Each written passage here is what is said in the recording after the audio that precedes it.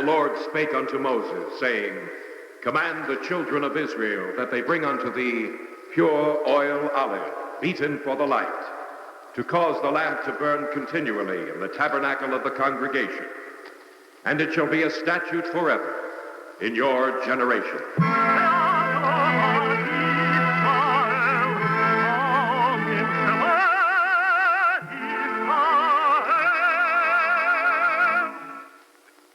The Eternal Light.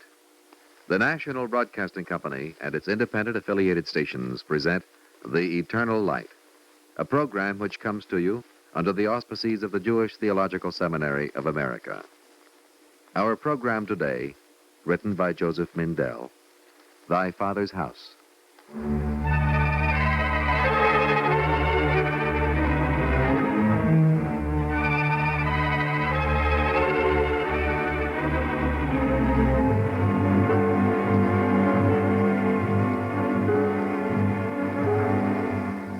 What are you doing, Sarai? Do you have to ask, Abram? I'm packing our possessions as you told me to do. We cannot take that chest, Sarai. I brought it from my father's house when I came to you as a bride. I remember. We will take it. It is too heavy to carry. We will be traveling. Why? We are leaving Haran. Where are we going? I don't know. Take 2 smaller chests instead. How long will we be gone? I don't know. Will we ever come back? Sarai, this is not a time to sit down and rest. I'll call a servant girl to help you pack. I am not resting.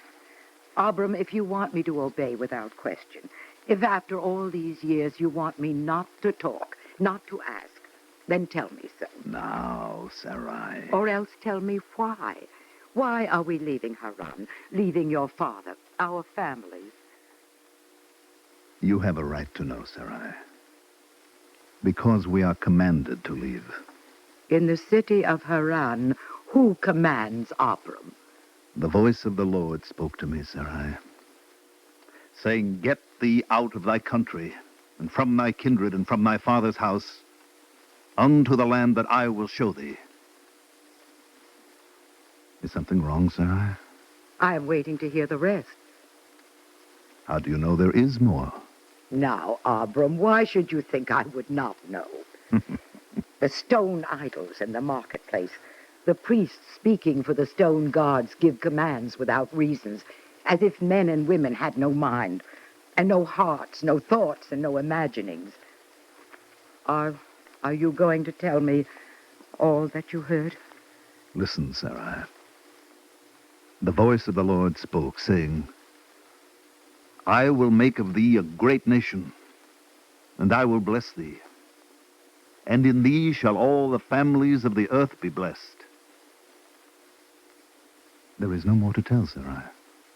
Do you believe it, Abram? I believe it.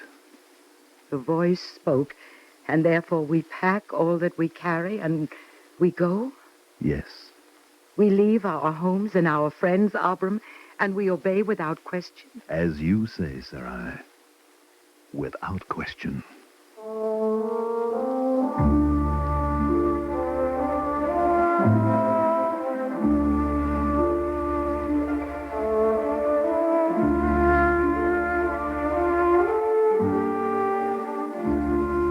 So Abram went, as the Lord had spoken unto him.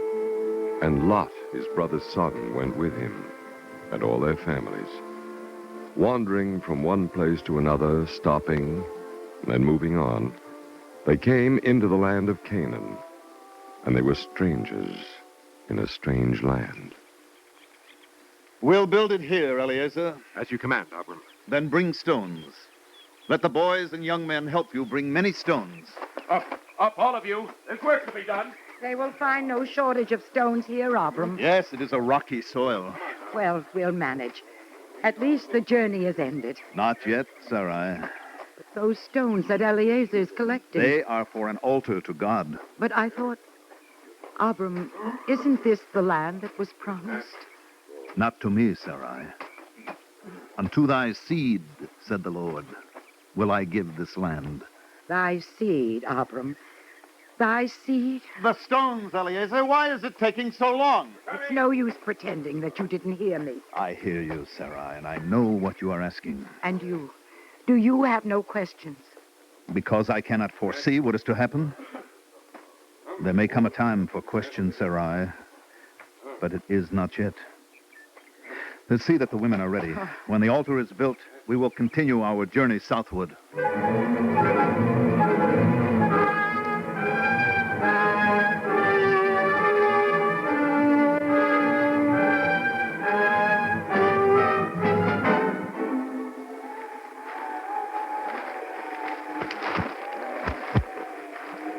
Go back into the tent, Sarai. Where are you going, Abram? I must see that all the people have shelter. Abram, the pack animals are scattered by the storm. Let them go, Eliezer. But the valuables and the household. Let them go, I say. Are the tents holding up? Yes, but for how long? I have never seen such a storm. There's never anything like this at home. At home? I meant to say, I know. Eliezer, there may be worse than storm winds before we reach a home.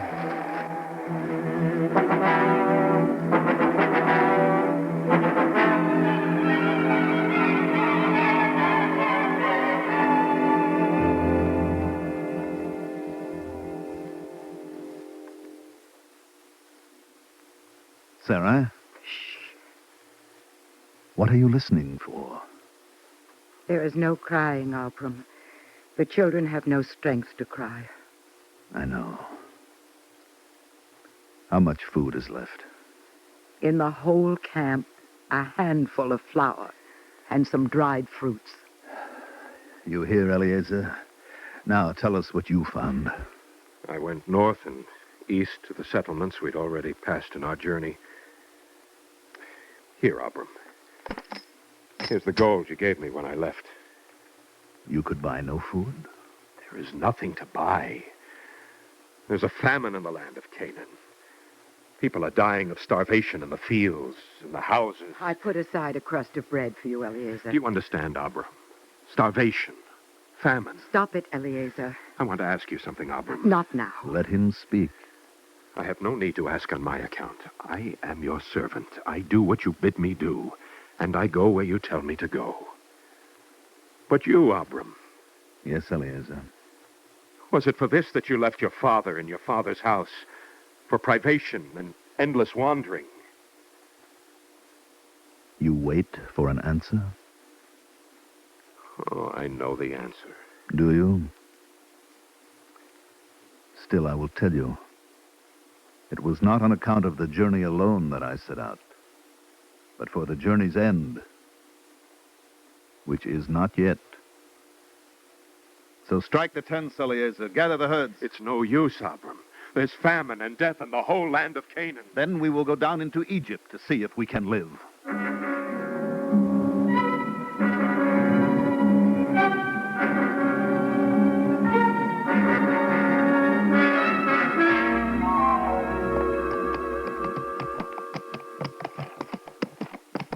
Keep the shawl over your head, Sarai. But I can't see through it. Do as I say.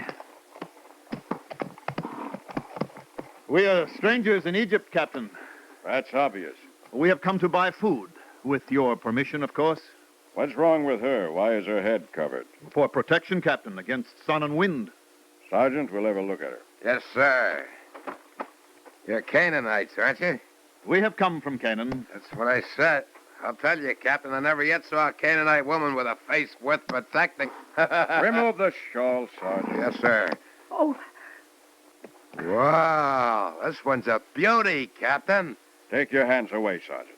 I was only admiring her. She's not for the likes of you. I understand, sir. Privileges of rank. You're a fool, Sergeant. She's for the Pharaoh himself. You, when I give the signal, you follow behind my soldiers with all your people. Come, Sergeant.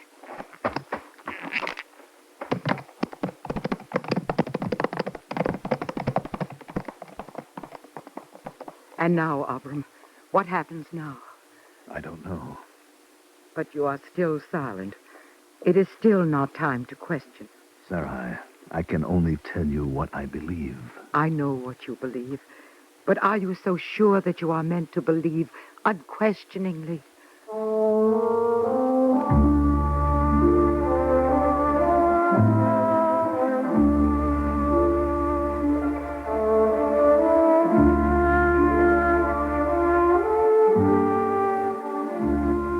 The Lord protected Sarai in Pharaoh's house, so that he neither harmed nor touched her. When the famine ended, Abram and Sarai went out of Egypt, and Lot with them, and all their people, and they returned to Canaan. When the land could no longer support the flocks and herds of both, Abram spoke to his nephew Lot. Let there be no strife between us, for we are brothers. Choose where you will live. Lot chose the plain of the Jordan, and dwelt in the cities of the plain as far as Sodom, while Abram dwelt in the land of Canaan. And when Lot was gone, the Lord called Abram, and he answered, Here am I. And the Lord said, Lift up thine eyes and look from the place where thou art. For all the land which thou seest, to thee will I give it, and to thy seed forever. And I will make thy seed as the dust of the earth, so that if a man can number the dust of the earth, then shall thy seed also be numbered. After the Lord had spoken, there was silence.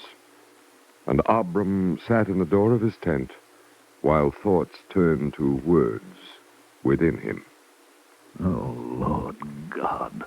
Abram, what is it, Abram? What do you give me, O Lord? What? What? Sarai, come and stand beside me. I am here. Turn to the north, Sarai. Turn. Now southward. And east. And west. How far do you see? You don't have to question me, Abram. I know what you mean. Then let me also learn to know. How far, Sarai? Far. Very far. And what do you see? The land of Canaan. I have walked through the whole land, the length of it and the breadth of it. Eliezer! I hear you, Abram. I'm coming. Eliezer, my servant, my good servant. More than a servant, almost like a son. I am pleased if you think so. Look at the land of Canaan, Eliezer, look. For you, Eliezer, will be the inheritor. Oh, no, I never wanted that. You must believe me, Abram. Was I not told, all the land which thou seest, I will give it to thy seed forever? And are you not like a son, Eliezer? Abram, Be still, Eliezer. You don't have to say anything. No, for he is not a son. Oh, Lord God, what do you want of me, since I am childless?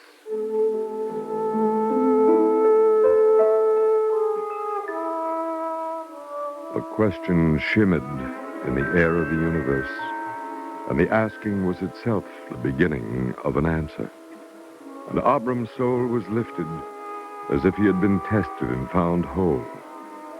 And then the Lord God caused a deep, restful sleep to fall upon Abram. And when he woke... Were you watching over me while I slept, Sarai? I was frightened. Why? I thought God would be angry with you because of the questions. You also ask questions? Even as long ago as the day we left Haran? It is not the same. No? Of course not. I spoke to you, but you speak to God. I was not angry with you. Why should you be? Yes, why? And do you think that God has less forbearance? When your eyes were closed, Abram, it seemed to me that you were listening. Yes. And once you smiled. Because of what I heard. You're smiling again. Tell me what you heard. These are the words I heard. Sarah, thy wife, shall bear thee a son, and she shall be the mother of nations. At my age? What did you call me? what I was told to call you. As for Sarai, thy wife, thou shalt not call her name Sarai, but Sarah, which is princess. Sarah. I suppose I'll become accustomed to it, Abram. No, not Abram. For he said, thy name shall be Abraham, for the father of a multitude of nations shalt thou be. Mother of nations, father of a multitude. Abraham, do you believe it? I believe it, Sarah. Yet only a little while ago you questioned... So that I might understand. Maybe you are not meant to understand. Then how can I choose one way rather than another? Long, long ago, we left Haran and your father's house because of a voice that you heard. But I did not hear it, and so it was easier for me to question. It was 25 years ago. Yes, we began our journey 25 years ago. We have wandered for so long in so many places. I am tired of being a stranger in every land, questioning the ways of men and... And of God? Can't we believe without asking anything, without having to choose? Abraham, can't we just believe? How can we, Sarah? God wants us to choose.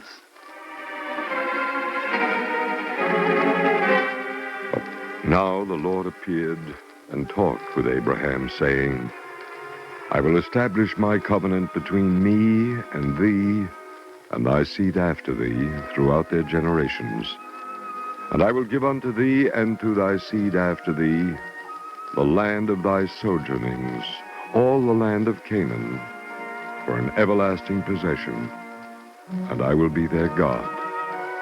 Walk before me, and be thou wholehearted. Abraham heard, and, bowing his head, was content to be silent. But there was yet to be a day when God and man would speak together as never before since the creation of the world. On this day, Abraham sat in the door of his tent by the terebinths of Mamre. He lifted up his eyes and saw that 3 men stood beside him. Sarah?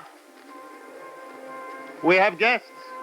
3 strangers stood beside Abraham, but only one spoke. We are passing by on the way to our destination. The sun is hot. You must be tired and hungry. Sarah, bake fresh bread for our guests. Eliezer, bring water. Yes, sir. Will you sit here under the tree? We will stop for a time. Eliezer, fetch a calf from the herd and bring milk and cheese. I will. You have the look of travelers who have come a great distance. Yes, a great distance. And you have a long way still to go. No, not long. Then there is time to eat and drink and rest. Where is Sarah, your wife? She is in the tent. Did you call me, Abraham? Our guest asked for you. Abraham, I will come back to you when it is time. You are welcome, but I do not understand. By the time I come back again, your wife, Sarah, shall have a son. Oh. Why did Sarah laugh, Abraham? Did she laugh? If so, she meant no discourtesy. Did she perhaps say to herself, shall I bear a son, old as I am? I did not laugh. Are you afraid, Sarah? Yes. There is no reason. Will I really have a son?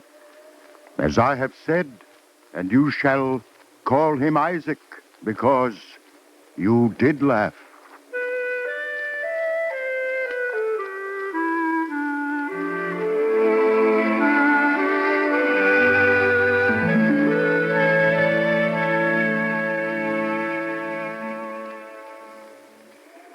Your 2 companions, they've gone.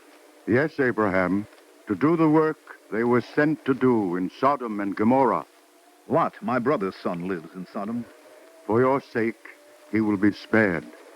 There is no question you wish to ask, I am afraid to hear the answer. but you will hear.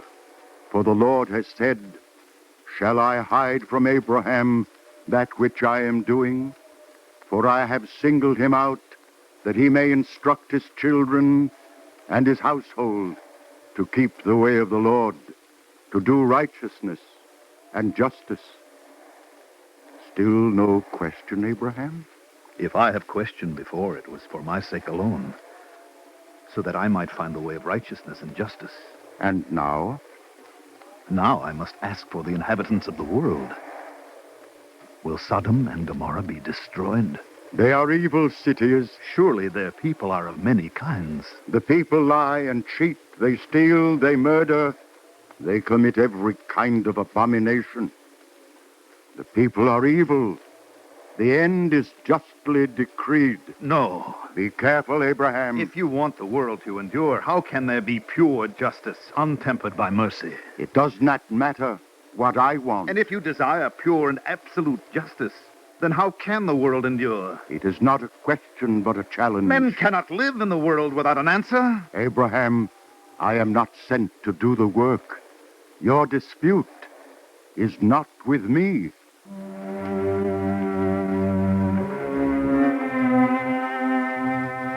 Abraham stood on the high place that looked down toward the cities of the plain, and he drew near to the Lord and spoke. Wilt thou indeed sweep away the righteous with the wicked? If there are 50 righteous within the city, wilt thou not forgive the place for the 50 that are therein? That be far from thee to do after this manner, to slay the righteous with the wicked, so that the righteous should be as the wicked. Shall not the judge of all the earth do justly?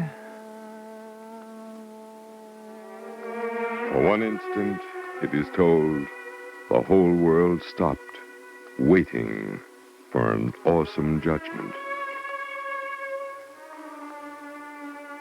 And then the Lord spoke, saying, If I find in Sodom 50 righteous within the city, then I will forgive all the place for their sake. Behold now, I have taken upon me to speak unto the Lord, who am but dust and ashes. Perhaps there shall lack 5 of the 50 righteous. Wilt thou destroy all the city for lack of 5? And the Lord said, I will not destroy it if I find there 45. Perhaps there shall be 40 found there. And the Lord said, I will not do it for the 40's sake. Oh, let not the Lord be angry, and I will speak. Perhaps there shall 30 be found there. And the Lord said, I will not do it if I find 30 there. Behold now, I have taken upon me to speak unto the Lord. Perhaps there shall be but 20 found there. And the Lord said, I will not destroy it for the 20's sake. Let not the Lord be angry, and I will speak yet this once. Perhaps 10 will be found there. And the Lord said, I will not destroy it for the 10's sake. And he went his way as soon as he had left off speaking to Abraham.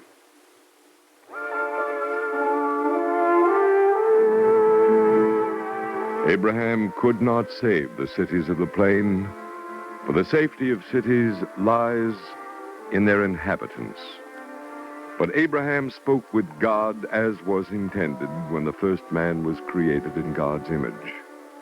And having heard the voices, no man can ever forget what is possible for all men, so that many cities and their people may yet be saved.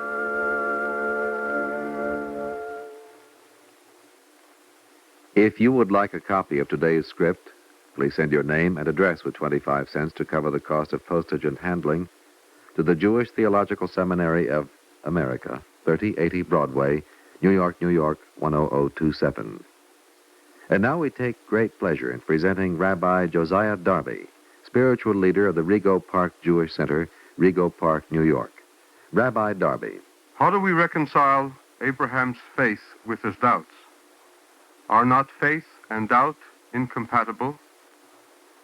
This ancient tale reveals the answer that Judaism gives to this decisive problem. Faith, it tells us, requires submission to the will of God, but it does not demand the suppression of man's inherent need to express his anguish and frustration at a world he has failed to perfect. For in our story, God was not angered by Abraham's doubts and questions. Instead, God reassures Abraham that the covenant will be kept through the birth of a son, incredible though it may appear, and that Sodom will be spared if it contains even as few as 10 righteous men.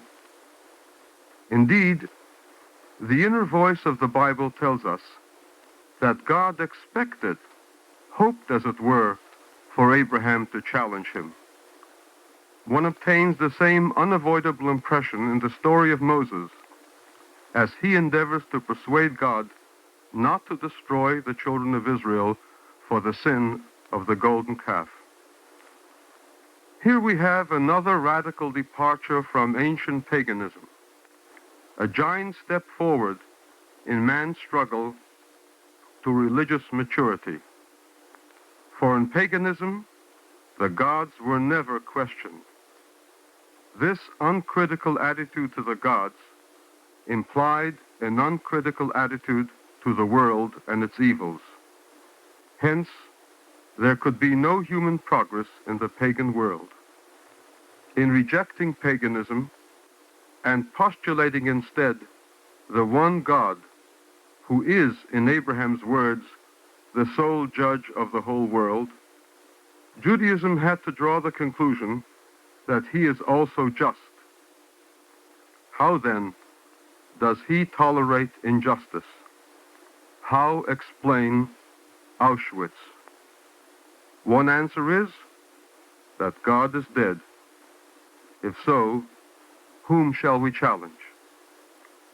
But those who have Abraham's faith can hear the voice of God, who answers by saying, "Injustice is not my problem.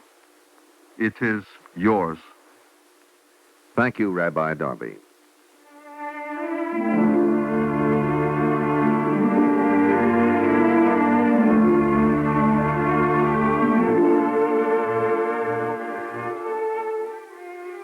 Our Eternal Light program today, Thy Father's House, was written by Joseph Mindell. Cantor David Futterman sang the liturgical introduction. Featured today was Mandel Kramer as Abraham and Ethel Everett as his wife, Sarah. Others in the cast were Alan Bergman, Lon Clark, Joseph Julian, and David Ross. The narrator, Arnold Moss. We invite you to join us next week when the Eternal Light will present a special program in observance of Passover.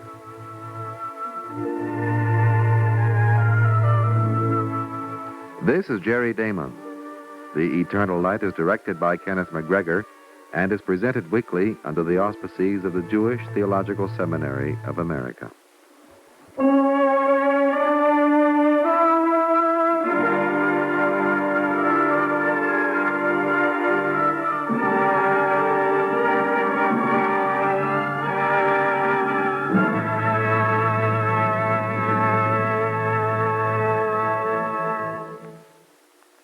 This is the NBC Radio Network.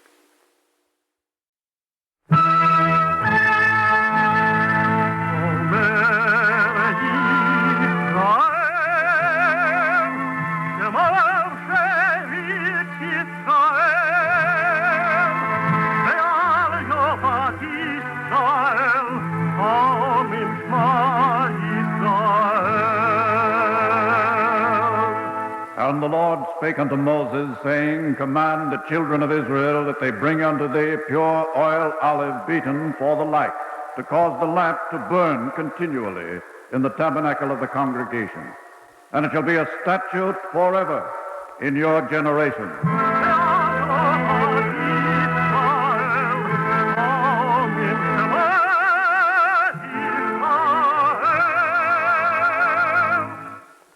The Eternal Light.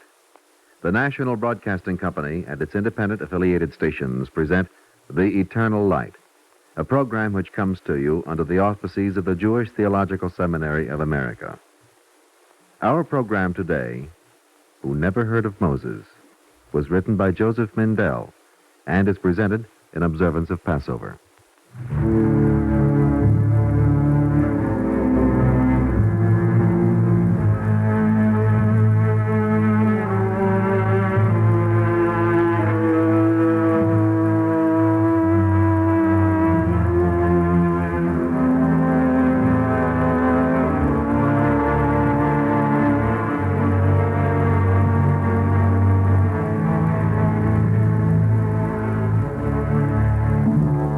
in this season, when remembrance links the ancient past with the present moment, and all of the earth's remote places with each other, we mark the location of Egypt in the geography of the human spirit.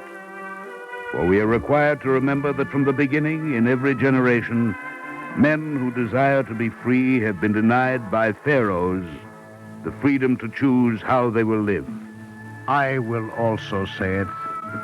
Whoever cannot choose is not free. It is a fact to be remembered. Facts are neutral, or else they are not facts.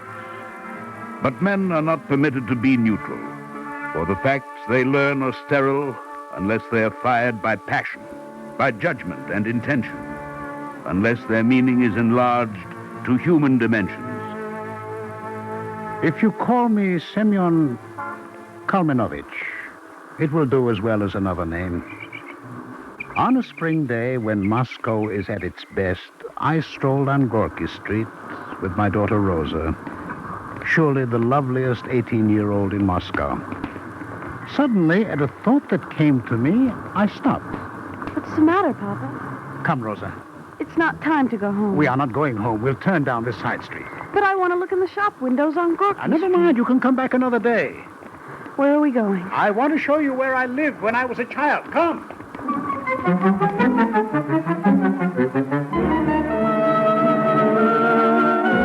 There, Rosa. That little house. That's where you used to live? Oh, no. When my father could find 9 other Jews, they used to hold services here. Our house was around the next corner. Wait for me, Papa. I'm sorry. I'm walking too fast for you. The streets are narrow and they wind in and out. For a minute back there, I lost sight of you. Well, were you afraid I would leave you here? Of course not. But then it would be easy to get lost here. Oh, don't worry. I'll guide you through the streets like Moses leading his people through the wilderness. Who? Moses. Oh. I said Moses in the wilderness. Yes, I know that's what you said, but I never heard of him. What? What is it, Papa? What did I say? I have a daughter of Abraham, Isaac, and Jacob, who never heard of Moses.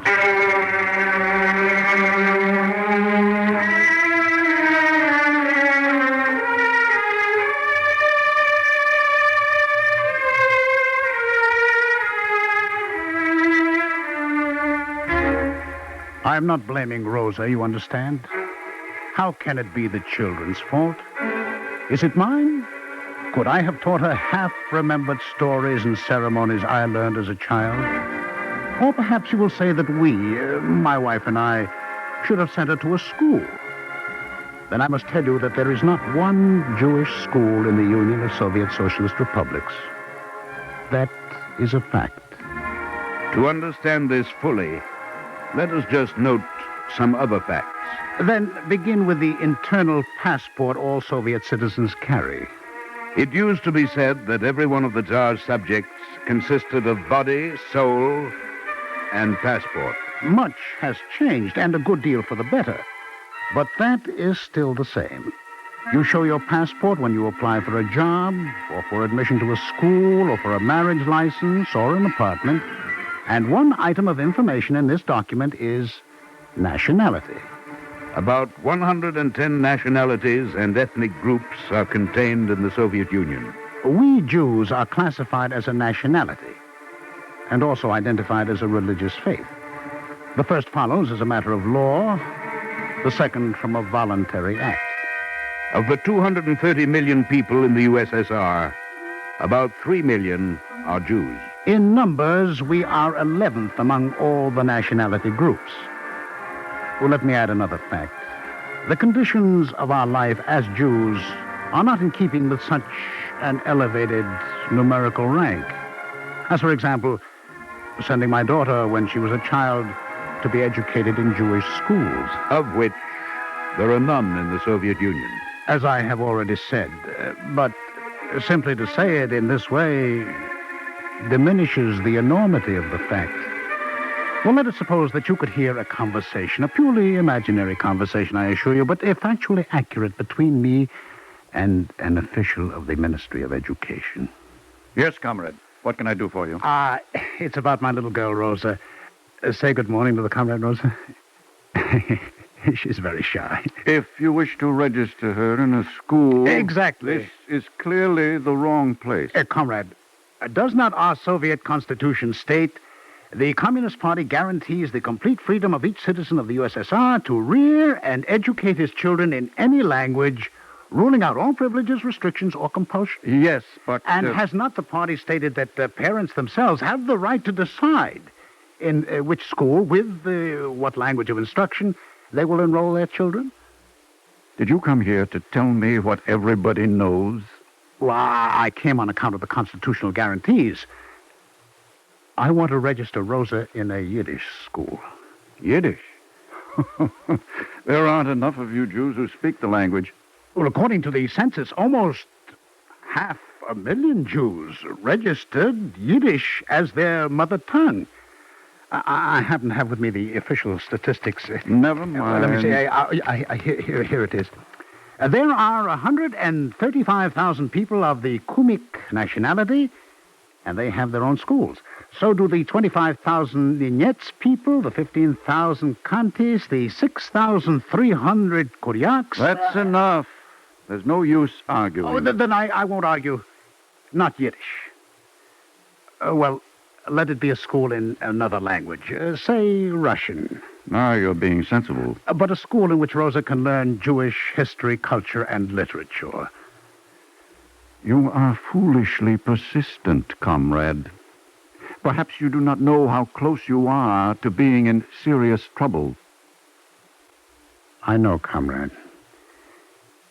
Even in my imagination, I am frightened.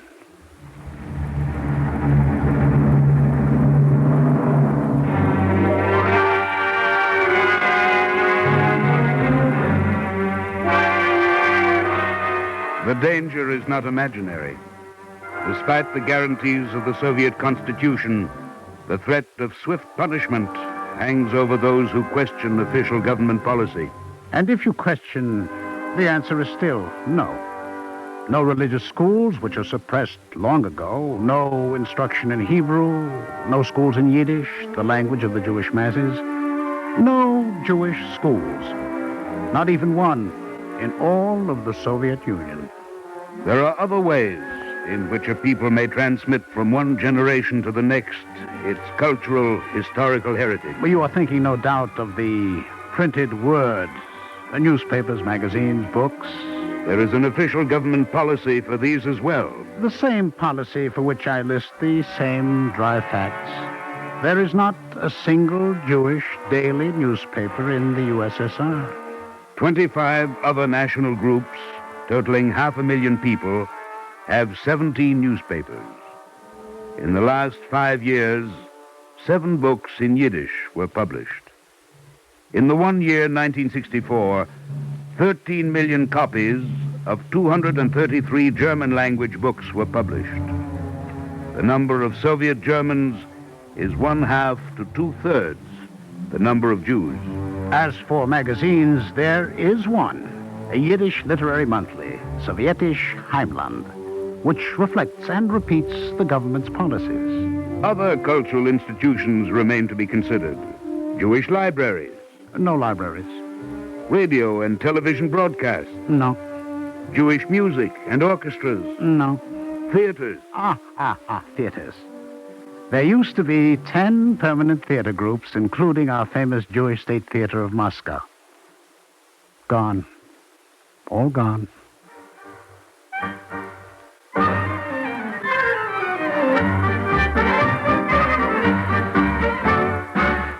Actors, writers, directors, those not liquidated with their theaters, were scattered.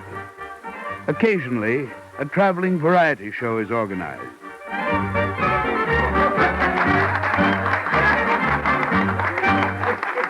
Ich will euch etwas erzählen. Letzte Woche bin ich gewesen in Paris. What did he say, Papa? He said last week he was in Paris. Oh, why are they laughing? In Paris hat mir genommen auf den Beisäulen.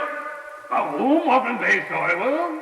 Ich will sagen, Menschen Ich hab gesehen Rothschild Käfer. In Paris, they took him to the cemetery where he saw Rothschild's tombstone. Was kann ich sagen? Groß wie ein Haus, von weißen Steinen, mit Gold und Silber. Ihr Herr Wiegen, das heißt gelebt. Tell me what he said. He looked at the Rothschild's magnificent tomb, big as a house, made of marble with gold and silver, and he thought, that's what I call living.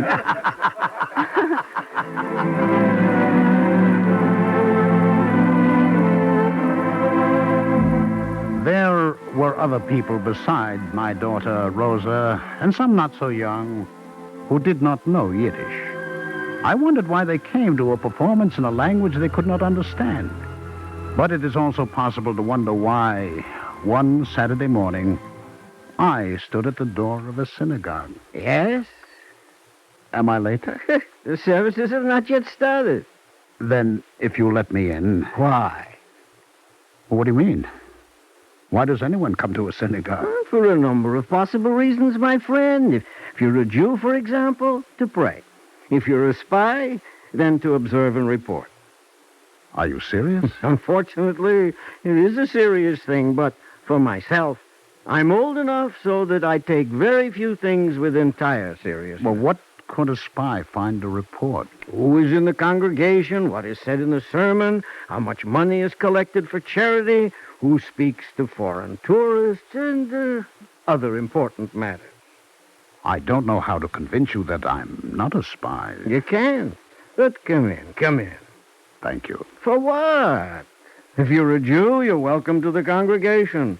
If you're a spy, well, the Lord tolerates you. I won't be more particular, only a little careful. And what are you waiting for? The services will start soon. It's been a long time. I've forgotten the prayers. If you're looking for a siddur, we have none. A synagogue without prayer books? The government has promised to print the new siddur. That's good. Yes, it's been going to press now for a number of years. In our congregation, we often discuss the question as to which will arrive first, the new siddur or the Messiah.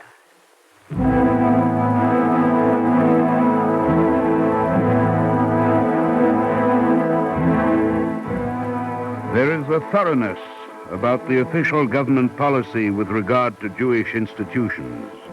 Nothing is overlooked. Not only is the Jewish community forbidden to print prayer books and Bibles, but also to produce prayer shawls and phylacteries. The USSR is committed to atheism, but in principle, the state grants freedom of religious worship and equality of all faith. Practice is not in accord with principle. Unlike other religious bodies, Jewish congregations are not permitted to join together in a central coordinating council. We must exist in isolation from each other.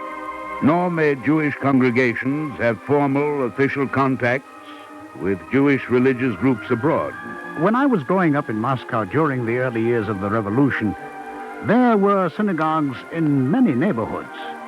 Now, there are only 3 in the whole city. 10 years ago, there were 450 synagogues in the Soviet Union. They have been closed by the government.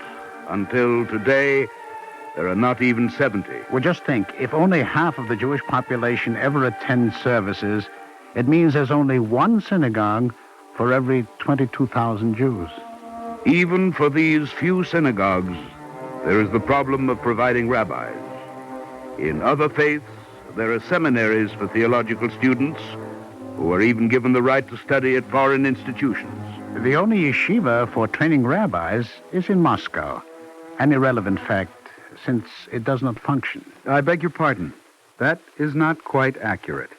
No? No, I'm a student at the yeshiva. Well, then why aren't you in Moscow? Well, you see, I went home to vote in the elections. Well, naturally. Every Soviet citizen is required to vote. I've been waiting for permission to return to Moscow. That is, I have no housing permit, so even if I went back to Moscow... And the other students? Well, it's the same with them. What I mean to say is I understand. What you mean is that the yeshiva does not function. While there is no Jewish higher or elementary education, Soviet universities are open to Jewish students with certain limitations. Yes, we are, as a Russian poet has written, invalids of the 5th grade, a condition arising from the 5th line in the passport where one's nationality must be filled in.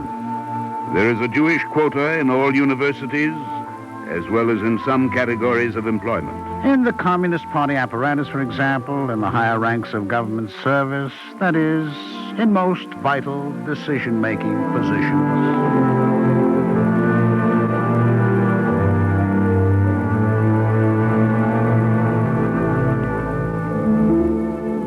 The pogroms in Kishinev and Homyel 65 years ago are still remembered by the descendants of the victims and the perpetrators. It surprises no one that active anti-Semitism lies just beneath the surface of Soviet society. And breaks through, often enough, with attacks on synagogues, distribution of anti-Semitic leaflets, and the old accusation of the blood libel. The facts accumulate, and the pattern is evident. By deliberate government policy, the Jewish community is isolated and lives in fear and insecurity. And hope. Fear and insecurity, but also hope. You'll find them all if you walk in the streets of Moscow as a tourist. Wear a button on your lapel, a large one with Hebrew letters spelling out Shalom. Then everyone will know you are a Jew, including the police agent in plain clothes. For instance, someone may notice the newspaper you carry. It's in Yiddish. A Yiddish newspaper. But don't hand it to him. He's watching. You want to get me arrested? The indignation is not for your benefit. Listen, when you turn the corner, let the newspaper fall out of your hand. I'll find it. Another may walk beside you halfway down the street before he speaks. Is it true that Israel has beaten back the Egyptians? It is. God be praised. A third may give you the cover of a matchbox. Take it. I have put down my name and address. Will you write to me? And there may be still another whom you didn't notice. But later you find a slip of paper in your pocket with a few words written on it. Am Yisrael Chai. The people Israel lives.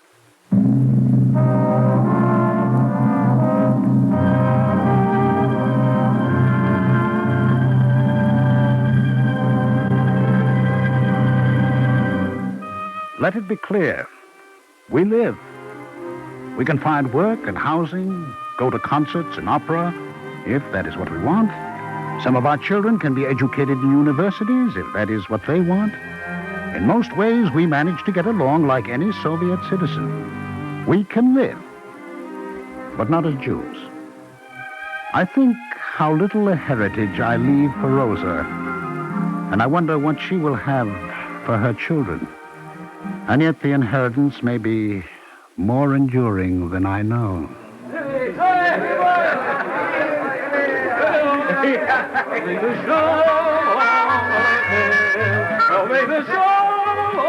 For the past 3 years, on the evening of Simchas Torah, I have come to the square in front of the Moscow Central Synagogue. There must be 20,000 people here, mostly young people. Police are scattered around the edges of the crowd, but they are only watching. It seems as if all 20,000 are singing. Some the right word, some the right tune, but very few both together. Papa! No schools, I think. No books, no newspapers, no theaters, no prayer shawls, and hardly any rabbis, and yet here they are for Simchas Torah. Papa! Rosa! Oh, Rosa. Why didn't you tell me you were also coming here? I didn't know it myself. Well, do you know it now? Do you know why you came? Because it's Simchas Torah. So it is. And I'm Jewish. Oh, Papa. Why are you crying, my darling Rosie? You shouldn't cry on Simchas Torah. Papa, I never heard of Moses.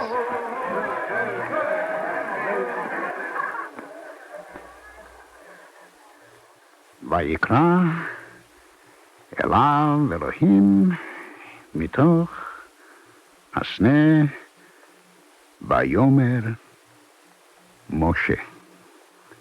God called unto him out of the midst of the bush and said, Moses, Moses. Which word is it, Papa? Show it to me. Here. Moshe. Moshe. God called unto him out of the midst of the bush and said, Moses, Moses. And he said, Here am I. And the Lord said, I have surely seen the affliction of my people that are in Egypt, and have heard their cry by reason of their taskmasters. Come now, therefore, and I will send thee unto Pharaoh, that thou mayest bring forth my people, the children of Israel, out of Egypt. And he did. Yes. Moses led the children of Israel out of bondage.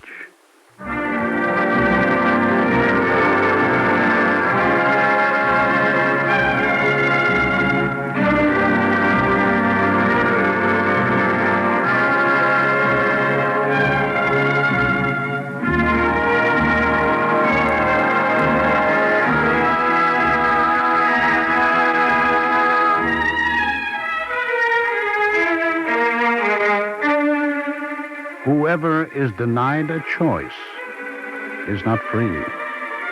In the Soviet Union, we cannot live as we wish to live, as Jews, nor are we permitted to leave. But there is a promise in the words I read to Rosa, and now she knows the words and the promise. It is no small inheritance. In this season of remembrance, let it be told again that Moses led out of Egypt a people wanting to be free. And it may be that whenever a people desires the freedom to live by its own vision of man and God, it may be that they will find their way out of bondage. If you would like a copy of today's script, please send your name and address with 25 cents to cover the cost of postage and handling to the Jewish Theological Seminary of America, 3080 Broadway, New York, New York, 10027. And now we take great pleasure in presenting Rabbi Joseph P. Sternstein, spiritual leader of Temple Anshe Chesed in New York City. Rabbi Sternstein. To live in freedom, how simple a declaration, how precious a yearning, how distant its fulfillment for, alas, so many in this vexing world. There are many who live, that is to say, who move through the biological or physiological epochs of life, individually or collectively. Their bodies function, but their souls atrophy. About such we speak today. We speak of some 3 million Jews in the Soviet Union, for whom the human tragedy shapes itself as a collective body, which is denied its full, wholesome soul and integrity as a spiritual and cultural self. Yes, there are those who assert that the Russian Jew fulfills himself in his identity as a Russian. He seeks no more, he wishes no more. Judaism, they say, is of no consequence to the Jew in the Soviet Union, of no relevance to his family and to his children. They say the synagogue is an anachronism which he rejects, the Torah a relic he rebuffs, Israel a land he scorns, and the Jewish people the world over a group unnecessary to him. They say more. Every opportunity for Judaism is his, let him take it. Anti-Semitism is no more, it is outlawed. Rabbinical academies can be made available, let him desire it. Prayer books will soon be available, let him be patient. Hebrew schools there would be for his children, let him just ask for them. What is the answer? Have you seen the Jew in the Soviet Union? His lips are sealed, his voice is mute, his hands hang at his side, and his feet do not move. But his eyes glisten with longing, and they pierce hearts. What is the answer? You say they don't want Judaism? We say, try them, and see. Stop the wave of discrimination against them. Let them have prayer books in adequate quantities. Remove the spies from their midst. I would say more. Give them a chance to show their loyalty to a Soviet Union that will give them a chance to fulfill themselves as Jews. One thing is clear. We in the free world will never, never forget them. We will never mute our voices.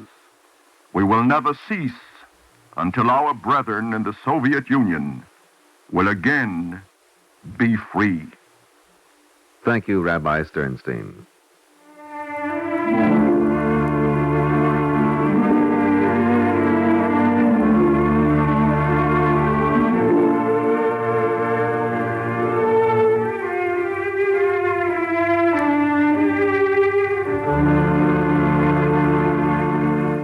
Our Eternal Light program today was written by Joseph Mindell and was presented in observance of Passover. Cantor David Putterman sang the liturgical introduction. Featured in the cast were Ralph Bell as Semyon and Guy Sorel as the narrator. Others in the cast today were Fran Myers, Roger DeKoven, Gilbert Mack, Albert M. Ottenheimer, and William Mason. We invite you to join us next week for our next program, the second in the series, Man's Challenge to God, written by Joseph Mindell, entitled The Long Journey.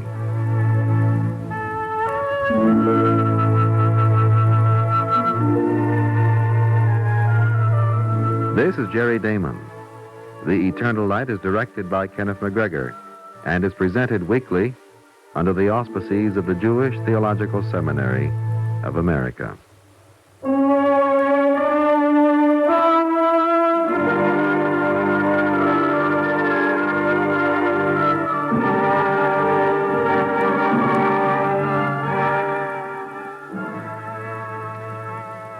This is the NBC Radio Network.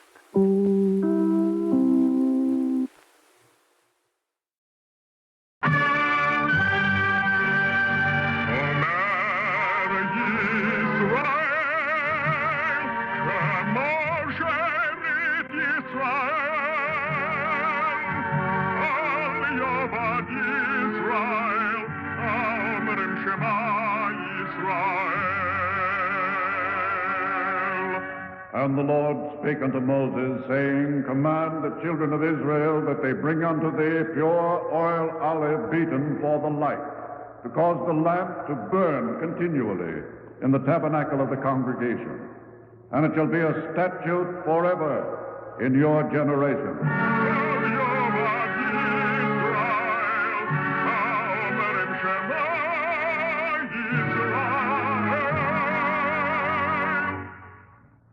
The Eternal Light.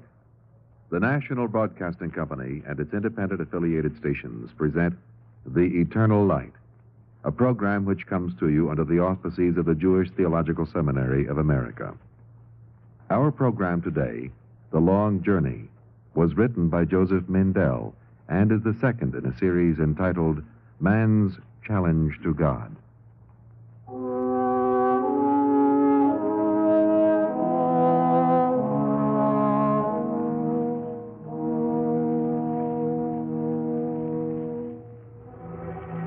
One day, when Moses, having fled from Pharaoh in Egypt, was a shepherd in Midian, tending the flocks of his wife's father at the edge of the wilderness, he saw a bush that burned with fire, and yet was not consumed. And out of the midst of the burning bush, he heard a voice that called to him, Moses! Moses!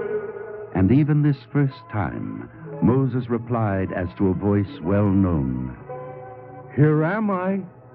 For it is told that God spoke to Moses not in visions and not in dark speeches, but let him hear the words as if a man spoke to his friend, face to face. Come now, and I will send thee to Pharaoh. To Pharaoh? Me? That thou mayest bring forth my people, the children of Israel, out of Egypt. Oh, who am I that I should go to Pharaoh, and that I should bring forth the children of Israel out of Egypt. Thou wilt not go alone. Certainly I will be with thee. But they will not believe me, nor listen to me, for they will say the Lord has not appeared unto you. I will give thee signs, wonders to perform, when thou goest unto Pharaoh to speak to him. Oh, Lord, I am not a man of words. I'm slow of speech and of slow tongue. Who hath made man's mouth? Or who maketh a man dumb, or deaf, or seeing, or blind? Is it not the Lord? It is the Lord.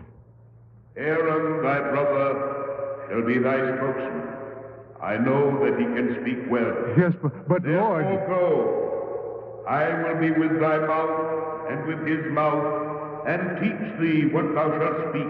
Oh, Lord, I pray you send someone who... I will send whom I will send.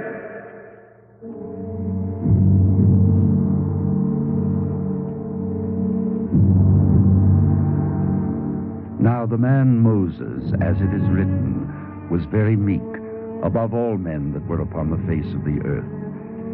Yet there was another day, a day to be marked and remembered, when he ascended Mount Sinai, while below in the vast plain reaching to the wilderness, the multitude waited with no sound of voices. Knowing what they had done, their eyes were turned fearfully toward the thick cloud on the summit, where Moses stood alone between men and God. Shall it be said that you brought forth your children out of Egypt to slay them in the mountains and to consume them from the face of the earth? There on Mount Sinai, when Moses opened his mouth to speak, the advocate of the people against God's judgment, at that moment Moses completed a long journey, and the angels rejoiced that God had found a man.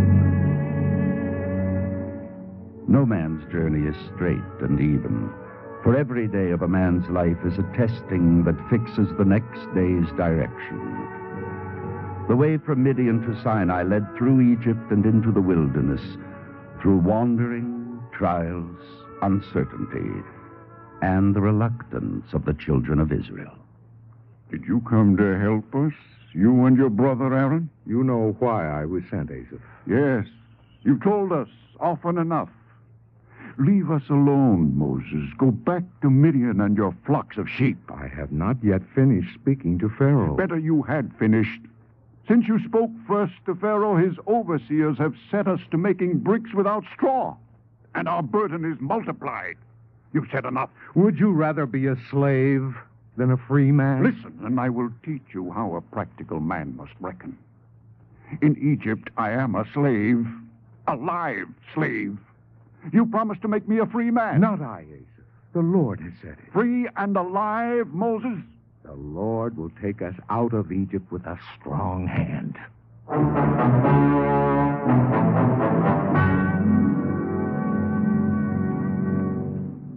Is this why you brought us out of Egypt? You're trembling, Asaph. Because I know what is behind us. Pharaoh's chariots and horsemen and foot soldiers. Aaron and the council of elders are making preparations. Preparations?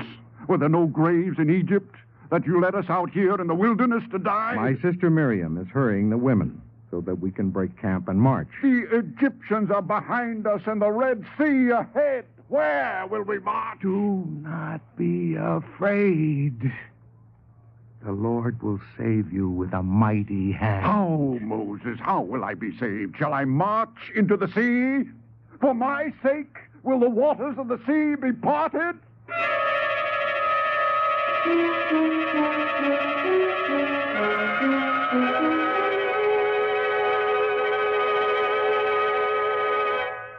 I will sing unto the Lord, for he is highly exalted. The horse and the rider hath he thrown into the sea. Again, Miriam, again! All you women, take timbrels and dance. The Lord is my strength and my song, and he has become my salvation. The horse and his rider hath he thrown into the sea. Hallelujah!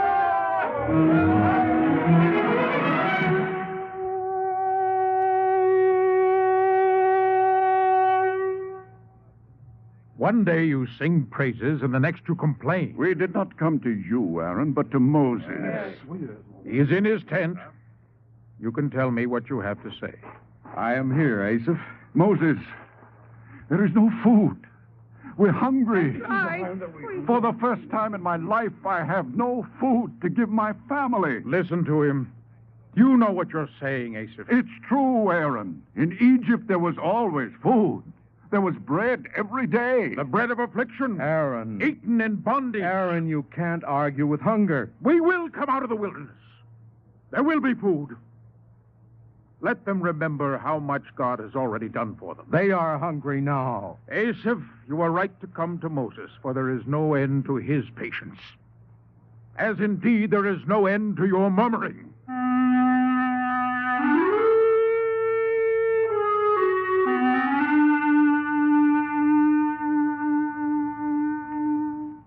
Are you murmuring again, Asaph? The manna from heaven does not please you. There is no end to this desert, Moses. Give us water. The desert is as dry for me as for you. Did you bring us out of Egypt to kill us and our children with thirst? Look, Aaron. You're almost ready to stone me. Stretch out your hand as you did at the Red Sea, or let Aaron hold out his arm as when he brought the plagues on Pharaoh. Was it I that parted the sea? Or Aaron who brought down the plagues? If the Lord is among us, then will not your outstretched arm bring water even from the sand of the desert? Oh, what shall I do with this people that strives against me and puts God to the test? Give us water, Moses. Strike water from the rock in the wilderness. Oh, Lord, why have I not found favor in your sight, that you lay the burden of all this people upon me? Did I conceive them? Did I bring them forth? That you should say to me, carry them in thy bosom as a father carries a sucking child to the land that I promised to their fathers. Are you complaining too, Moses? Miriam. The people have a right to complain. It's been hard for them wandering in the wilderness these past months. Even compared to Egypt, it's been hard. Oh, I know. Do you? A person can become so concerned about lofty matters, the spirit, morality, the will of God, that he forgets the simpler requirements of life. You're saying that I have forgotten these things? I'm not sure about you, but I know that God has remembered. When his children were hungry, he has provided food from the sky, and when they were about to die of thirst, water sprang from the rock. You have only to lift your arm or smite the rock. What do you have to complain about? And why are you smiling? I remembered how you used to scold me long ago. Well, I was a grown girl when our mother hid you in the bulrushes for Pharaoh's daughter to find. Remember that, whenever it seems to you that I am not sufficiently in awe of you. An older sister is the best cure for arrogance. Miriam, I'm not complaining about the people. No, it sounded as if you were. For a whole people to take itself out of the land in which it has lived for generations and go into the wilderness, a people oppressed as slaves, yet trusting in God. Has it happened before since the world began? Yet you are not content, are you? You want more. Going out of Egypt is not the test, nor is it survival in the wilderness. Survival is no little thing. The test is how they will live, whether they will hear God's words and heed them. Did you think I was complaining against the people? It doesn't matter. Miriam, who am I that I should show them the way? Who am I that I should lead the children of Israel to the promised land? In the 3rd month of their wandering, the children of Israel came into the wilderness of Sinai. Moses led them to the foot of the mountain, and there they camped, having reached, as yet unknowing, the place of testing. Now Moses brought forth the people out of the camp to meet the Lord. Will you hearken to the words of the Lord? Will you? We will. Yes. Will you abide by his commandments and his ordinances and keep his covenant. All that the Lord speaks, we will do.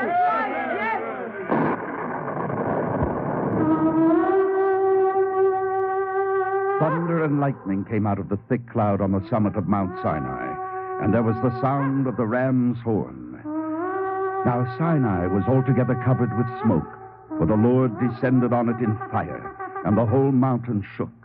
And in the hearing of all the people, he spoke the words of the commandments. And the Lord said unto Moses, Come up to me into the mount, and I will give thee the tablets of stone, and the law and the commandment, that thou mayest teach them.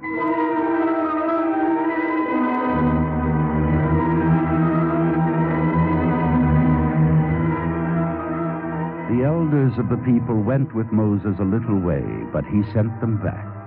Stay with the people until I return. Aaron and the son of Miriam will be in my place among you. The young man Joshua went with him further, but only a little distance higher on the mountain. Wait here, Joshua, until I come down. And Moses entered into the midst of the cloud, while the people waited in the plain below.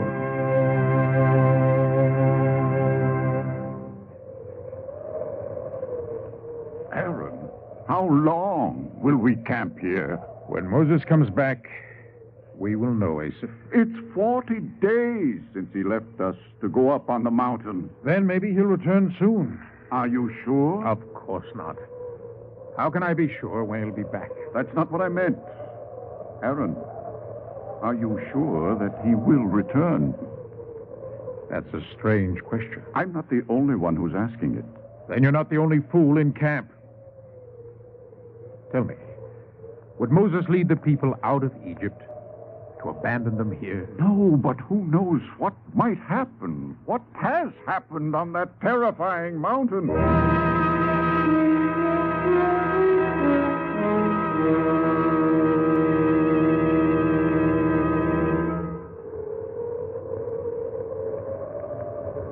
Be patient, Asaph. Go back, all of you, to your families and wait. How long? Until Moses comes back. It's no use, Aaron. He's not coming back. Who will lead us to the promised land? Remember what he said when we left him there on the mountain? I am in his place among you. God spoke with Moses and we followed him.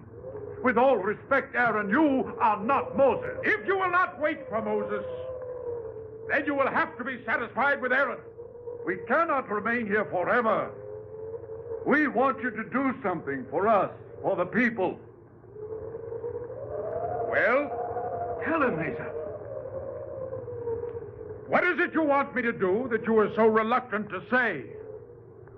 We do not know what has become of Moses.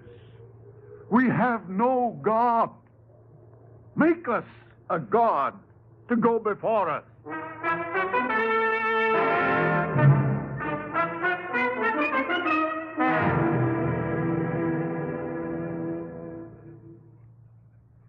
What will you do, Aaron? I don't know, Miriam. I reminded them of the words that they themselves had heard. Thou shalt have no other gods before me. Thou shalt not make unto thee graven images, nor bow down unto them, nor serve them. Miriam, they were like wild beasts in their fear. They would have torn me to pieces. But they didn't. I put them off for a while. I told them to bring me their gold, their cups and rings and ornaments. And if this does not cool their desire, if they bring you their gold, what then? I don't know. It's not a decision that I should have to make. Who else? You should have seen them, Miriam. Moses is not here. You are in his place. Miriam, they threatened me. They began to quarrel among themselves. There will be bloodshed. There will be bloodshed unless... Unless what, Aaron? Unless you make a god for them.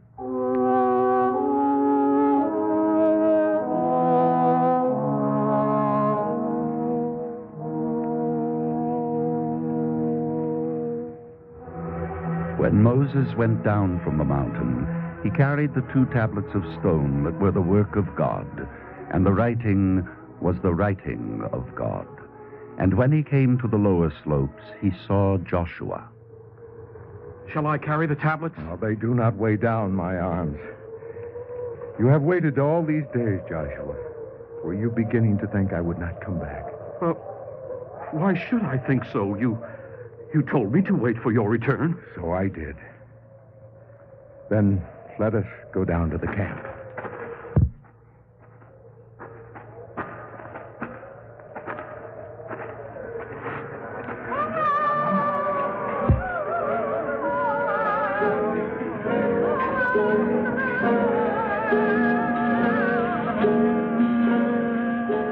Do you hear the noise from the camp, Joshua? Yes. Yes, I hear it. It's almost like the sound of fighting. No. It is not the noise of war, Joshua. Seems to me that I hear voices singing. Yes. Singing in praise of a golden calf.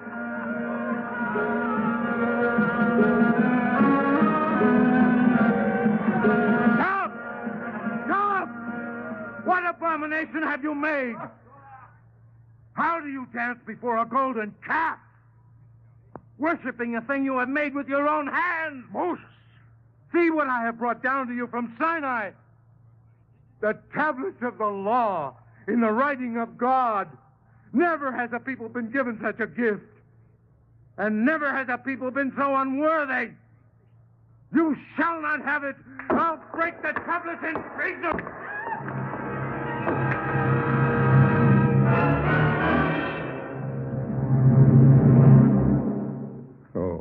What has this people done to you, Aaron, that you should bring great sin upon them? Make us a god, they said.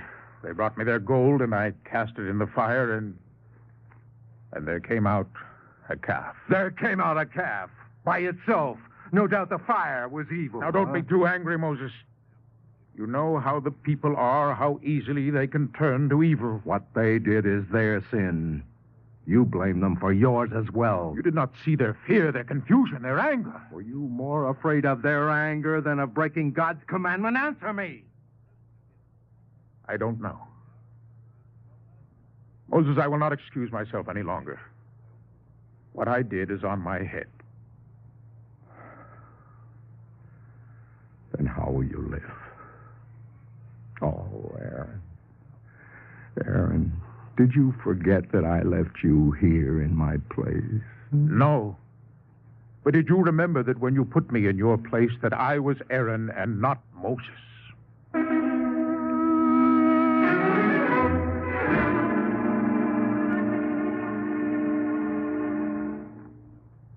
What shall we do now, Moses? Do not ask me. Whom shall we ask? I cannot bear to look at you, Asaph, at any of you.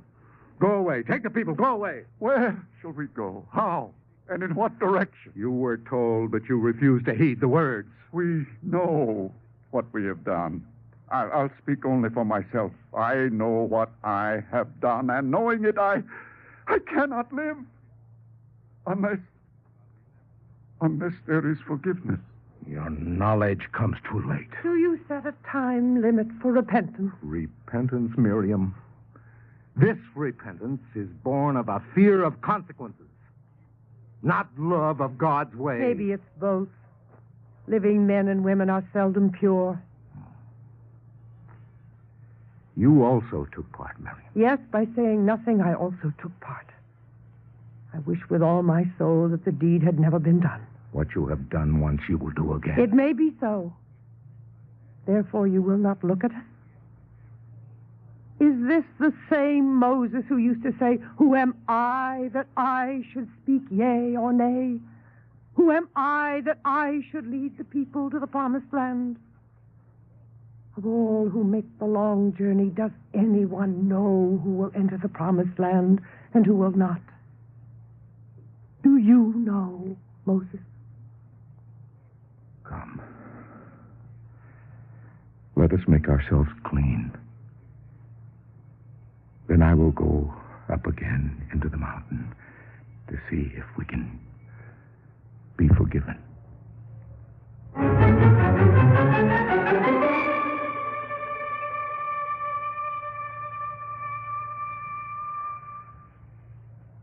Thy people that thou broughtest up out of the land of Egypt have turned aside quickly out of the way which I commanded them. Once you called the children of Israel your children. It is a stiff-necked people. Oh, Lord, remember Abraham, Isaac, and Jacob. My wrath is hot against them. Remember your servants to whom you said, I will multiply your seed as the stars of heaven. And all of this land that I have spoken of will I give unto your seed, and they shall inherit it forever. The fathers were righteous, but their seed has done evil. Oh, this people have sinned a great sin. Therefore let me alone, that I may consume them utterly. Shall it be said that you brought forth your children out of Egypt to slay them on the mountains and to consume them from the face of the earth? Who art thou to dispute the judgment of the Lord? What shall I say? Who am I but one among the people to speak for them? Thou art not like them. I will destroy them and make of thee a great nation. Oh, Lord, forgive the sin. And if not, dost thou contend with me, saying, if not? If you will not forgive, then I pray you, blot me out of your book, which you have written.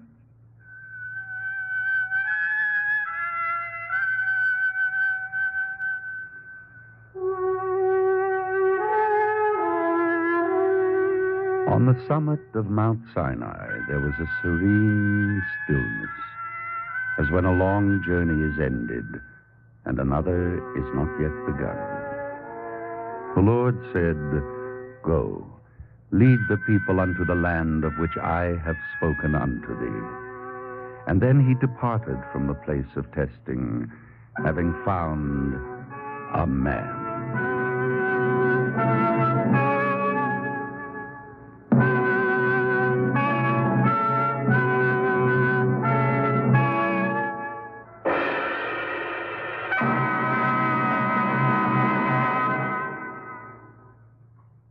If you would like a copy of today's script, please send your name and address with 25 cents to cover the cost of postage and handling to the Jewish Theological Seminary of America, 3080 Broadway, New York, New York 10027. And now we take great pleasure in presenting Rabbi Albert Thaler, spiritual leader of the Queensboro Hill Jewish Center, Flushing, New York. Rabbi Thaler.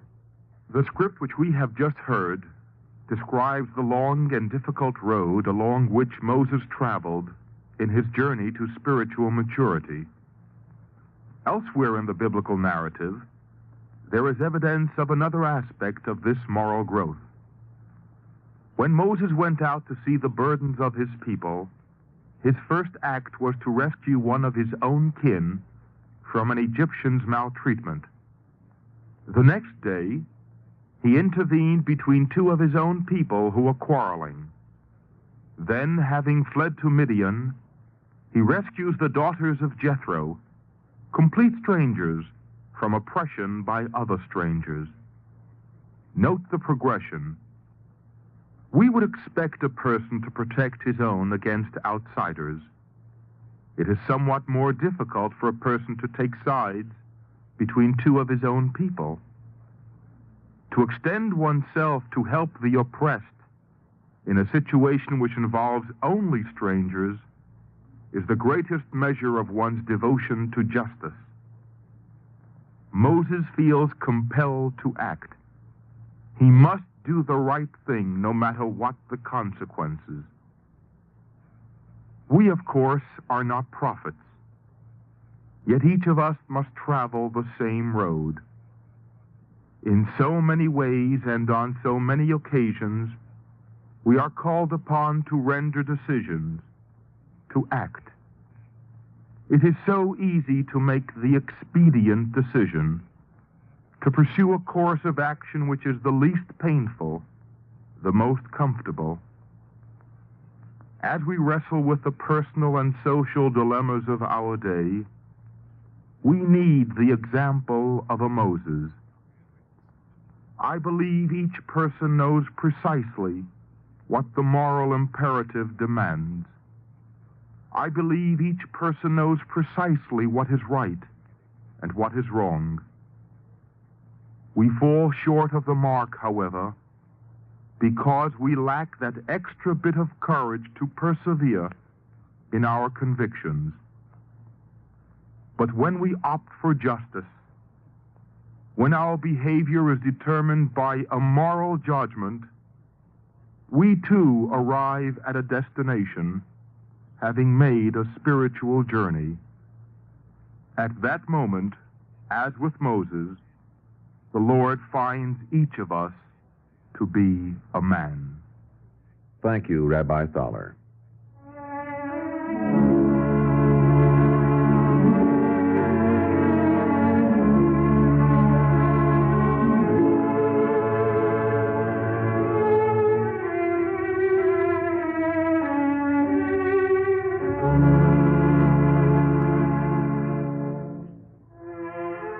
Our Eternal Light program today, The Long Journey, was written by Joseph Mindell and is the second in a series entitled Man's Challenge to God.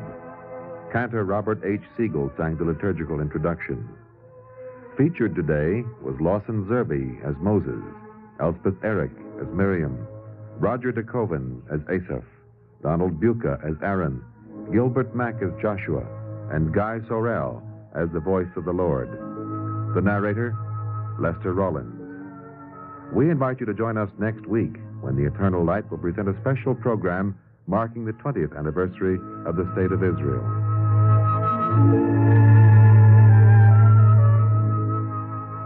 This is Jerry Damon.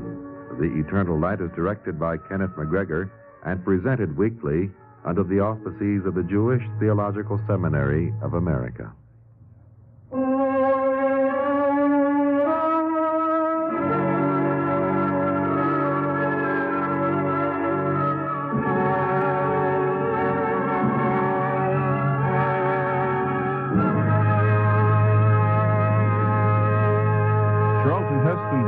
Brad Crandall tonight on Monitor. This is the NBC Radio Network.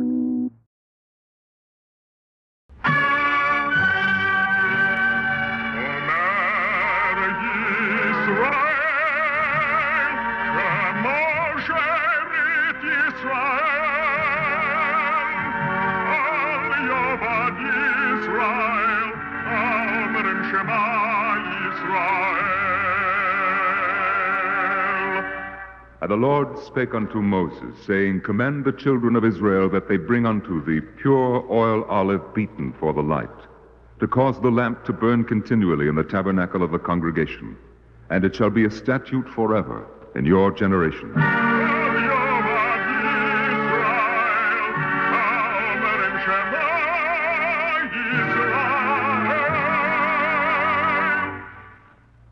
The Eternal Light. The National Broadcasting Company and its independent affiliated stations present The Eternal Light, a program which comes to you under the auspices of the Jewish Theological Seminary of America. Our program today, Gideon Goes to War, was written by Stephen Gethers and is based on the book of the same name by Leonard Mosley. It is presented in observance of the 20th anniversary of the State of Israel.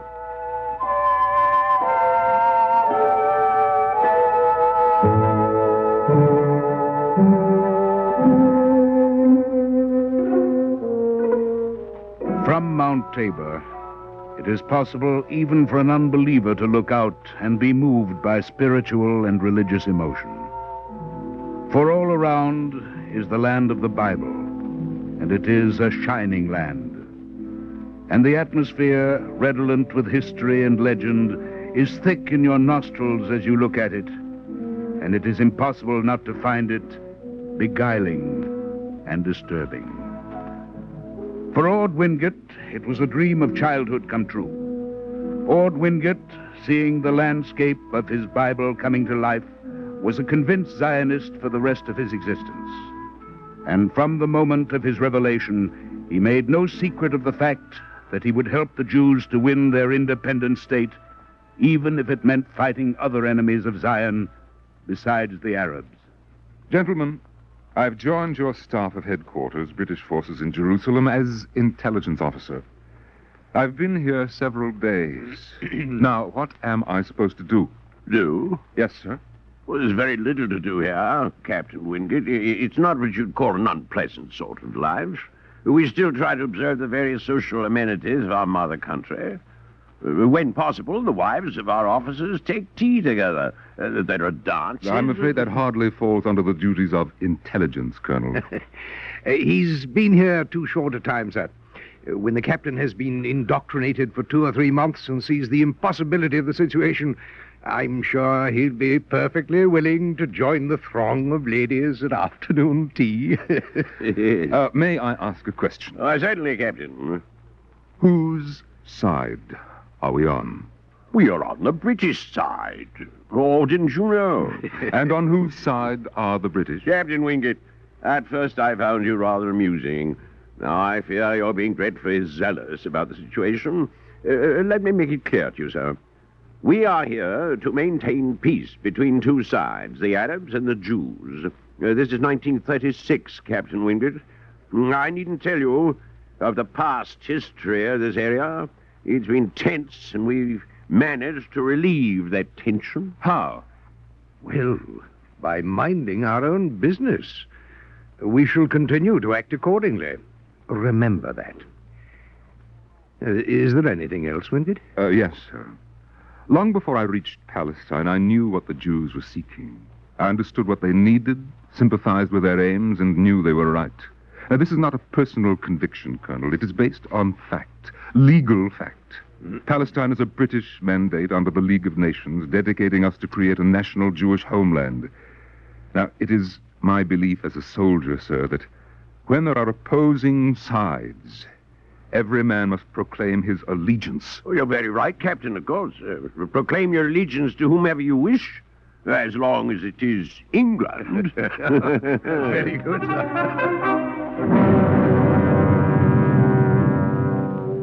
But Captain Wingate was a man who searched for truth. And, soldier or civilian, a man who searches for truth proclaims his own allegiance.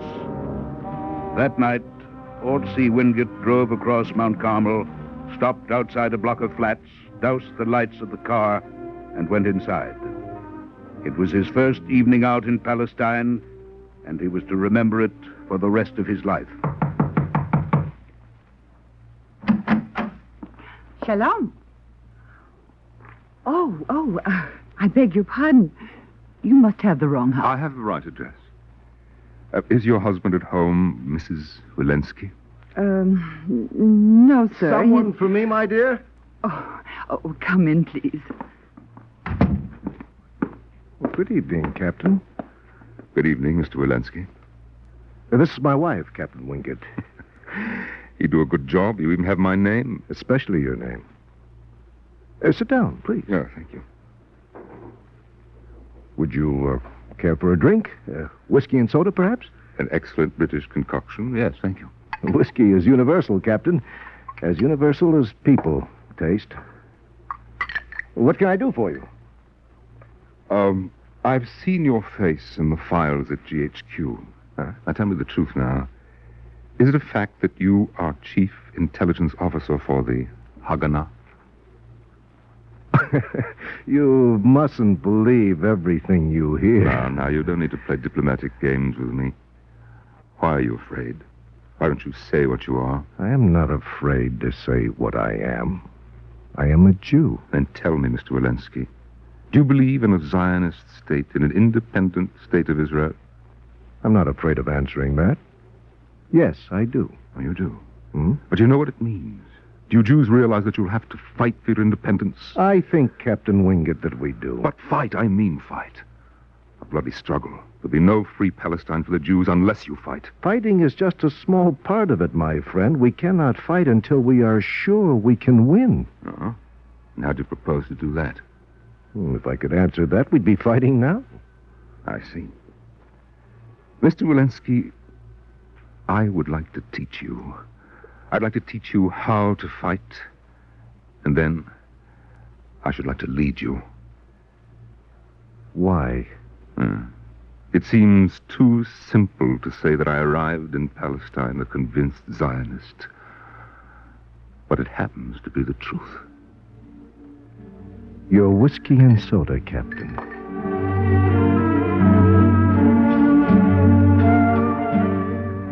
The Haganah knew that British policy was against an independent Jewish state.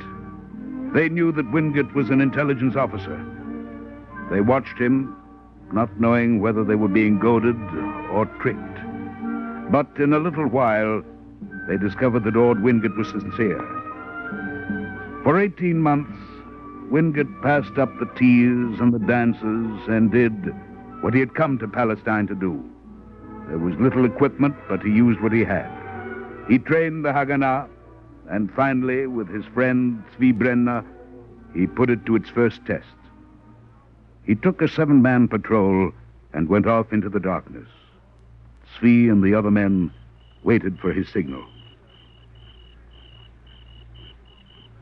That's it. That was the signal. What's taking so long? Now remember what he said, Daniel. They don't expect an attack from us. Let them pass until they're surrounded. Then we will open fire, right? Patience, my friend.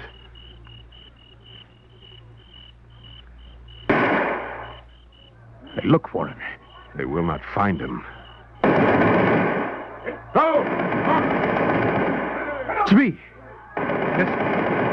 He should be back by now. He is back by now. Where did you come from? They approach. Are the others ready? They've been ready for years. Not ready, Daniel, eager. Now, let us show these people that the night does not belong to the Arabs alone. Fire!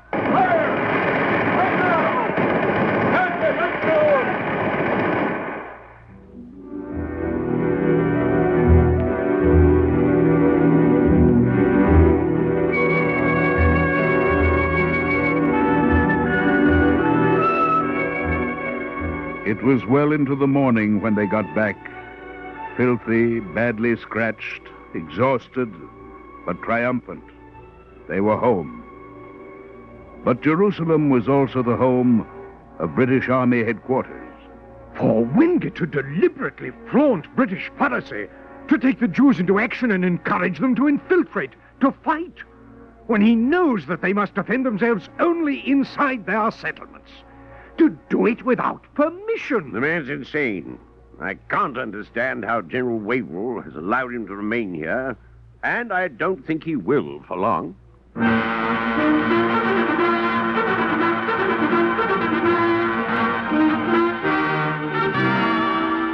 Are you serious, Wingate?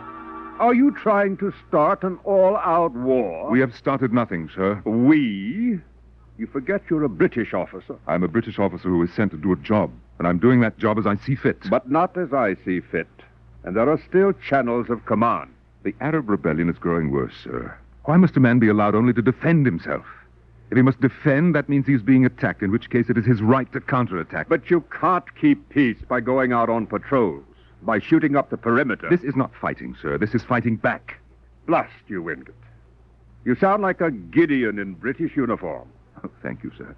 Oh, no, I'm not complimenting you. I was merely making an observation. Go, in this thy might, and thou shalt save Israel. What? Gideon, sir. That's what he said. It's in the Bible. I sent you to Palestine, Captain, because I thought you were the best man for the job. Then trust me, sir. I have a plan. You have? Yes, I have. Very well. Make it good, Captain. But in the process of saving Israel, I advise you not to destroy the British Empire.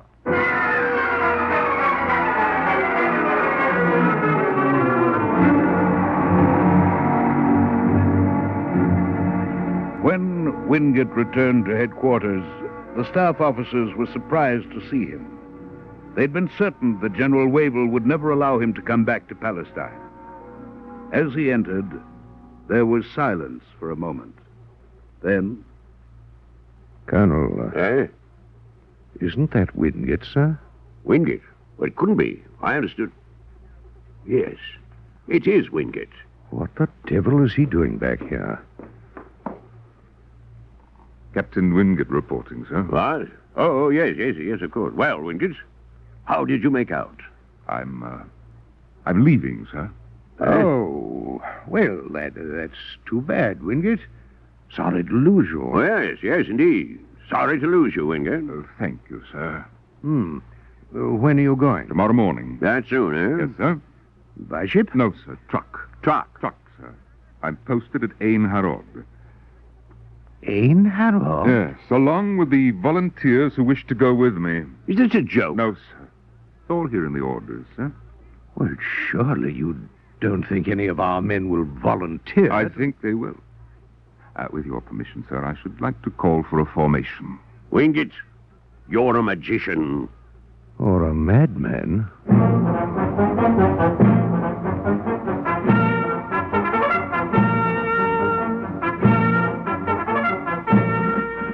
They were to find out which almost immediately. The enlisted men were told to fall in at the company area. The colonel and the major assembled the staff to observe what their problem child was about to do. Fall in. Assembled, sir. Thank you, Sergeant. Stand easy. Gentlemen, I am looking for volunteers. With the permission of General Wavell, I am proceeding to Ein Harod to form the Haganah into a fighting unit. And I need men, as many as I can muster. Questions? You mean we're going to help the Jews, sir? I mean exactly that. First volunteer. An auspicious beginning. I wish Wavell were here to see this. If you men volunteer, it will mean less spit and polish or action. It'll mean doing what you were sent here to do. You joined the fight. I'm giving you the opportunity. Volunteers? I'm rather enjoying this. You'll be dressed in blue shirts, linen trousers, and gym shoes, and be mixed with the settlement members.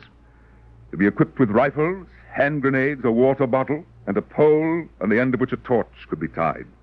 There'll be strict discipline, of course, but I intend to make each enlisted man a non-commissioned officer with the usual advancement in privilege. I'll go, sir. Fallout. Now, with the advancement in privilege will go an advancement in pay. I'll go, sir. Fallout. Me too, sir. Fallout.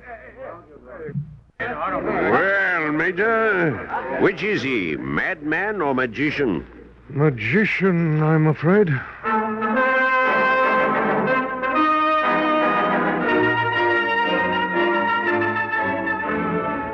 Wingate began operations from Ein Harod on an approved basis.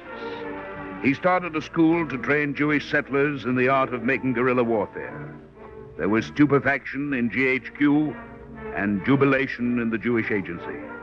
From settlements all over Palestine, men were ordered by Haganah to volunteer for service. Soon, Wingate was in full gear. Only one thing was missing, one important detail. He went to see his old friend, Emanuel Wilensky. I have a job for you, Emanuel. Not unusual for you, Captain. My boys wear their working clothes when they go into action. But when they're in Ein Harod, they need something to remind them that they are a corps d'elite. We cannot go to the expense of providing them with a full uniform, but I've decided that they shall have a distinctive hat. A hat? Yes, the sign of a man of the Special Night Squadron, the SNS, will be an Australian hat. And I want real Australian hats, hats from London, and soon.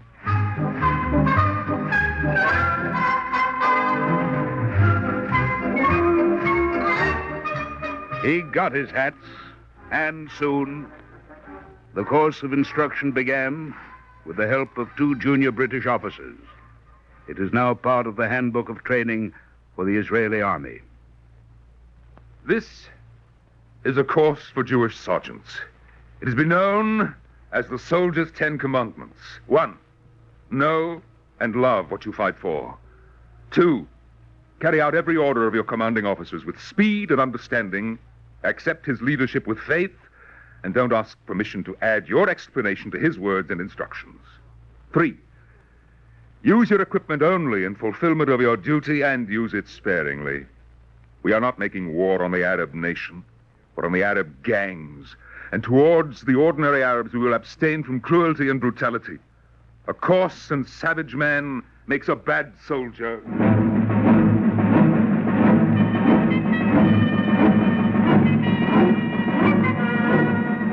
For these theories, and for putting them into operation, Ord C. Wingate earned the DSO plus promotion to the rank of major. The Wingate Army fought when it could. It was no longer a waiting operation. At Daburiya, it overturned one of the most dangerous nests of Arab gangsters in Palestine. And attacks, both upon the pipeline and the settlements, though they went on, were never quite as serious again. But there were reactions to the operation which were to have serious repercussions for him. At the Colonial Office in London, questions were beginning to be asked about his work. This man, a professional soldier, has been allowed to throw authority and caution out of the window. Yes, so I understand. Do you realize that the Arabs have placed a price on his head of 1,000 pounds? 1,000 pounds? They almost got him to. He was wounded during a skirmish. Put him in the hospital. But is it true that he's actually training Jews in the art of warfare? I mean, actually training them to become even more belligerent than they already are. He's deliberately going out and killing Arabs. Arabs, whose friendship it is most important for us to keep. Astonishing. I think we had better have a talk with the Commander-in-Chief. And I understand General Wavell is very close to him. General Wavell departs tomorrow. General Haining will be his replacement.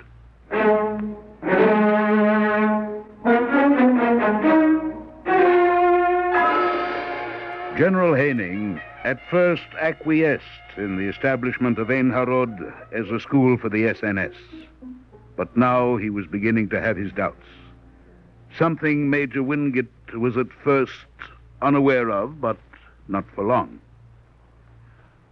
Dispatch for you, sir. Leave it on the desk, Svi. I think you'd better read it. Huh? Perhaps you'd like me to do it for you. Yes, if you like. You're a fool to work so hard, Wingate. A man who suffered a wound like yours. What do you suggest, Svi, that I stay in the hospital? Oh, read the dispatch and stop talking nonsense. Yes, sir.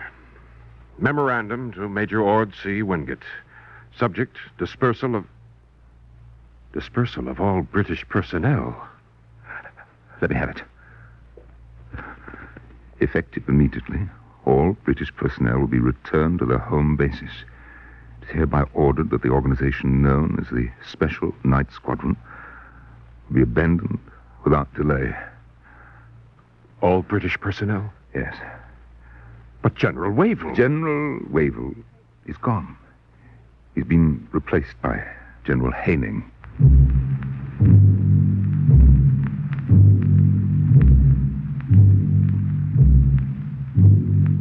Wingate tried to see General Haining and ask for a reprieve. But he was refused an interview and through channels was forbidden even to return to Ein Harod. He gloomed around Jerusalem and Haifa, well aware that he was being mocked and sneered at by practically every British officer in the command. He had one task which, fortunately, occupied his mind. Dr. Weitzman would like you to prepare a paper of defense, Major. The time approaches when the white paper on Palestine will be issued, and we're hopeful that it will grant us our independence. You want me to prepare it? Only you. Well, it should be prepared by a Jew, Emmanuel. Where could we find a better Jew than you, Major?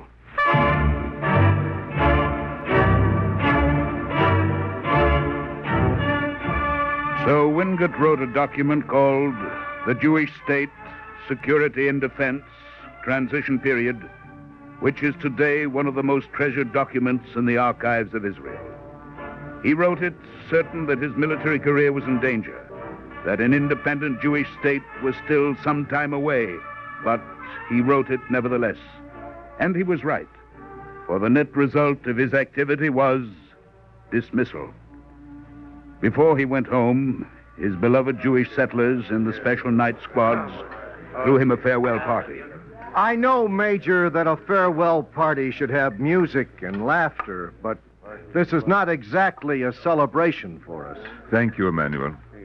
What you have already left us is here. Tell us how we can preserve it. Yes, please do. Well, I should like you to hear what my commanding officer has written on my report. It says, Ord C. Wingate is a good soldier, but so far as Palestine is concerned, he is a security risk. He cannot be trusted. He puts the interests of Jews before those of his own country. He should not be allowed in Palestine again. Shame. I am sent away from you and from the country I love. I suppose you know why. It is because we are two great friends.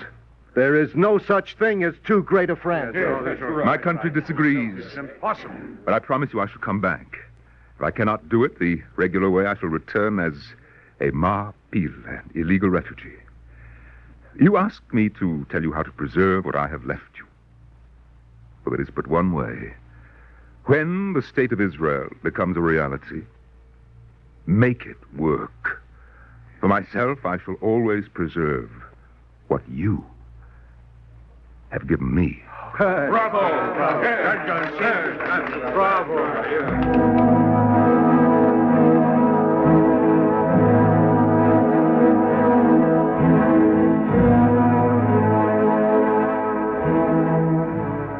These were the last words Major Ord C. Wingate spoke to his beloved people. For he was to go on to other campaigns, Ethiopia, Burma, where he was to rise in rank to Major General, and at the age of 41 to go down with his plane and crash to death in the Burma jungles. He was never to return. But before he left Palestine, he climbed the hills of Mount Tabor once again to look out at his cherished adopted land and say to himself the words of the psalm he chanted when he arrived. Shir Hamalot, Beshuv Adonai, et Shivat Zion, Hainu Kekolmim, As Yimala Sechok Pinu, Kolashonenu Rina. When the Lord turned upon the captivity of Zion, we were like them that dream. Then was our mouth filled with laughter and our tongue with singing. For all around him was the land of the Bible, and it was a shining land. Eastward, it looks upon the sacred tomb of the Druses and drops down the glassy waters of the Galilee and the discolored cliffs like decayed teeth on the Syrian shore. North is the Mount of the Beatitudes and the calm cone of Mount Hermon. South is the hot shimmer of the Jordan Valley. And westward, the ground is rich and sprouting with corn as it rolls down towards the Mediterranean, past the well of Ein Harod, where Gideon is buried.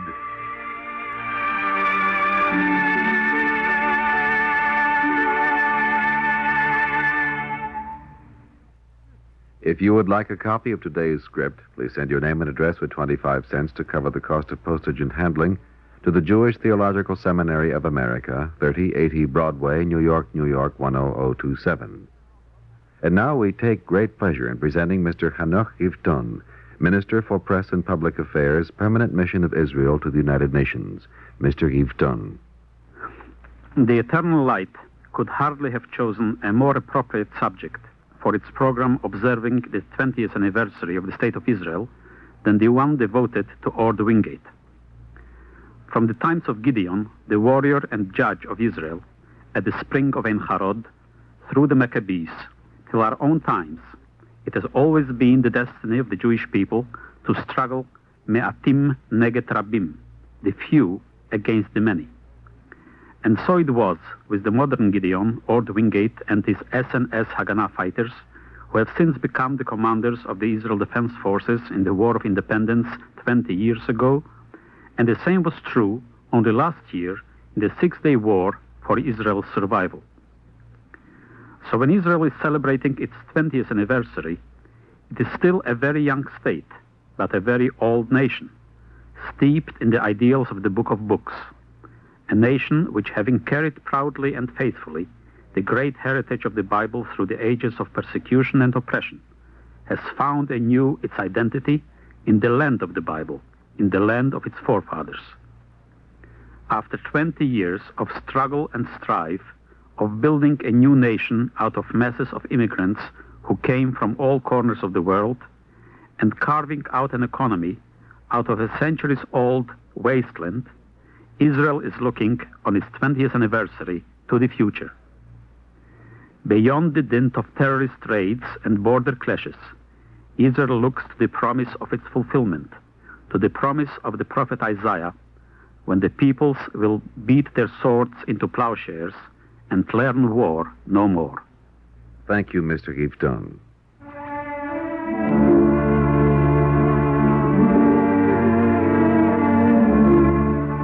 Our Eternal Light program today, Gideon Goes to War, was written by Stephen Gethers and marks the 20th anniversary of the State of Israel.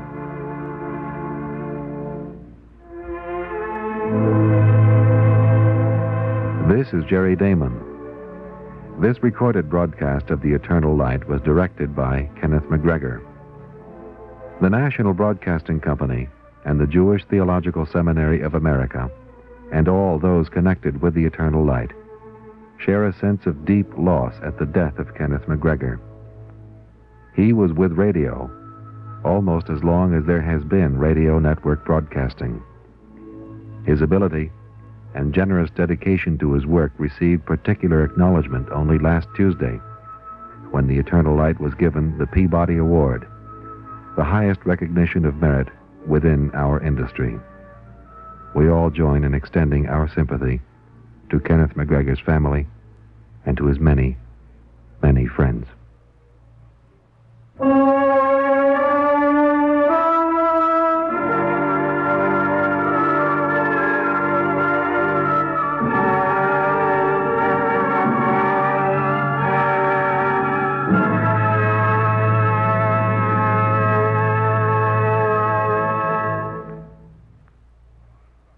This is the NBC Radio Network.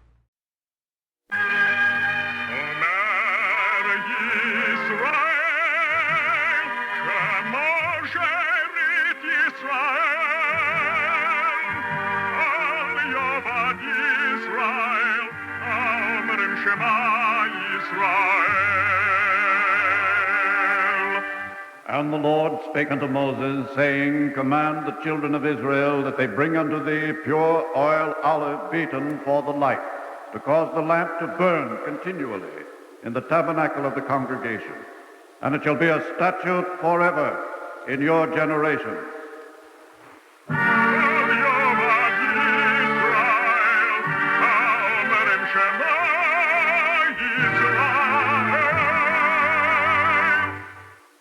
The Eternal Light.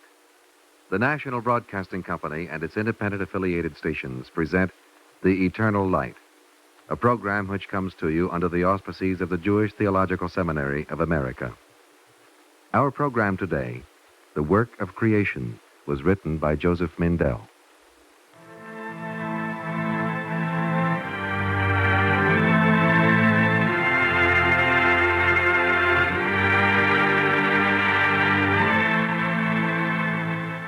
Civilization rises from the work of man's hand and brain, which build the stone and metal towers of cities and construct the realm of the mind and spirit.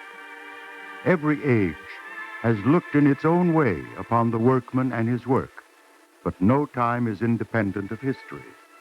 The customs and laws that constitute the tradition of American labor rest upon an ancient and rich tradition that still provides a secure foundation for the needs of the 20th century.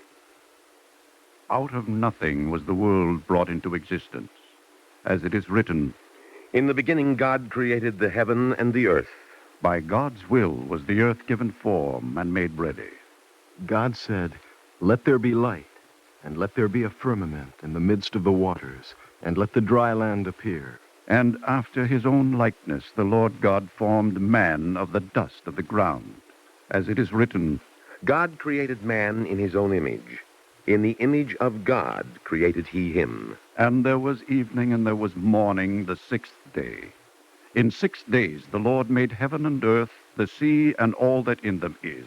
And God finished all his work which he had made, and he rested.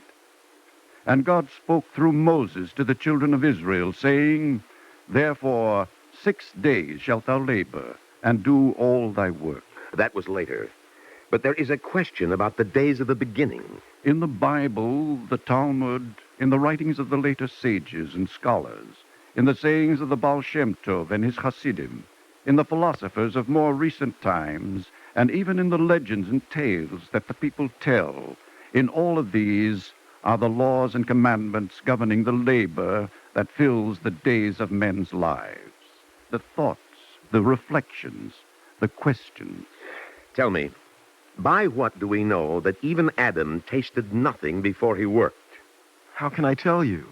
There are so many questions in my mind, but few answers. Did you come to me to argue? No, to learn. Then listen. Even Adam ate nothing before he worked, as it is said. And the Lord put him into the Garden of Eden to dress it and to keep it. But wait.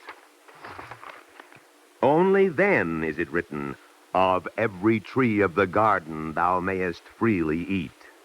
Ah, I see. And by what do we know that labor is a blessing, but toil is the misery of man? Because when Adam had eaten the forbidden fruit, God called unto him. It was a voice that thundered in his ears, calling, Where art thou, Adam? Here am I. And I with him. And the Lord spoke unto the woman because of what she had done, saying, I will greatly multiply thy pain and thy travail. In pain shalt thou bring forth children. The serpent beguiled me, and I did eat. And unto Adam the Lord God said, Cursed is the ground for thy sake. In toil shalt thou eat of it all the days of thy life. In the sweat of thy face shalt thou eat bread. And Adam thought in his mind that he would speak. The woman who thou gavest to be with me, she gave me of the tree, and I did eat. Then, seeing Eve beside him, he thought, This woman is now bone of my bone, and flesh of my flesh. And he bowed his head and was silent. And the Lord God sent him forth from the Garden of Eden to till the ground from whence he was taken.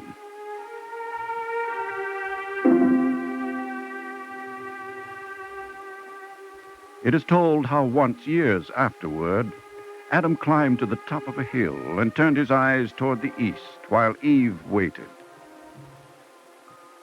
It's dark, Adam. You can see nothing. A corner of the sky is always lit, even on the darkest night. Did you know that, Eve? Eden is where it always was. I don't have to look. Still, there are things to think about. No, Adam. No more. It was all so long ago. We sorrowed for so long, and then we stopped grieving and memories grew dim. Adam, there's no use wishing for something you can't have. Is that what you think, Eve? That I'm still longing for the Garden of Eden? You're not? It was good there. The ease, the quiet and peace, and the beauty. You were beautiful then, Eve. Then? You were a child, and I was a child. And it was a child's beauty, with a kind of emptiness. Was it, Adam? And now? Now there are lines in your face, and your hands are rough and scratched. Don't hide your face, Eve. Oh, it's lined and ugly. No. You were a child, and now you are a woman.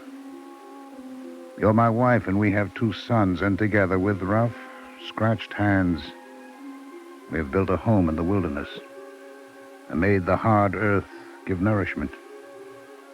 We did it together, Eve. And it is a beautiful thing. Why should I want to go back to Eden? Then why should I? But you came here looking eastward, as if Eden were still in your thoughts. I am thinking something else. Eve, look at my hands. They are hard and strong. With pain and toil, I have learned to build. Eve, with these hands, I have learned to create. Adam, not so loud. Why should I hide? I'm afraid of what you're saying. We were punished once. We sinned, and we were punished. But see what happened. By my own labor, I learned what I am and what I can do. And therefore, the punishment was no punishment. God made a mistake.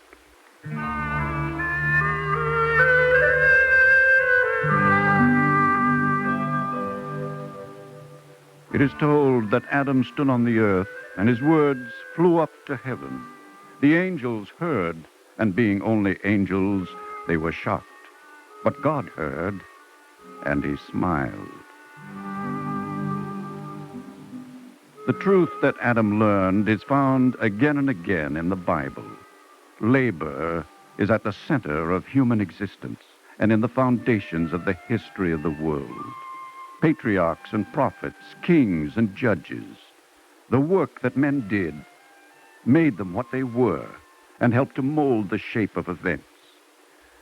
Sheshes yamim ta'avod, ve'asita kol melachtecho. 6 days shalt thou labor, and do all thy work. Tell me, why are the words, and do all thy work, added? Labor? Work? It does seem like a needless repetition of the same thought. What? Do you think that in the Torah words are used idly, needlessly? Is that what you think? Heaven forbid. Then listen. Thou shalt labor, that is to earn a livelihood, and do all thy work. That is whatever needs to be done in spare time to repair a table, for example, or clean a courtyard. It is a subtle point. The rabbis who created the Talmud had need of subtlety, for the Torah, which they interpreted, is concerned with the way in which men should live, and life is full of fine and subtle distinctions. Therefore they did not say only that a man must work in order to eat, which is known to every man since Adam. Love work, said Rabbi Shammai. Work leads to happiness, said other sages, quoting the psalm. When thou eatest the labor of thy hands, happy shalt thou be, and it shall be well with thee. When Rabbi Judah went to the Bet HaMidrash, the house of study, he used to carry a barrel on his shoulder to sit upon, saying, "Great is labor, for it honors the workman." A woman's work, done in her own house for her husband and her family, was not considered less important by the Talmudic rabbis. The following are the kinds of work which a woman must perform for her husband: grinding corn, baking bread, washing clothes, cooking, suckling her child, making ready his bed, and working in wool. And my servant girls, what will they do? Recline on soft chairs? If a wife brings her husband one handmaiden from her father's house, she need not do any grinding or baking or washing. Oh, did I say only one? If she brings 2 servant girls, she need not even cook or suckle her child. If 3, she need not make ready his bed. Well, go on. Go on. What if there are 5 servants? 10. Rabbi Eliezer said, even if a wife bring 100 handmaidens, she should work at something in the household, for idleness leads to unchastity.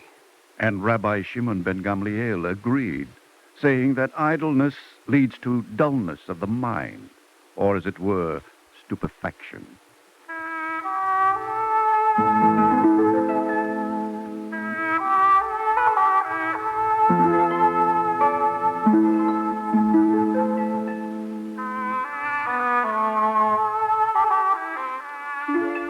The commandment to work is not only for the sake of bread, nor for profit alone, but for many reasons. It is told that once the Emperor Hadrian, passing a field near Tiberias, saw an old man working in the earth. What are you doing, old man? I'm breaking up the soil to plant a carob tree. You are too old to work. Tell me, how old are you? 80 years.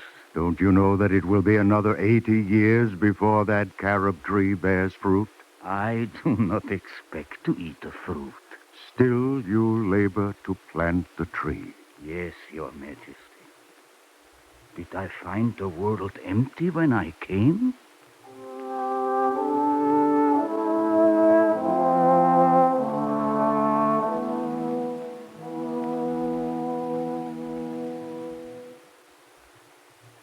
Hillel used to say, the more Torah, the more life. And the sages agreed, saying, Greater is the study of the Torah than the rebuilding of the temple. But if all men devoted themselves to the worthiest of all occupations, the study of the Torah, then how could the world exist?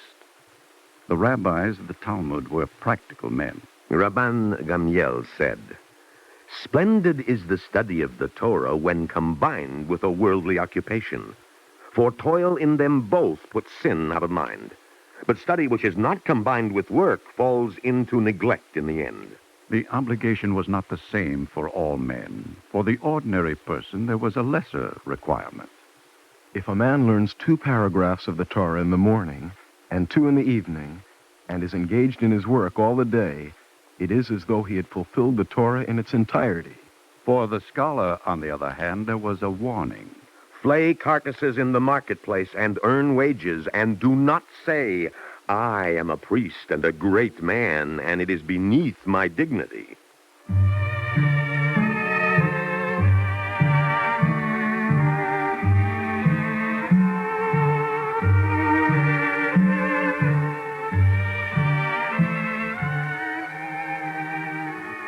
Among the scholars and rabbis of the Talmud, a few were wealthy, but most followed their own precept, working to earn their own, often meager, livelihood.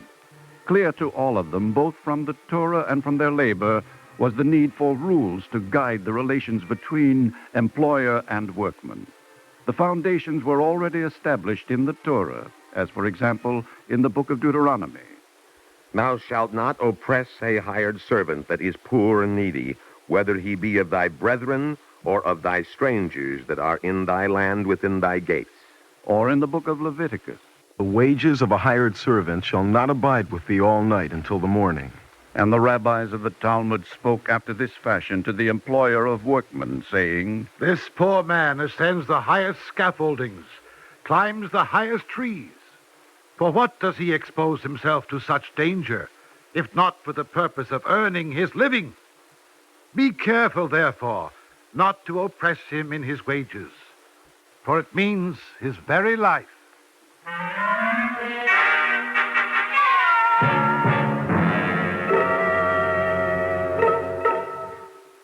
Gradually, in the course of centuries, the rabbis developed a body of laws, principles, precedents, examples that governed the responsibilities of employer and of workman.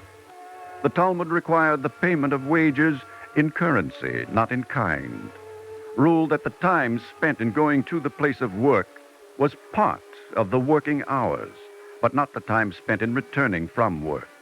And regulated the liability of both parties in cases of breach of the engagement to work. Disagreements that could not be settled otherwise were taken to court. "I hired him to deliver a barrel of wine to my house. He broke it. The facts are clear, Rabbi. You have only to ask him." Indeed. This accident, perhaps it happened in an unfrequented locality. Then you would only have to swear it was not due to your negligence. Oh, no, it was my fault, Rabbi. I see. Then what is your complaint against the man who hired you? He took my coat. Is it so? Did you take his coat? Well, Rabbi, since he broke the barrel through his negligence, I'm entitled to damages. Isn't that the law? That is the law. Well, since he has no money, I'm within my rights in taking his coat. Isn't that the law? That is the law. Well, then. Wait. I have not yet delivered the judgment. Return the coat to him. Is that the law? You have invoked the law of strict justice. I am asking you to do according to the law of consideration, as it is written in the book of Proverbs, that thou mayest walk in the way of good men. Here, take your coat. Thank you. Rabbi, Say what you have to say. Well, I carried the barrel of wine from a farm outside the city. 4 hours on my back. Rabbi, I have no money for food. Rabbi, he broke the barrel of wine. Nevertheless, pay him his wages for the time he worked. Is that the law? The law of consideration, as it is written. that thou mayest walk in the way of good men and keep the paths of the righteous.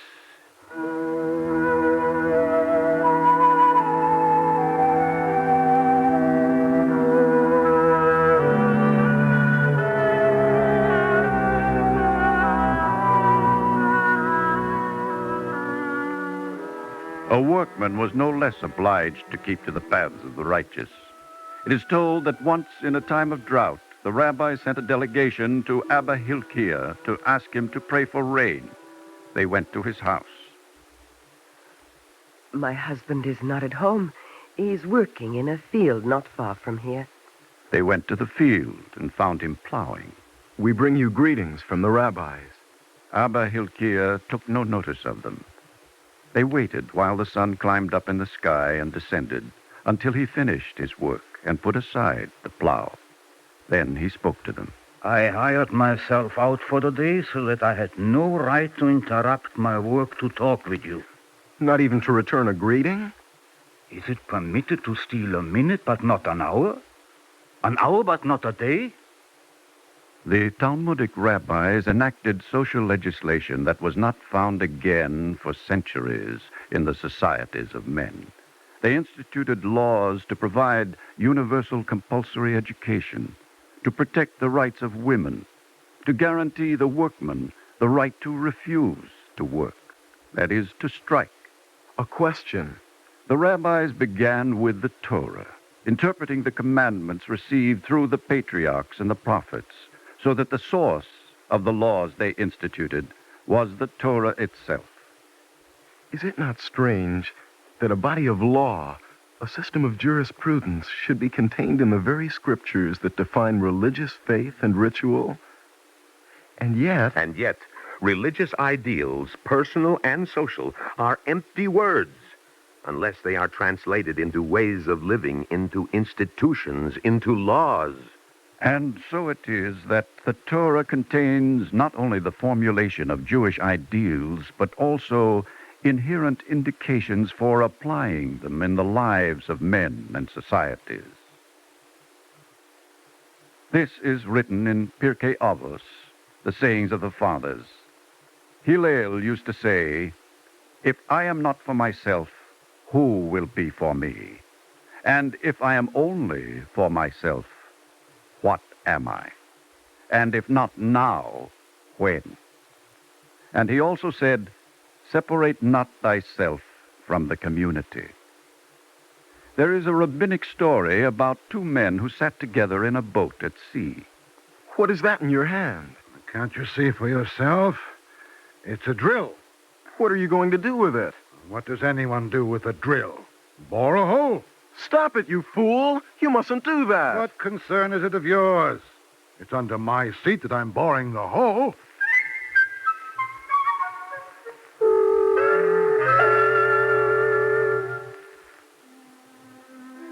The universe consists of many communities, and every person is part of more than one. It is not only fruitless to attempt to escape from the world, the Talmudic rabbis said, but participation in the social enterprise is essential to fulfilling the human spirit. Separate not thyself from the community, whether it be those who live or worship or study together, or, not least, those who together do the world's work. The commandment to work is in the realm of time. 6 days shalt thou labor. But this is only part of the commandment. 6 days shalt thou labor and do all thy work. But the 7th day is a Sabbath unto the Lord thy God. In it thou shalt not do any manner of work, thou, nor thy son, nor thy daughter, nor thy manservant, nor thy maidservant, nor thy cattle, nor thy stranger that is within thy gate. For in 6 days the Lord made heaven and earth, the sea, and all that in them is, and rested on the 7th day. Wherefore the Lord blessed the Sabbath day and hallowed it. Therefore observe the Sabbath day to keep it holy. How? Merely to abstain from toil is to celebrate the Sabbath with the hands alone, and not with the spirit and the soul. 3 acts of God describe the 7th day. He rested, and he blessed and hallowed the 7th day. and therefore the day of rest must also shine with delight and holiness.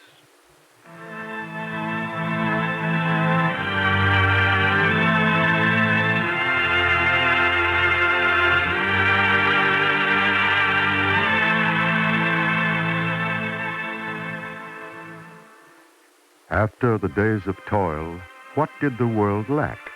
Tranquility, serenity, peace, and repose.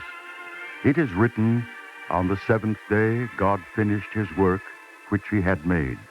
The Sabbath came, and the universe was complete.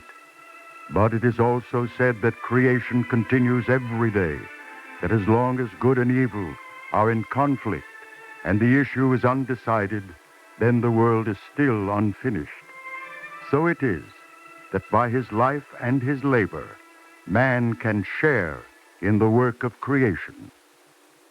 In this time, as in every generation, the world is brought nearer to completion by the men and women who, by the labor of hands and mind and spirit, continue the work of creation.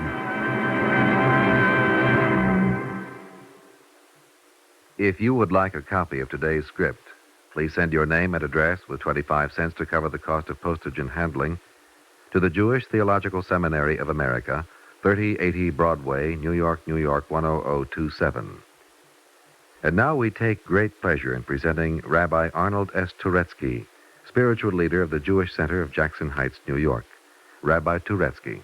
Early in the program, a question was cited from the Bible. God turns to Adam, who has just committed a sin, the first crime. Adam, Ayeka, where are you? You know what Adam answers? He doesn't. Oh, he says something, but he evades and avoids. I was hiding, he said. But really that's no answer. And the question remains open and alive and unanswered. All the sons of Adam inherit this unnerving probe. You, the son of Adam, you, God's partner in creation. It's so many years later. Generations? No, centuries, thousands of years. All right, son of Adam, partner of God, Ayeka, where are you? When Cain killed his brother, there was no law against killing. He hadn't learned yet that he was his brother's keeper. Besides, he hated his brother. You can blame it on ignorance. He was an uncultured fellow. Blame it on the absence of government. But son of Adam, Ayeka, where are you today? You're killing brothers by the hundreds of thousands. You don't hate them. You're not jealous. You don't even know their names. You've never even seen them. I read that 2/3 of the world is underfed. It's astonishing that in this land of blessing, millions are starving by the sweat of their brows, and other millions are plowing under bread and milk into the ground to make the prices dear. Partner, God cries, Ayeka, where are you? It's predictable now. The wave of violence in the cities is undulating. It's almost seasonal across the whole nation. Not because of extreme national poverty, but because of extreme national contrast. The poverty is profound, humiliating, and it's desperate, and it crashes against the wall of prosperity, aloof, indifferent, and really unconcerned. Man, Ayeka, where are you? It was said that creation continues every day, that as long as good and evil are in conflict, and the issue is undecided, then the world is still unfinished. There is so much to do, and the day is short. Soon we shall, all of us, have to answer the question, son of Adam, where were you? Thank you, Rabbi Turetsky.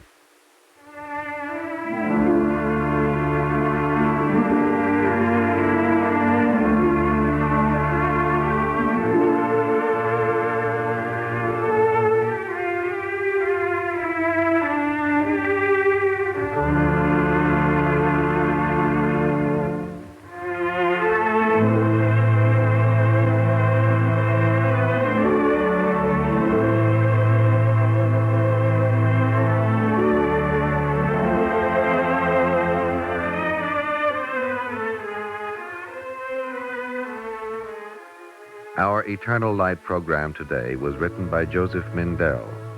Cantor Robert H. Siegel sang the liturgical introduction. Featured in the cast were David Ross, Peter Laser, Leon Janney, Ralph Bell, Marion Seldes, Rita Lloyd, Ivor Francis, Theo Getz, Humphrey Davis, and Gilbert Mack. The narrator was Roger DeKoven. We invite you to join us next week when the Eternal Light will present the first of a series of discussions on the urban crisis.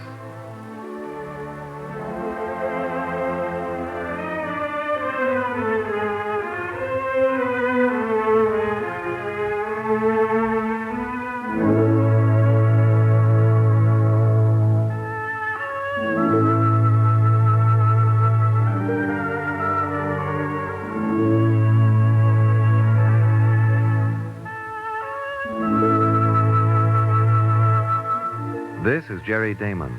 Today's program was directed by Daniel Sutter. The Eternal Light series has been under the direction of Kenneth McGregor.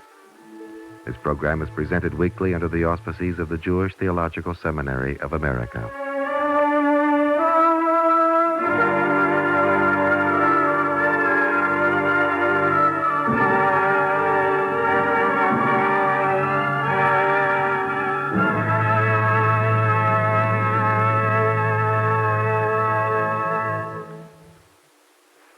Bob Hope on Monitor later today on the NBC Radio Network. The Eternal Light. The National Broadcasting Company and its independent affiliated stations present The Eternal Light, a program which comes to you under the auspices of the Jewish Theological Seminary of America.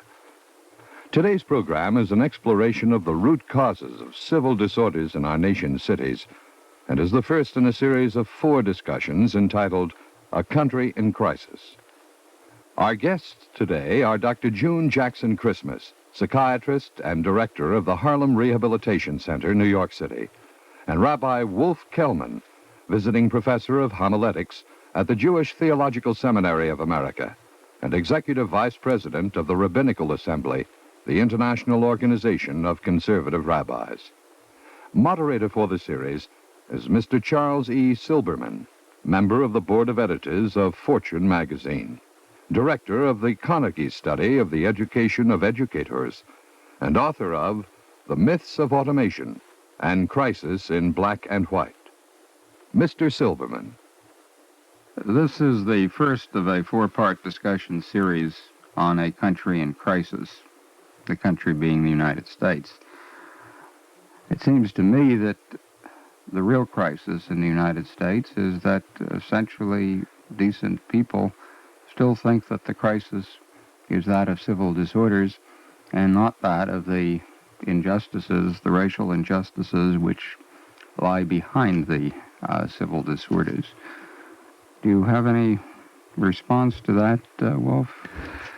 2 responses. I know that when the rioting and the looting took place immediately after Dr. King's assassination, some of my friends and colleagues expressed their dismay and their shock at some of the incidents and the disorders that were taking place.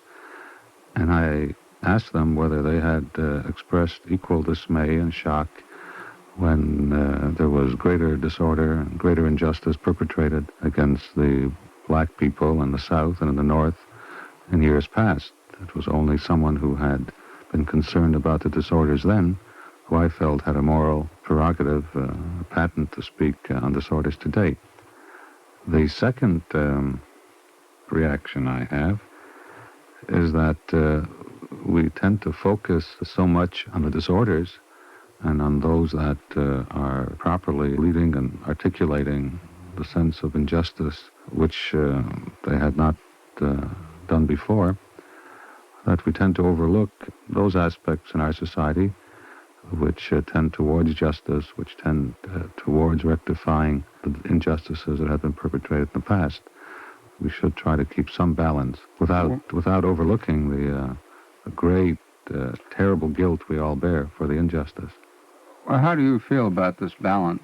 Well, I think it's very hard as a black person to keep this kind of balance because although I am one of the few black people who can say that I've had a relatively fortunate life, I too have experienced the same kinds of prejudice and discrimination and suffering from being considered not human that many millions of my black brothers face today. So that balance is hard for me because I've had it hard and many, many people have had it much harder.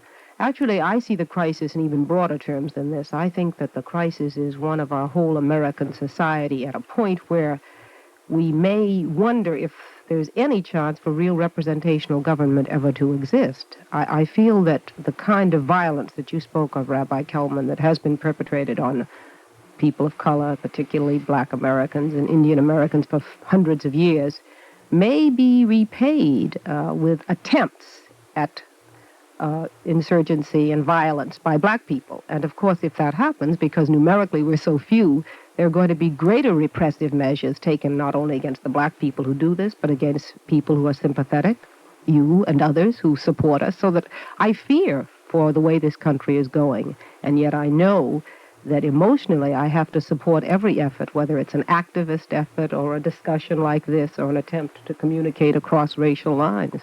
Do you see the violence as a kind of temporary phenomenon that will peter out, or do you see it as perhaps a longer-term phenomenon? We had a feeling a few years back that the release of the anger, which was beginning, would be cathartic, so to speak. And once the anger got expressed, we could begin to focus on where we went from here.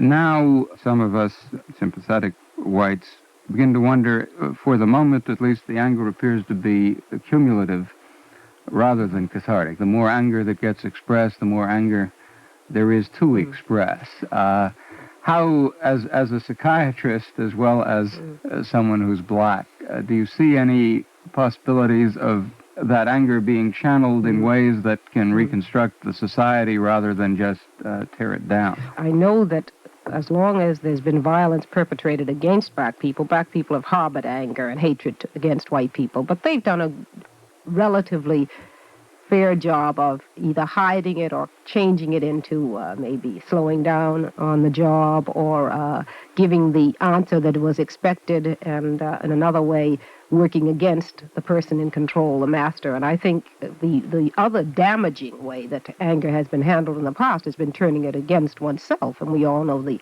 high rate of in-group violence that goes on in black communities. Wasn't there a third alternative?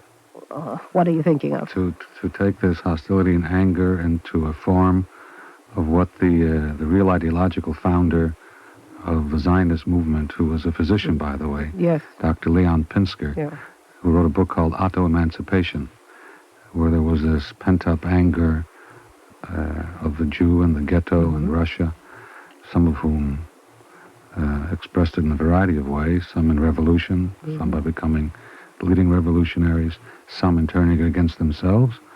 But then there was also the group who became the forerunners of the Zionist movement, who stressed auto-emancipation. Well, I think this is the stage we're at now, and I see there are two trends going on. One is the sporadic outburst of, at first unorganized and now later organized, destruction of property. Property that symbolizes white power, white economic power. And the second, I think, is in this trend towards black consciousness and black identity. And I think that although in the long run, most black people in this country probably want some degree of integration, we may have to go through these stages where black identity and auto-emancipation are the result of constructive use of anger. And I think we're in both of those stages now. How much is going to be this sporadic and mounting destructive use of anger, and how much can be turned to a creative kind of change? I don't know. One of the things that does confuse and unsettle a great many people is the whole upsurge of black nationalism, separatism, which has kind of reversed the rules of the game in many respects. And there is some real confusion.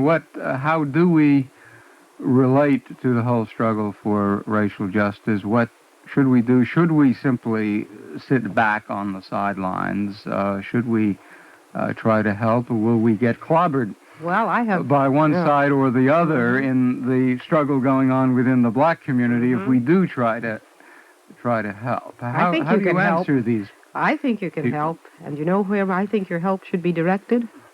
Not in giving assistance, except perhaps, say, moral support in that way to the black people in the struggle, but directed against the people that are the cause of it all. You can help by speaking to white people. I feel this very strongly. I think that the one area in the Kerner report that I felt was not covered adequately was strategies for changing white people's behaviors. And maybe in the long run changing their attitudes, but at least changing their behaviors. And my feeling is that the major effort of white people who seriously see themselves as suffering from this kind of discrimination, racism, whatever it is that they work with other white people to change behaviors, beginning with, you are working, say, in school boards, working in one's own professional organizations, working in housing, working in legislation, but really making white people see two things. One, that they have a stake, that they're going to lose something ultimately if things don't change, and that to some degree they are all responsible. Now, millions of white listeners and perhaps some black listeners are listening to this program. What would you tell a rabbi or anyone else who reaches the listeners of this program to tell them about racism? Not merely the question of they may or may not lose something. Well, I think, first of all, if we think of what it means for a white child to grow up thinking that he is superior simply by virtue of being white, if we could think of the damaging effect that this has upon him in the long run, it may not be so easy to see, because most people who think they're better than other people walk around behaving as though they are, and they don't think they've lost anything. But I think if we can point out to them that this kind of misperception really deprives them and their children, for example, from knowing the richness of many other cultures and many other people. It deprives them of the chance from playing, loving, hating as individuals, people who cannot possibly live in their apartment house or in their community in Scarsdale or Mount Vernon or Central Park West. And I'm speaking of buildings and places where I know the housing issue has been fought. It's been a struggle for people in the three particular areas that I am mentioning to see that they were fighting, and these are white people, not only to get a black family in there, but so that they would have a better stake in this country. So that one of the things I would do is address people on the things that count the most, their families, their jobs, their children, in terms of their own personal investment. And then I would really say that a rabbi or anyone else who influences people might see where those people who have power, either they're employers, they're PTA people, they are in any position of influencing others. In other words, address ourselves to people whomever we come in contact with and say, what can you do to change this country so that it'll continue to exist but in a better way?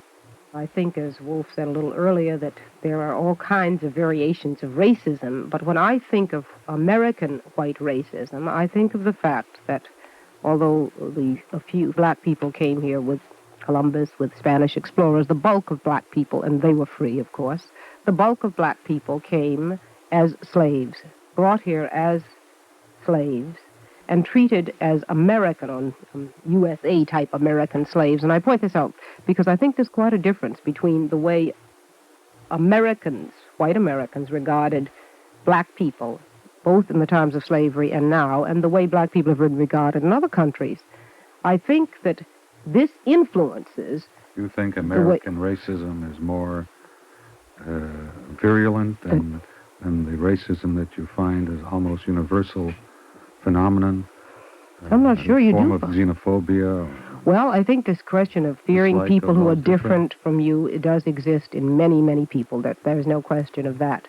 But I think that institutionalized ways of treating groups of people as different because of color has become part of American life. And I contrast this, say, with Latin American countries where you have large numbers of black and Indian people, but to some degree there is more mobility among them. In other words, once they are able to move to the point of having any kind of education or move to a higher social class, Race is not the thing that's held against them. And I think this comes back from the historical part of slavery. Here in America, slaves were things. There was no possible way that any black man or woman as a slave generally could buy his freedom. We know of exceptional instances where people did, but it wasn't so. They were things, not human beings. Don't you deal with that? Yes, I did. I did deal with this. That's in some length in my book, Christ in Black and White.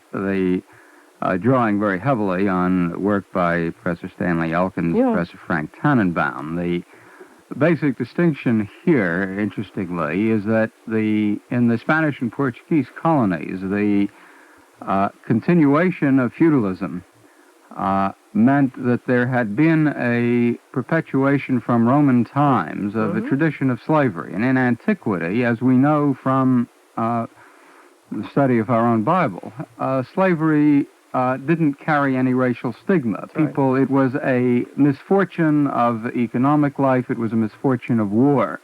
One moved into slavery, out of slavery, without any permanent stigma. And so in a feudal society, there were a whole series of gradations ranging from slave to serf to free man.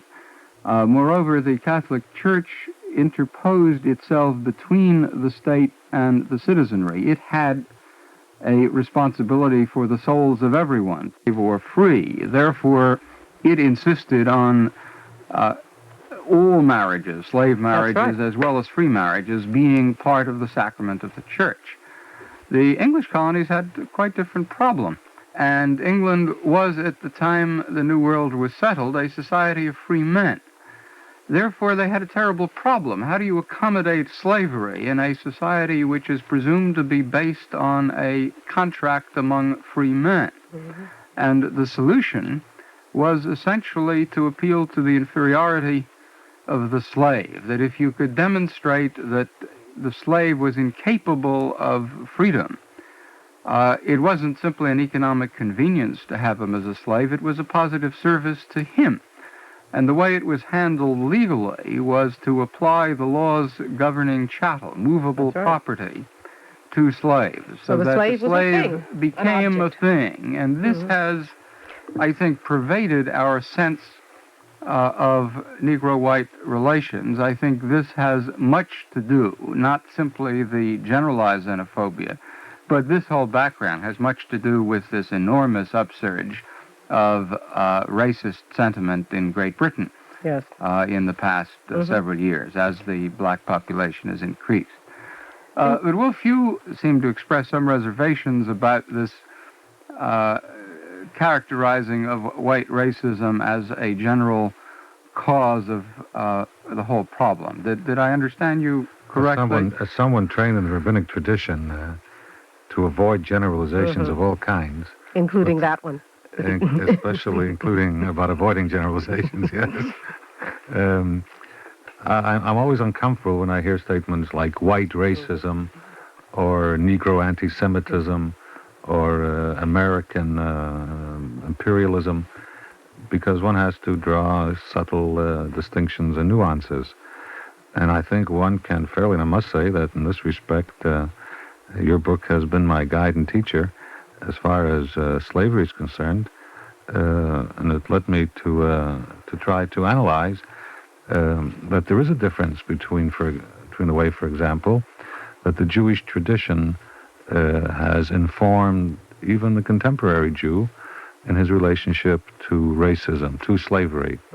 As you already mentioned, in the Jewish Bible, slavery was not a disgrace.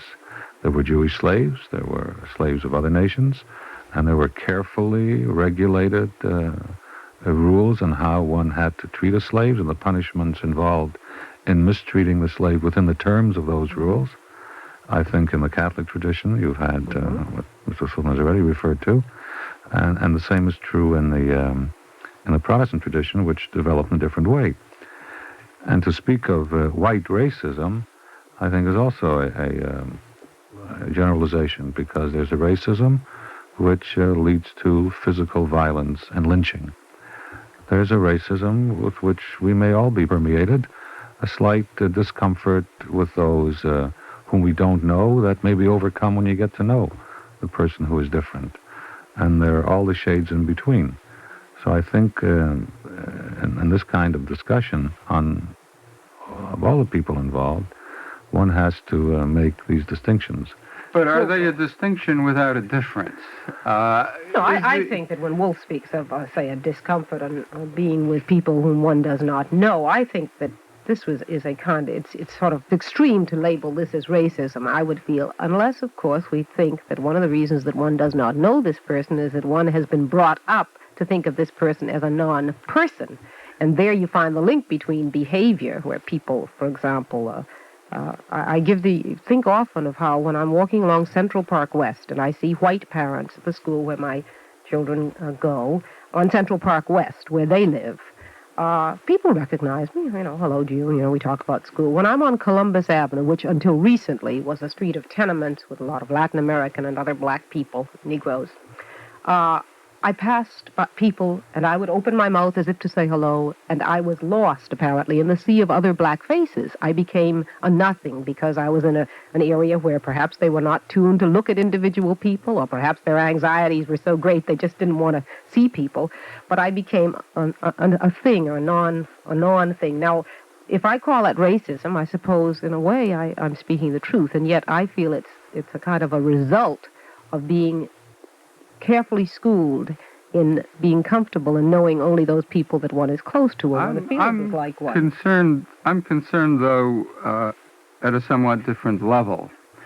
And what I see happening in my own community and a great many other communities, mine is simply 5 or 10 or 15 years ahead of the rest of the country, Mount Vernon, New York, is that these important differences in attitudes on race begin to disappear somewhat under the pressures of actual physical confrontation of black and white. As the Negro move to the suburb, changes a predominantly white middle-class suburb into a real microcosm of the rest of the country. What we find happening is not that the liberals all disappear. The differences are important. What white liberal leadership exists in my community is almost entirely Jewish.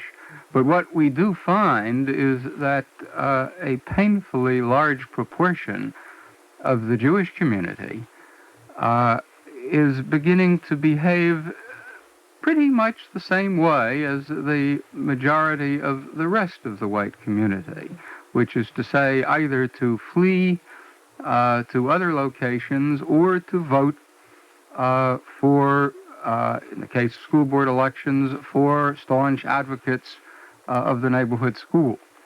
And so what I see happening, and it pains me terribly, is that our tradition seems to be becoming somewhat less operative rather than more operative under the actual confrontation with all of the tensions and conflicts that arise. There are fears that are real, that are substantive. There are fears that have no real basis. And this is, I think, what we have to begin to deal with. And it seems to me that when the Kerner Commission is talking about white racism in this broad generalization, it's this kind of phenomenon, that at some level the differences seem to melt away too much. Now, do you Certainly it's been true that many Negroes who had worked, to say, in the civil rights movement along with white people, many of whom were Jews,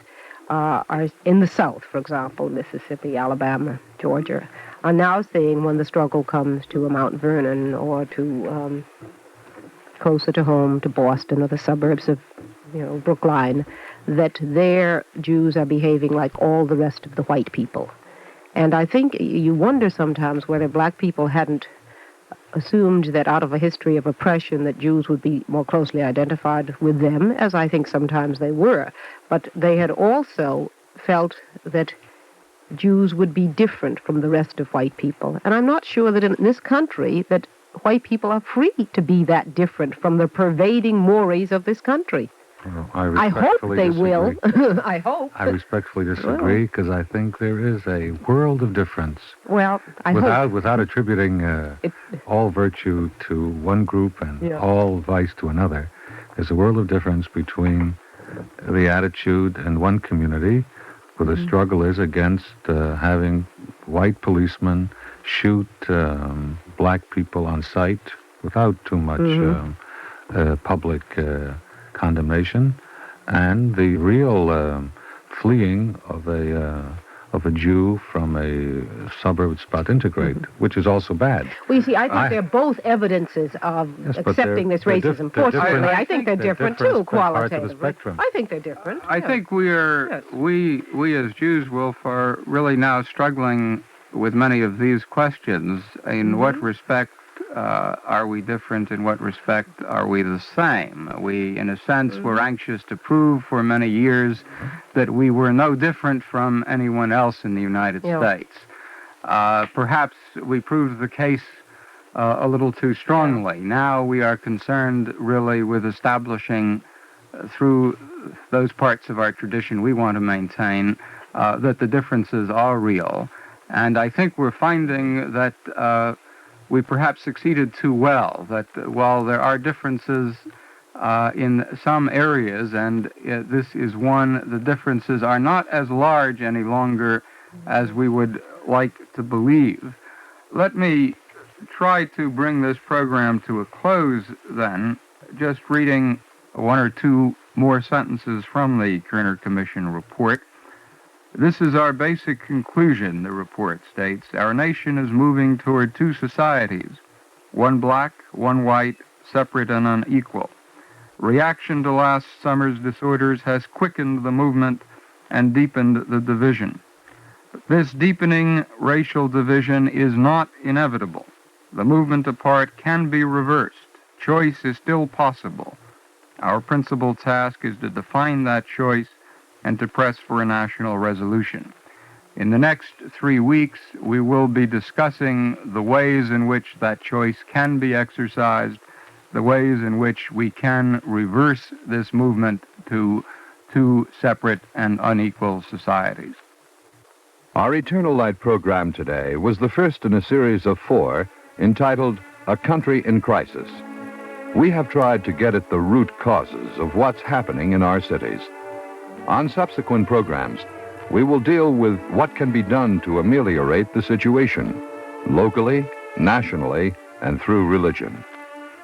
Participating in today's discussion were Dr. June Jackson Christmas, psychiatrist and director of the Harlem Rehabilitation Center, New York City, and Rabbi Wolf Kellman, visiting professor of homiletics at the Jewish Theological Seminary of America and executive vice president of the Rabbinical Assembly, the International Organization of Conservative Rabbis. Moderator for the series is Mr. Charles E. Silberman, an editor of Fortune magazine and author of Crisis in Black and White. If you would like a copy of today's program, please send your name and address with 25 cents to cover the cost of postage and handling to the Jewish Theological Seminary of America, 3080 Broadway, New York, New York, 10027. We invite you to join us next week when the Eternal Light will present the second discussion in this series. Our guests will be Mr. William Booth, chairman of the New York City Commission on Human Rights, and Rabbi Seymour Siegel, associate professor of theology at the Jewish Theological Seminary of America. This is Bill Wendell speaking. The Eternal Light is produced for NBC by Rhoda Grady. This program was directed by Jeff Culliver. Harold Flender is editorial consultant for this series. For the seminary, Dr. Ben Zion Boxer of the Forest Hills Jewish Center is program editor, Milton E. Krentz, producer, and Nancy Waltman, program coordinator. The Eternal Light is presented weekly under the auspices of the Jewish Theological Seminary of America. This pre-recorded program has been an NBC Public Affairs presentation.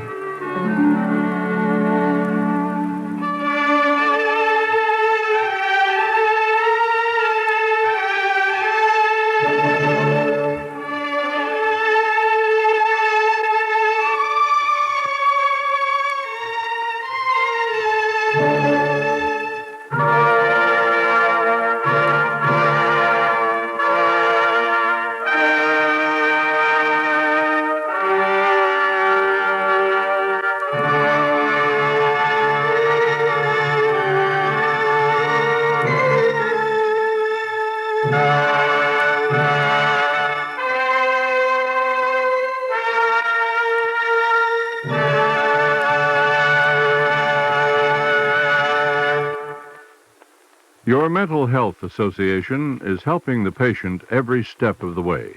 Support your Mental Health Association. This is Joe Garagiola. For a weekend look at what's new in the sports world, join me every Saturday and Sunday on Monitor on NBC Radio.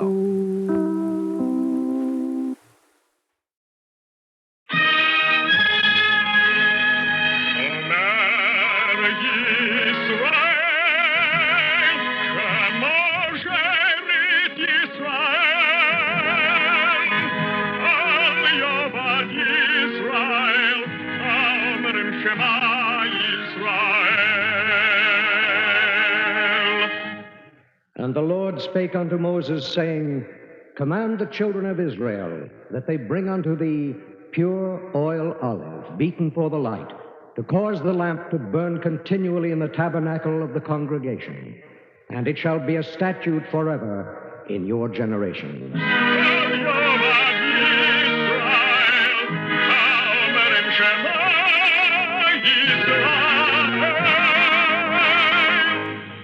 The Eternal Light. The National Broadcasting Company and its independent affiliated stations present The Eternal Light, a program which comes to you under the auspices of the Jewish Theological Seminary of America. Our program today, Rabbi Israel Salanter, was written by the late Morton Wishengrad and is dedicated to his memory. This drama is the 10th of a series entitled Man in Protest.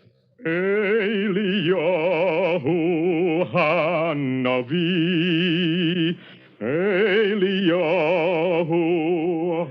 What are the three capital sins for the people of Israel? There are only three: idolatry, unchastity, and murder. And it is written in the Talmud, there comes a time when it is considered a virtue to trespass a law, the Torah. There is even a time when a man may transgress all except the three capital injunctions, if thereby he saves a life for the world.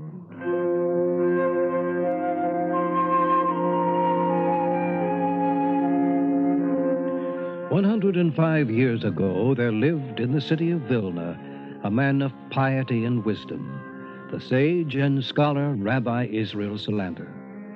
And once in the evening of his days, after a life of gentle and scrupulous devotion to the law, he committed a great act of transgression.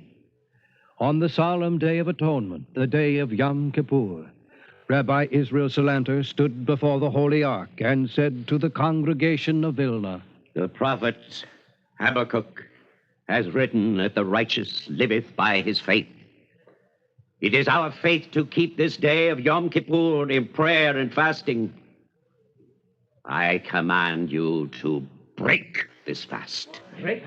Take up bread in your hand, pronounce the benediction, and eat. People of the congregation, I order you to break the fast. I order you to eat.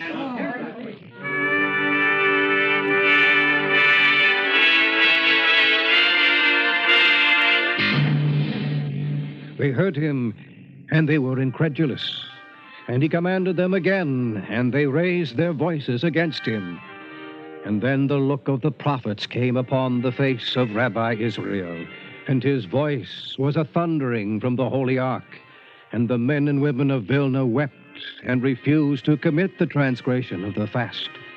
And then Rabbi Israel Salanter wept also, and he called to one by his side. Bring me bread and salt and a glass of wine. I myself will be the first to eat and to make a blessing for bread on the day of Yom Kippur. Who was this man who broke the sacred prohibition? He was a scholar of scholars and a man of gentleness.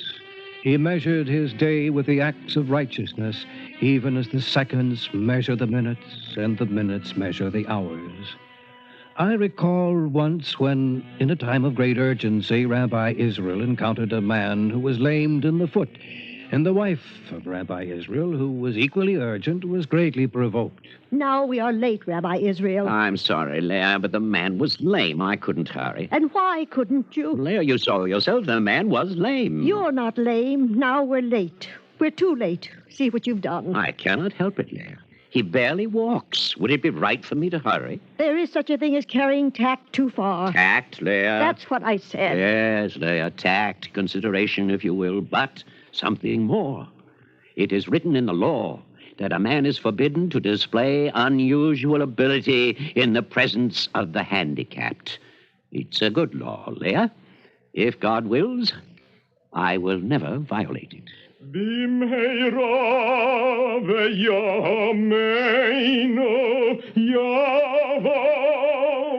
And yet this man, this humble man of God, Rabbi Israel Salanter, committed a breach of the Yom Kippur fast. Perhaps it was because of a momentary weakness, you may ask. Perhaps. But he was not a man of weakness. He was a man of moral strength and considerable wisdom also. I mind the time when Solomon Cohen died and left a will which was too troublesome for the probate court. And Meyer, the son of Solomon, came to Rabbi Israel in his perplexity. I thought my father loved me, Rabbi Israel. He did, Meyer. He loved you very much. Then why this will? He leaves you all his wealth. Surely you have no complaints. Haven't I? Listen. My son shall not receive his inheritance until he becomes foolish. It's no laughing matter, Rabbi Israel. What does he mean, my son shall not receive his inheritance until he becomes foolish? Meyer, tell me, are you married? How can a man marry without money? I see. Then there is someone, eh? Naturally there is someone. Naomi, the grain dealer's youngest daughter. Well, marry her, Meyer. And then, when your firstborn arrives, go to the probate court and you will be paid your inheritance. But, Rabbi Israel, I don't understand. Meyer, your father was a very wise man. Bless his memory. But Now, wait. Marry Naomi and have your firstborn. Don't you see, Meyer? When a man becomes a father, he romps on the floor with his child. He utters unseemly noises with his tongue. He bores his friends utterly with his simple stories. Well, have your child, Meyer. You will become properly human and properly foolish. You will justify your inheritance. Meyer, that is the meaning of your father's will.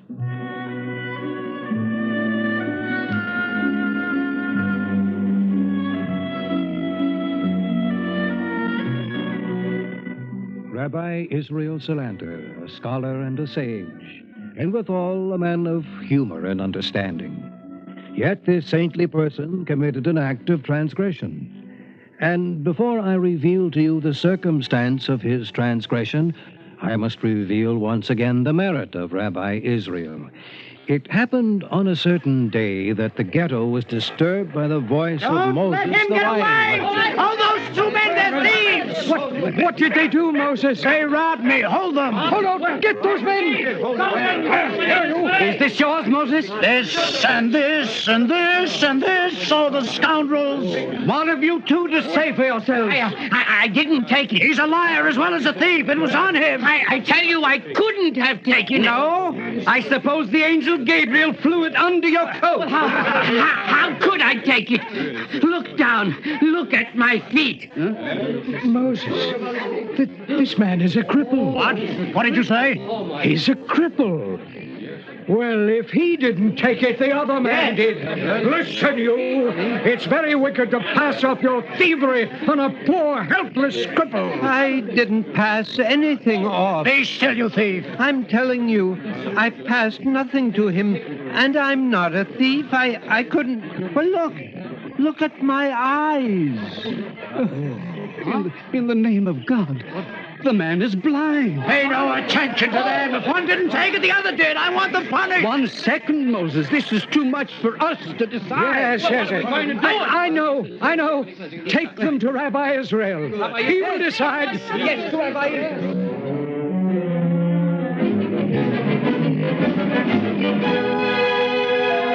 Well, why doesn't he decide? Why? Hush! Shh! Everyone, silence, please. How was it done, Rabbi Israel? I believe I know how you were robbed, Moses. Didn't I tell you Rabbi Israel would know? Blind man, stand up.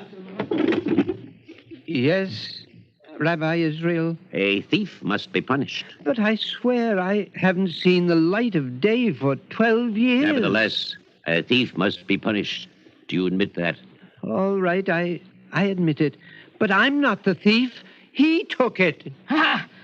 How could I, Rabbi Israel? I haven't walked for 15 years. I admit a thief must be punished. But if you punish me, you punish an innocent man. Now, attend me.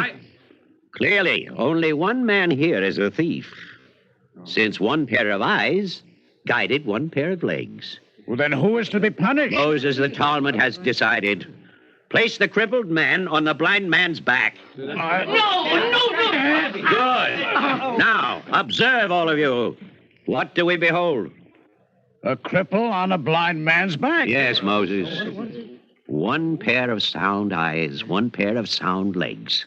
People, this is the single thief. For the purposes of crime, they were one. For the purposes of judgment, let them also be one. Then judge them, Rabbi Israel. No, that is not proper.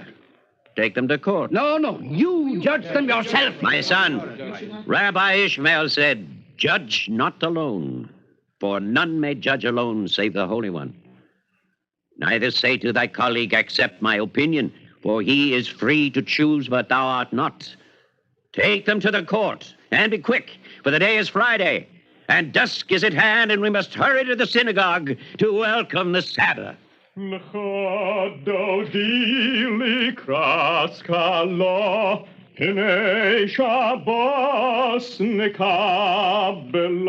song of the Sabbath, a song of welcome. Lecha Dodi.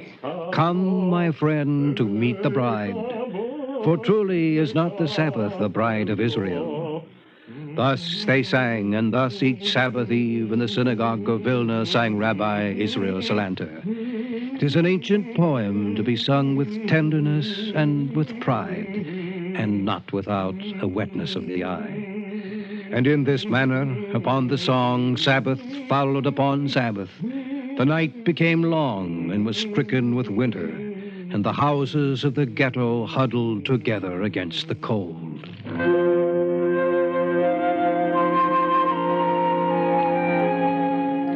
The seasons changed, and life in Vilna was uneventful, and therefore the more to be cherished. And the people cherished their rabbi, for he was a man of God, and good, and without blemish. And then, a month before the days of penitence, with neither pause nor warning, an affliction descended from the east. Some said it came from China, some said India. It did not matter. It was the cholera, and from it came death, and the transgression of Israel Salanter. But first came death. He didn't complain. First the pain in the legs, then the cramping. He didn't complain. We buried him quickly, as you said, Rabbi Israel. Rebecca, rouse yourself. Why? Rebecca, listen to me. Why? Rebecca.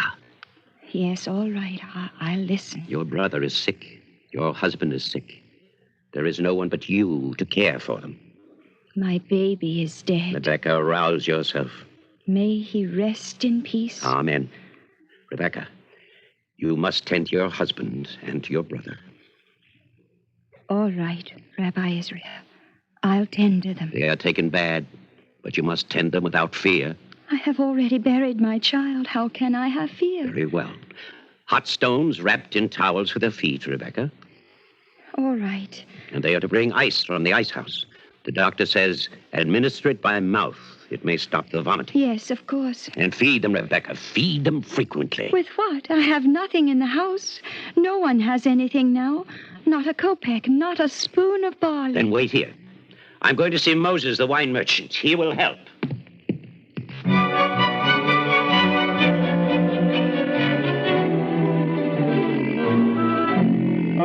We have come on an evil time, Rabbi Israel. Yes, Moses. The Lord giveth and the Lord taketh away. Of course.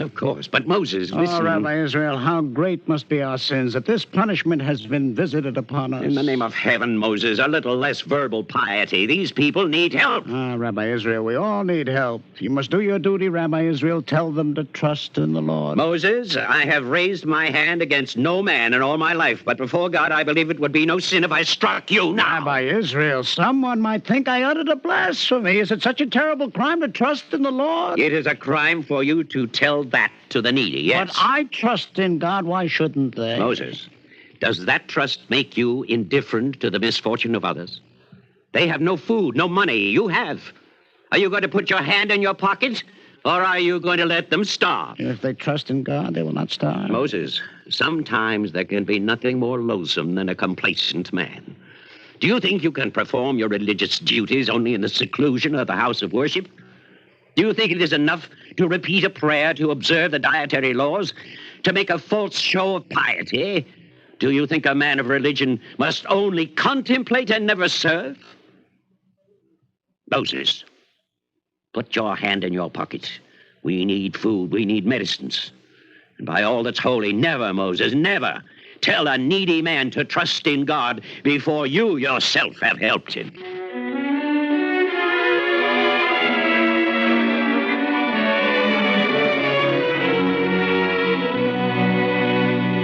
Get into bed, Rebecca. You have fallen sick. I can't, Doctor. There's no one left to help the others. Rabbi Israel, she must get into bed. Do as the doctor says, Rebecca. I can't. I lost my child. I can't lose my husband and my brother. I'll stay here. I'll tend you.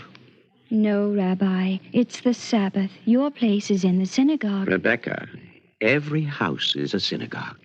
Every house where men are born and live and die. And remember, Rebecca, in a time of danger for human life, observance of the law may be set aside without sin. Is there a better place for me to pray than here? Is there a better way for me to pray than by doing what I can for you and your family? I'll go to bed. I am very tired. I'll go, Rabbi Israel. I must talk to you, Rabbi Israel. Yes, Doctor.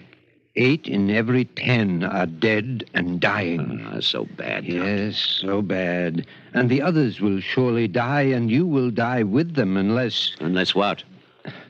They need rest and care. And most of all, they need food. They need food every single day. Doctor, come to the point. There must be no fasting on the Day of Atonement. On the 10th day of this 7th month is the Day of Atonement. There shall be an holy convocation unto you, and ye shall afflict your souls. Yes, Doctor, and ye shall afflict your souls, and take no manner of food, and take no manner of drink. Don't quote the scripture, Rabbi Israel. There must be no fasting. They would sooner die than break the solemn fast. If they don't break it, they will surely die. Tell me what to do, Doctor. I want you to break the Yom Kippur fast. I cannot do that, Doctor. The righteous liveth by his faith. If it is God's will, I shall die. I am no longer young. Perhaps you can't understand it. But if it is a choice of breaking the fast or dying, I have no alternative but to die. Suit yourself. I just can't understand it. But don't let them die. Tell them they must live. Yes, I can do that. Nothing is more sacred than life. All right, Doctor. I shall tell them to break the fast.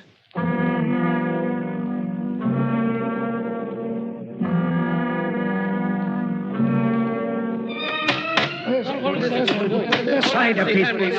Wait. It's a notice from Rabbi Israel.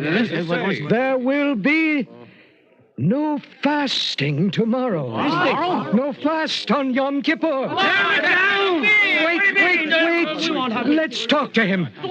There he is. There's Rabbi Israel. Rabbi Israel, will you break the solemn fast? No. Then neither do we. Never. You must persuade them, Rabbi Israel. I have done more, Doctor. I have commanded them. They won't listen. But it's Yom Kippur, Rabbi Israel. If they fast today, not even a miracle will save them. Very well, Doctor. I know what I must do.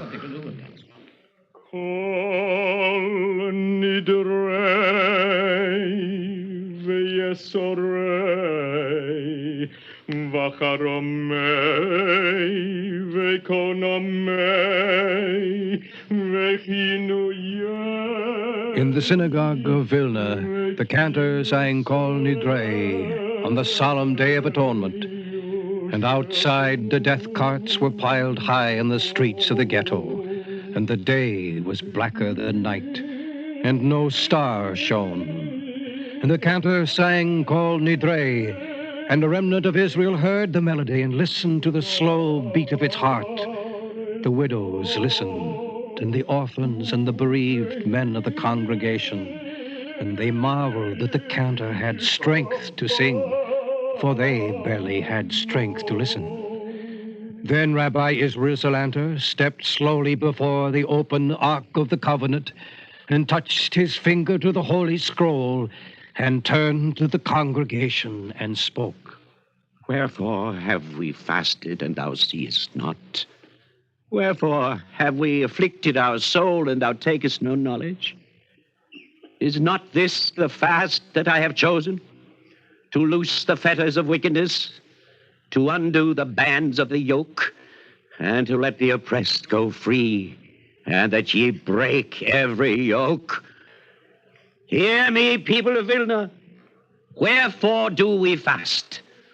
Is it not to deal our bread to the hungry, to bring the poor that are cast out to our house? And if the house is empty, whom shall we bring?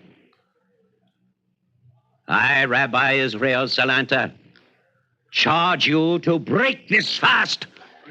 People of Vilna, in the name of God, I command you to break bread, to pronounce the benediction, and to eat. Rabbi Israel, as we have lived, so shall we die. We cannot break the fast. I command you. You shame us, Rabbi Israel. You shame us before the open Ark of the Covenant. Will you eat? We will not. Murder is a capital sin. You murder yourselves by not eating. Rabbi Israel, I am no scholar. I make no claim to learning. But there are some laws that may be transgressed and some that may never be. And we will not break the law of the holiest of days. My children, there comes a time when it is considered a virtue to trespass a law of the Torah, and this is such a time. There is even a time when a man may transgress every single one of the 613 precepts of the Torah, with the exception of the commandment against idolatry, the commandment against unchastity, and the commandment against murder. And this is also such a time. For by our transgression, not a single life, but many lives are saved for the world. And what is more holy than life? We commit no transgression today, Rabbi Israel. We are neither more nor less than you. And we will not do what you will not do. Very well. Moses. Yes, Rabbi Israel. In my bag. Take it from the bag. Take what? A loaf of bread. Here is the loaf of bread, Rabbi Israel. Say the benediction with me, Moses. Moses, say it with me. Blessed art thou, O Lord our God, King of the universe, who bringest forth bread from the ground. Now, Moses, let us eat the Yom Kippur bread and live.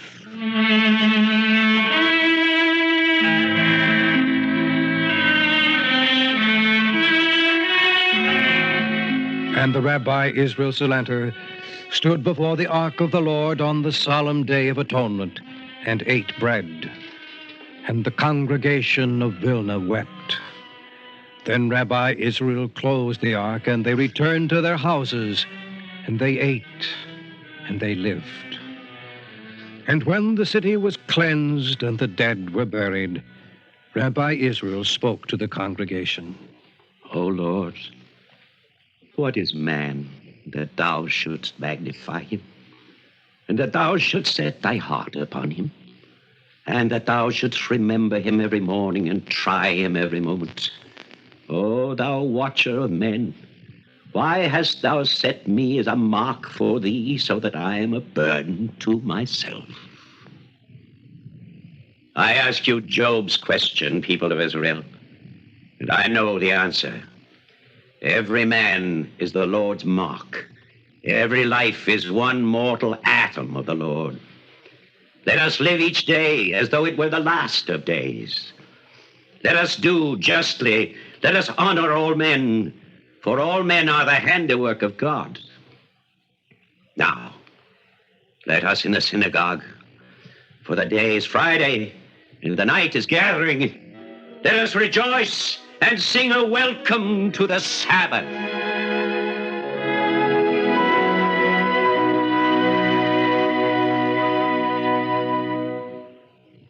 If you would like a copy of today's script, please send your name and address with 25 cents to cover the cost of postage and handling to the Jewish Theological Seminary of America, 3080 Broadway, New York, New York, 10027. And now we take great pleasure in presenting Rabbi Pesach Krause, spiritual leader of Congregation Beth David, Lynbrook, New York. Rabbi Krause. Rabbi Salanter was a great rabbi of the prophetic mold. He fulfilled his title Rav, or rabbi, meaning teacher, through the example he set in his personal life, in depth of learning, wisdom, and piety. Rabbi Salanter loved and practiced the law and ritual, but he was troubled by the inconsistencies he saw around him. He lived in the shtetl of Eastern Europe in the 19th century, where Judaism was a complete and enveloping way of life. The law was meticulously observed and ritual piously enacted, and yet he noted in dismay that all too often the ethical areas of religion were overlooked. The institutional forms were meticulously observed, while at times there was laxity and callousness in man's relationship to man. In the tradition of the prophets, he sought for meaning behind the forms of religion. For Rabbi Salanter, the institutions of study, prayer, ritual were made for man. These forms could be justified only as these fulfilled their functions of transforming man and society. A classic example of Rabbi Salanter's point of view is portrayed in the dramatic Yom Kippur incident. Rabbi Salanter is telling us a cardinal principle of Judaism, that man is central. He stands above the law when his life and well-being is endangered. The individual is precious, and he who saves one life, it is as if he saved an entire world. Today, when the institutions of democracy, the university, the political forms, the social molds, and nationhood are shaken, Rabbi Salanter's challenge rings loud and clear. Is it man or the institution? Was man made for the institution or the institution for man? Are the institutions sensitive to the needs of man for whom they were created in the first place? Are they structured so that each individual has an equal opportunity to share in the fruits of life, liberty, and the pursuit of happiness? Do we have channels for renewal so that the vision of Rabbi Salanter be realized in the advent of that day when none shall go hungry or be without shelter, when nation shall not lift up sword against nation, neither shall they learn war anymore? Thank you, Rabbi Krause.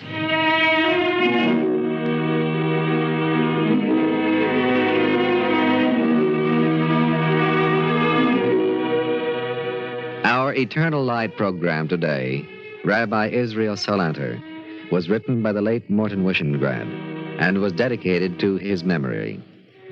This drama was the 10th in a series entitled Man in Protest. Cantor Robert H. Siegel sang the liturgical music. In today's cast were Abby Lewis, Robert Moberg, Ralph Bell, Guy Repp, Gilbert Mack, Martha Golphin, John Seymour, and Court Benson. Stotts Cotsworth was Rabbi Israel Salanter, and Dwight Wiest was the narrator. We invite you to join us next week when the Eternal Light will present Stephen Wise, A Voice for Justice, written by Mark Siegel. This is Jerry Damon. The Eternal Light is produced for NBC by Rhoda Grady and directed by Jeffrey Culliver. For the seminary, Dr. Ben Zion Boxer is program editor, Milton E. Krantz producer, Nancy Waltman program coordinator. The Eternal Light is presented weekly under the auspices of the Jewish Theological Seminary of America.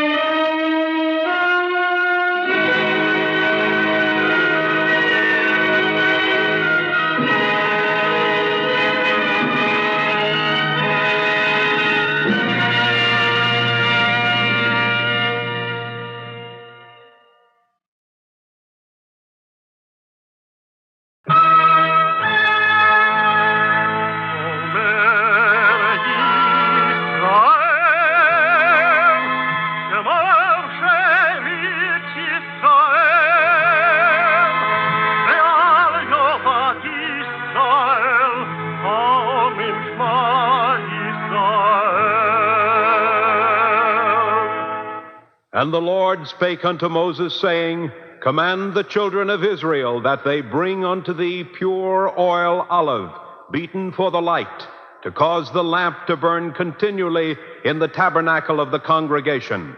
And it shall be a statute forever in your generation.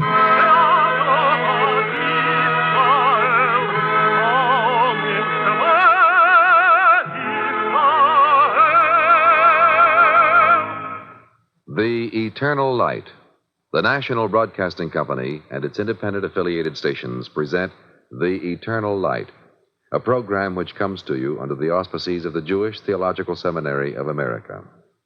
Our program today, Icarus in a Wheelchair, was written by Virginia Mazer and based in part on an unpublished manuscript, Companion in Flight by Mrs. Eva Frost. This drama is 14th in the series, Man in Protest.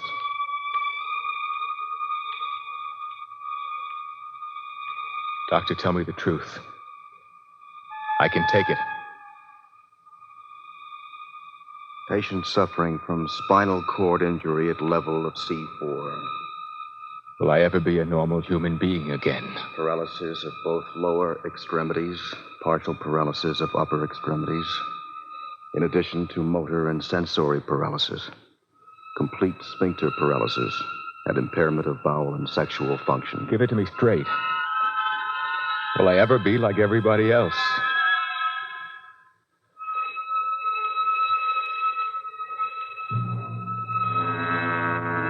Once you had that dubious distinction, David Stern. The year your country called you into service, you were very much like everybody else. Today you belong to the Wheelchair Battalion. You're one of the thousands of nameless, faceless, paralyzed veterans of World War II who, unremarked by most of us, fight a day-by-day, hour-by-hour private battle with pain, despair, frustration. This is your story, a true story, at least as much of the truth as the rest of us would choose to hear. Doctor, tell me the truth. Will I ever be a normal human being again? Will I ever be like everybody else?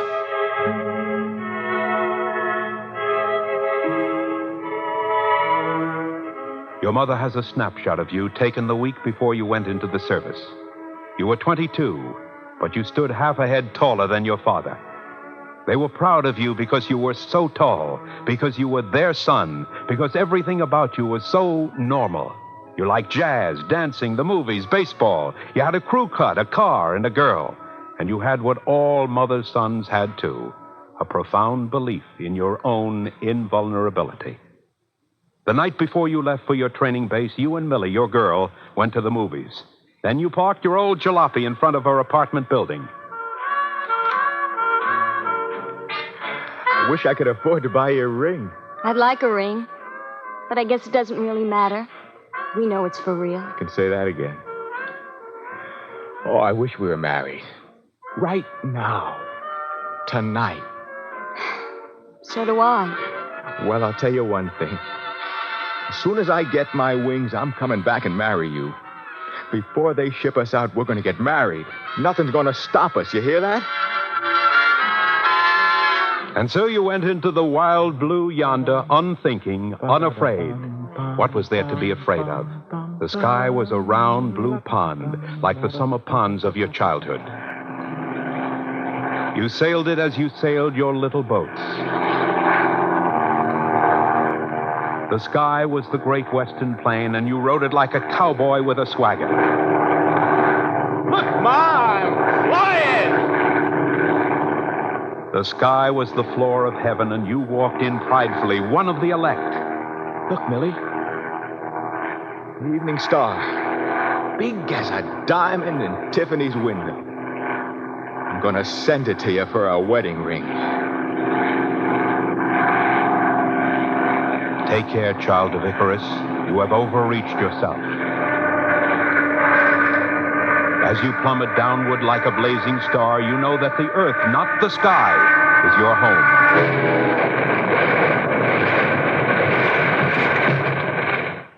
Flight 38, ready for departure, gate 14. Flight 38, ready for departure, gate 14. They sent for your mother to come, and she took the first plane south, to a south where overnight war had transformed cotton fields into flying fields and runways. All the way she clutched the telegram in her hand, the letters squirming like snakes before her eyes. At Atlanta, she changed planes, and a voice spoke to her out of the void. Drink it. You'll feel better. It's hot. What is it? What is it you want me to do? It's coffee. I told them cream and no sugar. That's the way I like it. Oh, that's the way I like it, too. Be careful, it's hot. I'm sorry I startled you a minute ago. I just wasn't aware anyone was sitting beside me. I got on at Florence. I would have taken another seat, but there wasn't one. Oh, that's all right. You're in the Army, too, aren't you? Mm-hmm, that's right. And you're a major. Mm-hmm. You see, I've learned all the insignia. No, I haven't. What's that other little thing on your lapel? The caduceus. I'm a doctor. You look so young. Is it your son? How did you know? The telegram, maybe, or maybe the way you looked. One senses these things. I'm in trouble, too. Tell me. My wife. She was going to have a baby. They sent for me. The baby would live for a few hours, then it died. Oh. Was it the baby a boy or a girl? A boy. I don't know what to expect. They said injured. Seriously injured. I see. Looks like we're coming in for a landing. You better tighten your seatbelt. Yes, I'll tighten my seatbelt.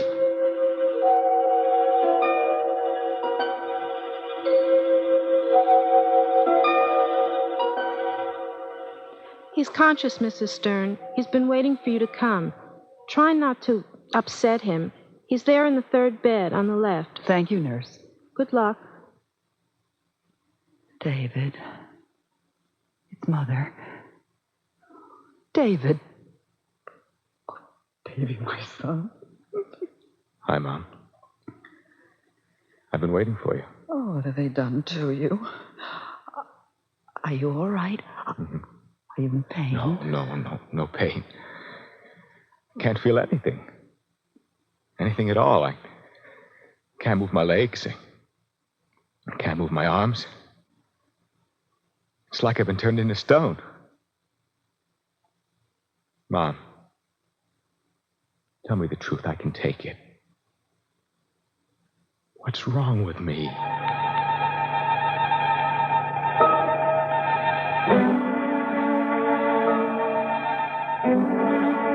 Nurse, tell me the truth. What's wrong with him? Mrs. Stern, the doctor will be here any minute. This is his office. He's on his way. He knows you're here. But he will get well, won't he? Please let the doctor tell you. He's coming. Wait, that looks like him now. Dr. Dana, this is Cadet Stern's mother. Mrs. Stern, and I don't need an introduction. Oh, it's you. We met last night on the plane. Well, imagine that. Well, if you don't need me, Doctor... I had a hunch on the plane you might be his mother. I hoped I was wrong. You see, they brought David in just a few hours before I got the call to go home. I knew what the score was. He's going to... Die? No. At this point, we all feel pretty certain he'll pull through. Thank God. When your son crashed, Mrs. Stern, his spinal cord was severed. Now, when the injury to the cord is at the lumbar level, paralysis of the lower limbs is the result. Paraplegia, we call it. But when the injury occurs at the cervical level, the upper extremities are affected as well. We call that quadriplegia. David, what about David? Where was he hurt? His injury is at the cervical level. That means? Both his arms and legs are paralyzed. I see. But he'll get over it, won't he, Doctor? I mean, there was this little girl in our building. Look, she had polio. She was paralyzed, but she got better. She got so that she could walk around. Doctor, tell me the truth.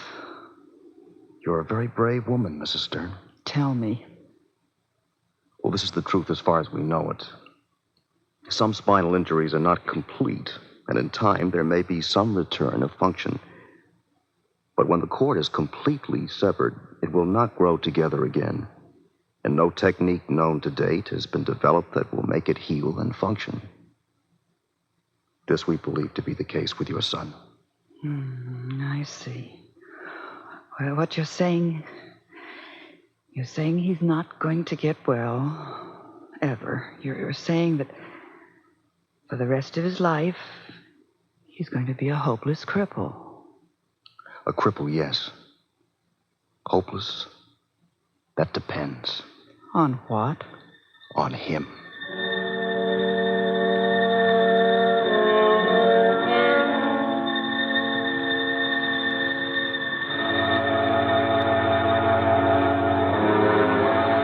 So, that's it, huh? It's not shock. I'm paralyzed. You asked for the truth, David. I respected you for it. I can take it. Will I ever be a normal human being again? Like everybody else? Medical science can do a lot for you. In the past 20 years, we've taken giant steps in treating paraplegia and quadriplegia. In World War I, 400 men got spinal cord injuries. Almost to a man, they died. From kidney infection, pneumonia, pressure sores. Today, thanks to antibiotics, the picture is very different. Today, over 90% of the paraplegics are saved. Saved? Saved for what? Well, the answer to that is not in my book. The answer's in you. But this I believe. A man is more than a set of reflexes, a mechanical contrivance, an automaton.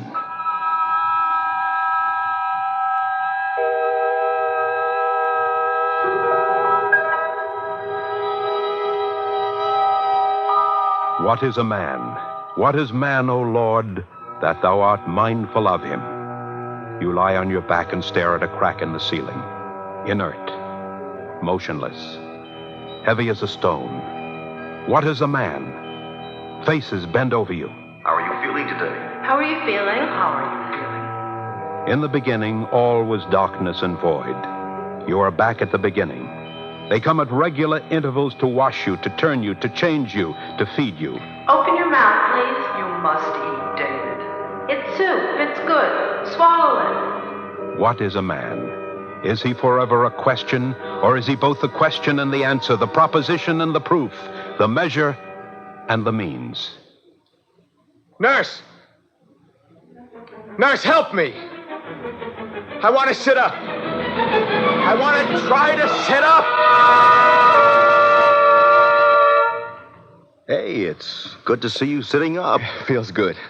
Just to look out the window. I never really looked at a tree before. Uh-huh. We were talking about you at staff meeting this morning. As soon as you're a little strong, we're sending you back east. Home? No, not ready for home yet. We'll send you to a VA hospital near your home, where you can see your family and your friends. What's wrong? What did I say? I just remembered. I had a dream last night. I was walking. Like anybody else. It was dark, like a tunnel. But at the end of the tunnel was light. I kept walking toward the light, faster and faster. And then I saw that the light was Millie. Reached out my arms. Millie, she's your girl, right? We were going to be married. She keeps writing me, but I don't think she understands about me. She likes to dance, to kid around. She hates anything that's serious, anything that's ugly. What are you saying? What are you saying, David? That you're afraid to go home?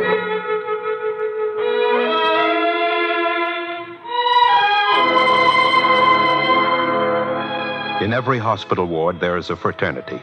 You wear no badges, but you know each other as brothers. In the paraplegic ward of the VA hospital where they sent you next, you became a member of C4. You learned the lingo. Anybody not in a wheelchair was a pedestrian. You shared its banter and its bull sessions, its triumphs and its failures. He'd been doing fine with his braces. And then this morning, all of a sudden, his legs just buckled under him. There he was lying on the floor, bawling like a baby. It could happen to anybody. I heard about this fella drove all the way from here to California in a car. By himself, too. When I get out of here, I got it all figured out. I'm going to buy myself a little cabin cruiser. Man, that's the life. Cruising up and down Long Island Sound in the sunshine. Case of ice-cold beer in the hold. Where does that lead you? I'm going back to school. I couldn't afford college before, but now with what the government pays us, I can study to be a teacher or a writer. Something like that. Sure. You know, with these new electric typewriters they got, anybody can be a writer. Nothing to it. In a way, we're lucky, you know? I know this guy, a civilian. He was in an auto smash-up. Before Pearl Harbor it was. He doesn't get a red cent, and he can't even scratch his own nose. His mother has to take care of him. Well, there's always somebody worse off than you are, I guess. Sure. All you got to do is look around you. Reminds me of a joke. There's this fella who's a paraplegic. As if that's not enough. He's blind, too. One day he hears the Yankees are looking for a third baseman. So he gets in his wheelchair and he goes down to see him. They tell him, sorry, nothing doing. He gets mad. What's the matter? You don't like me because I'm from Brooklyn? But always, like a dark shadow below the surface of your mind, is the question, what is a man? Will I ever be a normal human being again? Will I ever be like everybody else? Don't depress yourself. It is a good lunch today. You will enjoy it more if you feed yourself. You know I can't feed myself. Try it. Take the fork in your hand, like so. My hands are too weak. Try it. Will you let me alone? I tell you, I can't do it. We can always do more than we think we can. Her name was Anamala. She was a nurse's aide, and she too belonged to the fraternity of Ward C4. Under her calm, her strength, you sensed that she too was a veteran. Somewhere, sometime, she had met the enemy, face to face. Congratulations. Oh, me? What about? Your braces. I heard you stood up this morning. Oh, yeah, with somebody on either side of me holding me up. You stood up on your own 2 feet. Now, here's your lunch. I will cut your meat for you. But soon, even that you will do for yourself. Well, what makes you so sure? We can always do more than we think we can. There now, enjoy it. Wait. Don't go. Talk to me. Ever since you came on the ward, I've wondered about you. Tell me about yourself. It is not professional. You're a refugee. I know that. Eat your lunch. You're married. Says so on your uniform. Mrs. Anna Mahler. Is your husband here with you? My husband is dead. My mother also, and my father. I escaped. I'm sorry. I shouldn't have been so nosy. Never mind. You're all alone here, aren't you? No, not alone. I have a little boy, Paulie.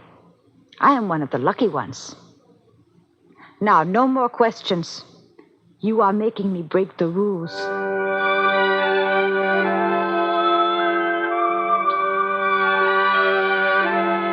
Hey, look at him. He's all spruced up. Yeah, I gave him a shave with my electric razor. Where you going, Dave? To the store club? His girl's coming to see him this afternoon. I didn't know he had a girl. Where you been keeping her, Dave? In your locker? Lay off. Can't you see he's nervous? He hasn't seen her for over a year. Oh, well, who wouldn't be nervous? You know, that reminds me. I knew this guy. He was engaged to this girl. This was before he went into the service. And she lived on Staten Island. He lived in the Bronx. And twice a week, he'd take the subway. I'll wheel you over by the window. The sunshine feels very good today. Thanks, Anna. I mean, Mrs. Mahler. You look very fine. I hear you expect company. My girl. Sure to be here any minute. I told her 3 o'clock. Why did she never come before? No, I should not have said that. It's all right. She wanted to come. It was me. I didn't want her to see me. Not until I felt more like myself. I understand. Good luck. Don't go. Don't be afraid. What time is it? 3 o'clock. No, 1 minute past. Anna? Anna, there she is! It was like the dream where you were walking. You were in this dark tunnel, and at one end of the tunnel was light. But it wasn't a dream. Millie was standing in the door of the ward in the sunshine. She had on a light blue dress that matched her eyes and a bright painted-on smile. She was coming toward you on those crazy high-heeled shoes she always wore. She was the light. With all your strength, you tried to reach out your arms to her, but she drew back, her face crumpled like a child's. Oh, David, I can't bear it. I didn't know. You tried to tell me, but... Poor old Millie. Poor old silly Millie. Please excuse me for crying. I know I shouldn't be crying. You're the one. It's all right. I can't bear it. I just can't bear it. I feel so sorry for you. Millie, do me a favor, please. Go home. You're angry with me. I can't help it. I just feel so sorry. I feel so sorry Millie, for you. go. Go home to your mother. All right, David. That's the way you want it. Mrs. Mahler! Mrs. Mahler! Anna, where are you? I need you! Here I am. What can I do for you? My bed. Please wheel me back to my bed. Yes, I'll wheel you. But one day soon, I think you will be able to wheel yourself. What is a man? What is man, O Lord, that thou art mindful of him, and the Son of Man that thou thinkest of him? One day, a long time after Millie, you know. A long time after months of trial and error, private pain and public defeat, you know. Man is both the question and the answer, the proposition and the proof, the measure of the now, the means toward the then. Thou hast made him but a little lower than the angels. I've come to say goodbye, Anna. David, how did you get down here to the chart room? How do you think? I wheeled myself. I told you. I know. We can always do more than we think we can. Well, I'm going home. My mother came this morning to drive me home. You know my mother, don't you? How do you do, Mrs. Stern? I want to thank you. You've been very good to my son. You've helped him. Mother, look, I'll meet you at the elevator, all right? I want to talk to Mrs. Mahler a minute. Are you sure you can manage by yourself? I can manage. Goodbye, Mrs. Mahler. I'll wait for you, David. The elevator. Anna, something started between us. It's not finished. Give it time. It will grow. You know, all there is to know about me You know, I'll never stand on my own 2 feet or walk around. You know, I'll never be like everybody else. Nobody, David. Nobody is like everybody else.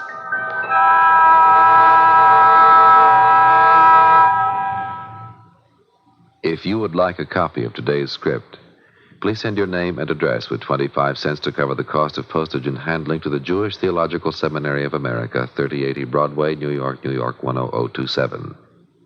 Now we take great pleasure in presenting Dr. Bruce B. Grinbaum, Professor of Rehabilitation Medicine at New York University. Dr. Grinbaum. One of the problems which many patients who have severe physical disaster undergo is acute reaction of depression. If the patient had a normal, pre-morbid, before the disease personality, after a period of time, they return back to their original characteristics of behavior. This, I believe, will probably prove true of the show you just heard, and this young man eventually make a good adjustment to his illness. Thus far, there have been no dramatic results in curing spinal injury. There's no cure for spinal injury today. However, we do hope that with improved and newer surgical techniques, we'll be able eventually cure some of these patients and bring back the paralyzed motion. One of the major attempts today is on prevention. We do know that many patients who undergo accidents of the sorts in planes, in cars, may, through proper surgical approach, be prevented from becoming paraplegic or quadriplegic. And this is a new field of endeavor which is being undertaken. We also have learned since World War II how to maintain this type of patient, how to take care of their bladder problems, skin problems, and how to prevent them of any complications. Also, many years ago, as mentioned in the script, these patients were usually so debilitated if they survived. They couldn't do anything. Today, patients with spinal injuries are able to drive hand-controlled cars, are able to go to work, and support themselves in spite of their severe disability. Paraplegia and quadriplegia are probably as severe disabilities as can be met, and the patients survive. They are serious disabilities. But in spite of it all, these patients have done well, and many of them are functioning well in the community. We do hope that with future progress of medicine, they'll be either prevented or curable. Thank you. Thank you, Dr. Grinbaum. Our Eternal Light drama today, Icarus in a Wheelchair, was written by Virginia Mazer and based in part on an unpublished manuscript, Companion in Flight, by Mrs. Eva Frost. Cantor David Putterman sang the liturgical introduction. In today's cast were Larry Robinson, Susan Towers, Hal Studer, Amy Siddell, Marilyn Igus, Robert Moberg, and Nancy Franklin. Ira Lewis was David Stern, and Oscar Rose was the narrator. The Eternal Light is presented weekly under the auspices of the Jewish Theological Seminary of America.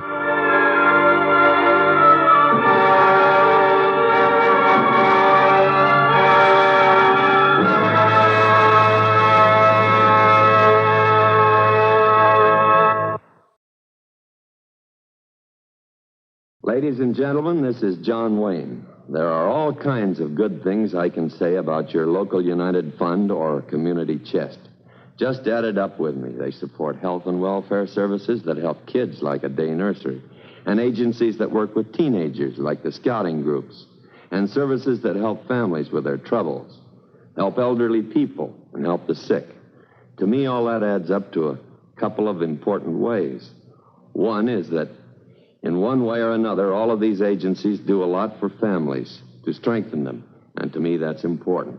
And another thing is that with a lot of these services together in your United Fund or community chest, It's that much more convenient for you to do the right thing for the family and for your community.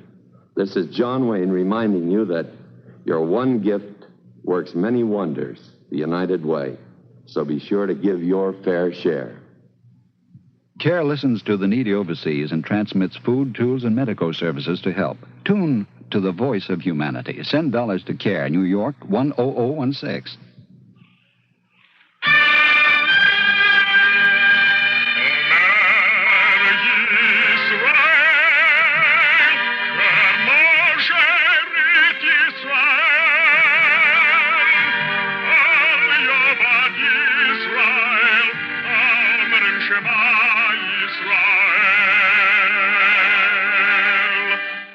And the Lord spake unto Moses, saying, Command the children of Israel that they bring unto thee pure oil olive, beaten for the light, to cause the lamp to burn continually in the tabernacle of the congregation.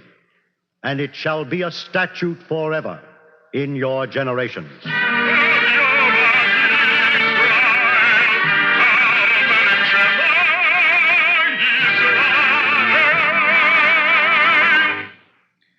The Eternal Light.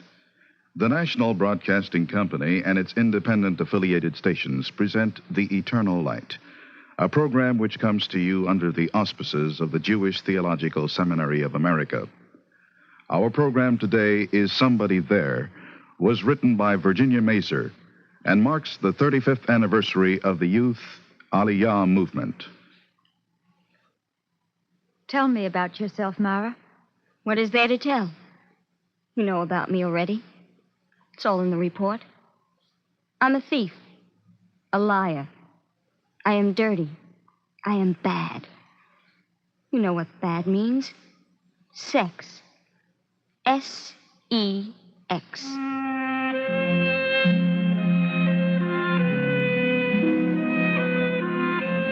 Everything in this story is true except the name of the girl.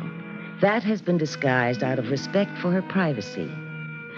It happened not many years ago at the Youth Aliyah Guidance Center in Jerusalem. The day the girl called Mara first appeared there, there was on the desk of the young psychiatric social worker who would treat her a formidable file. It was based upon information gathered from the various agencies who had had to do with the child for over the past 10 years. Mara Bassan, age 14. Diagnosis, character neurosis with marked delinquent behavior. Prognosis poor. History, born prematurely during last days of World War II. Parents, Greek Jews, escaped from Nazi concentration camp, joined group of partisans fighting in forest in Central Europe. Father, 18, mother, 17. Day before Mara was born, father killed in foray against Nazis.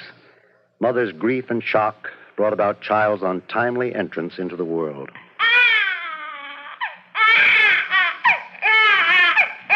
Poor little one. A bundle of bones. Little bird bones. Little sparrow. Not much chance for you in this cruel world, but we will do our best. Is there a baby?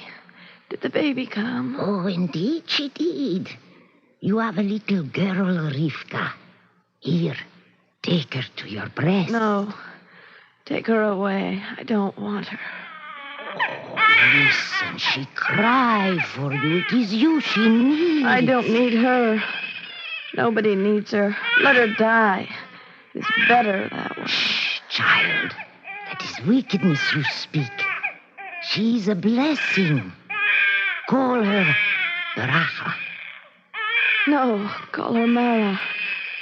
Mara means bitter. Now take her away. She will die without you. Let her die. Let me die with her.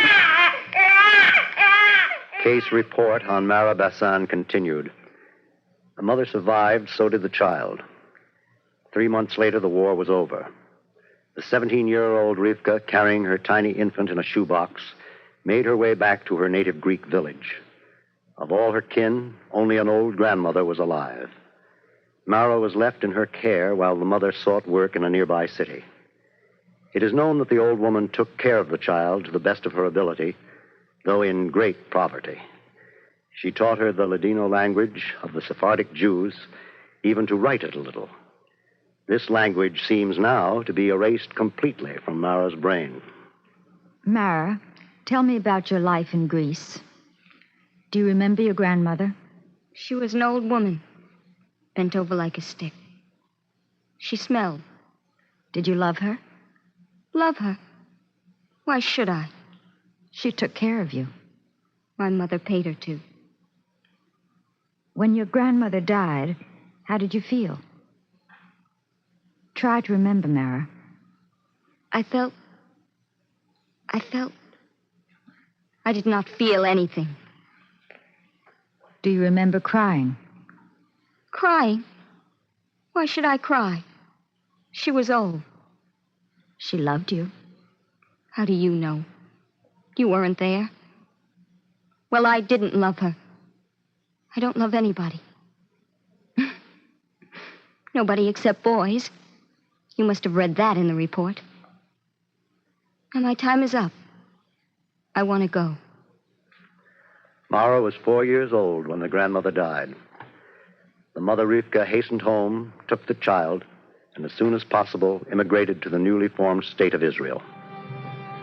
Mara Bassan was simply one of tens of thousands of homeless children snatched from 62 different countries to save them from the Nazi bloodbath, and later from persecution in the Arab countries. The movement responsible for their immigration is Youth Aliyah. The word Aliyah is Hebrew.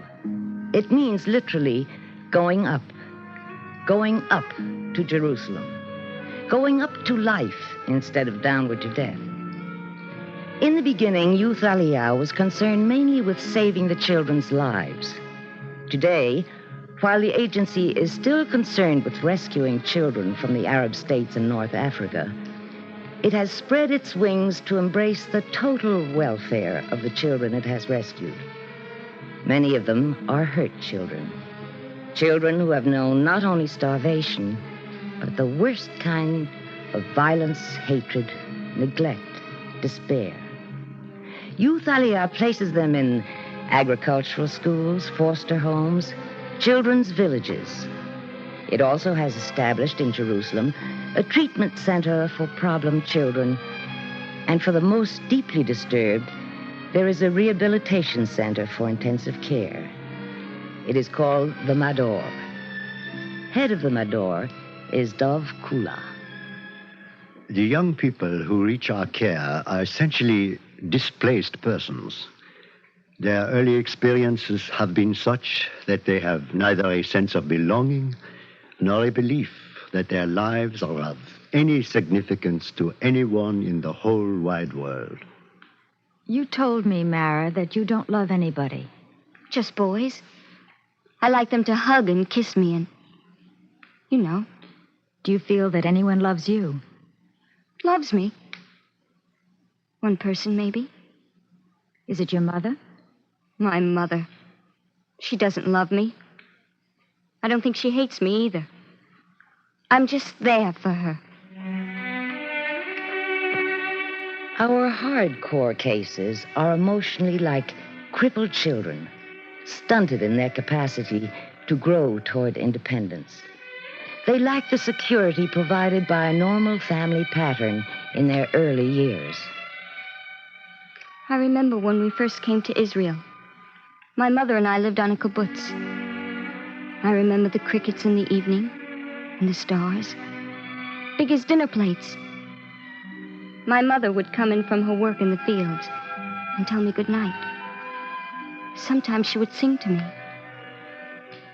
But it didn't last long. Nothing lasts.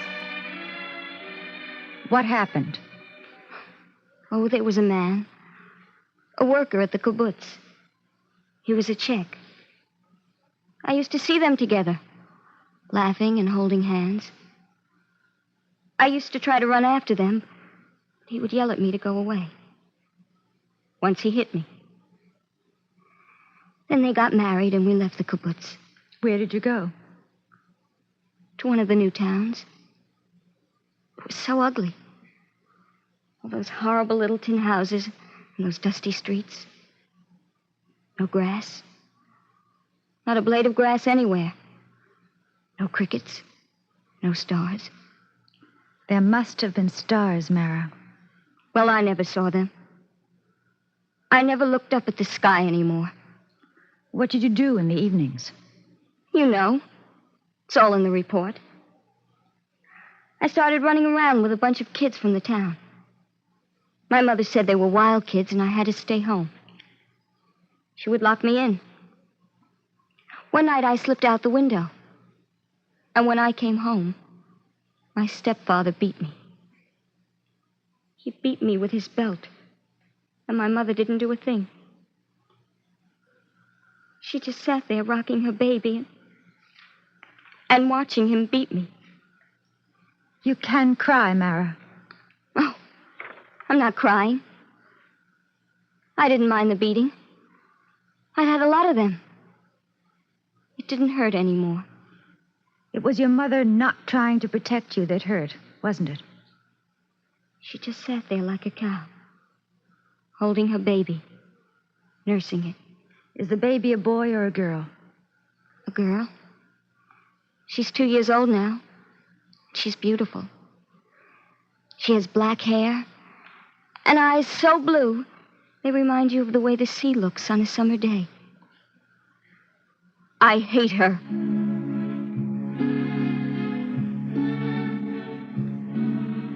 We have no magic cures for these youngsters.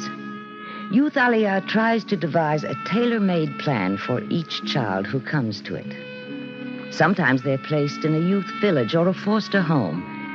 Sometimes we help them get a job or vocational training.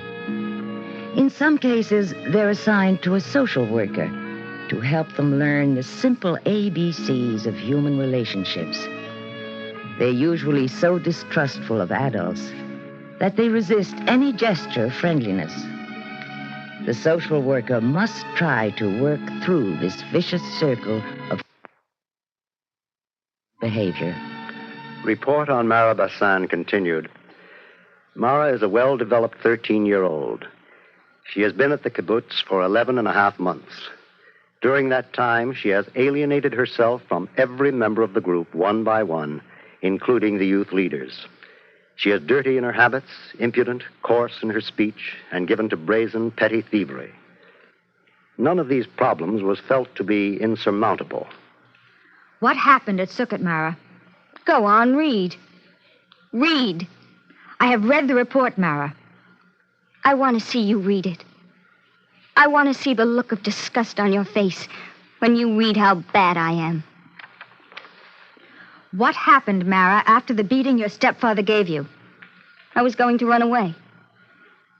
But my mother made me go with her to see this youth Aliyah lady. Was she a social worker like myself? I don't know. She asked me a lot of questions, but I didn't answer her. My mother did all the talking. She said how bad I was and how she didn't want me living at home anymore. So they decided to send me to this kibbutz, where there were a bunch of youth Aliyah kids working and going to school. How did you get along at the kibbutz? How did I get along? You know. It's all in the report. I would like to hear it from you. No. Read the report. Read it, I tell you. Read it now.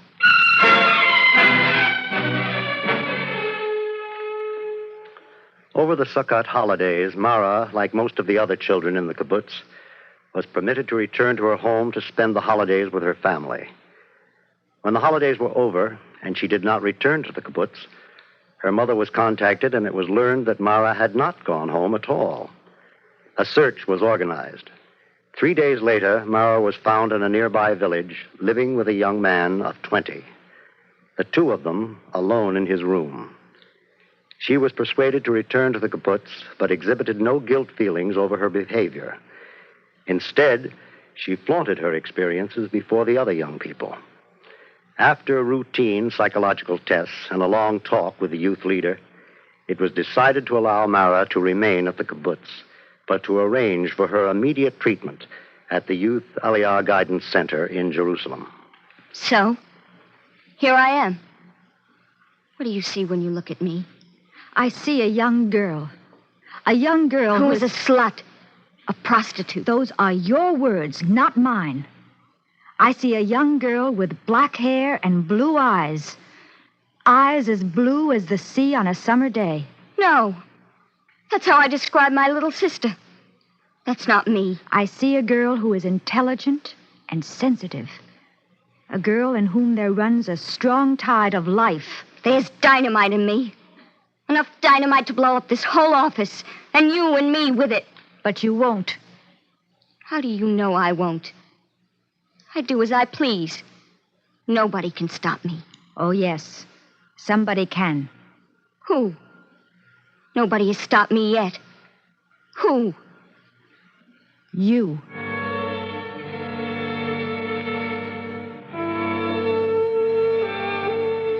So in the safety of the treatment room, Mara acted out her pent-up rage.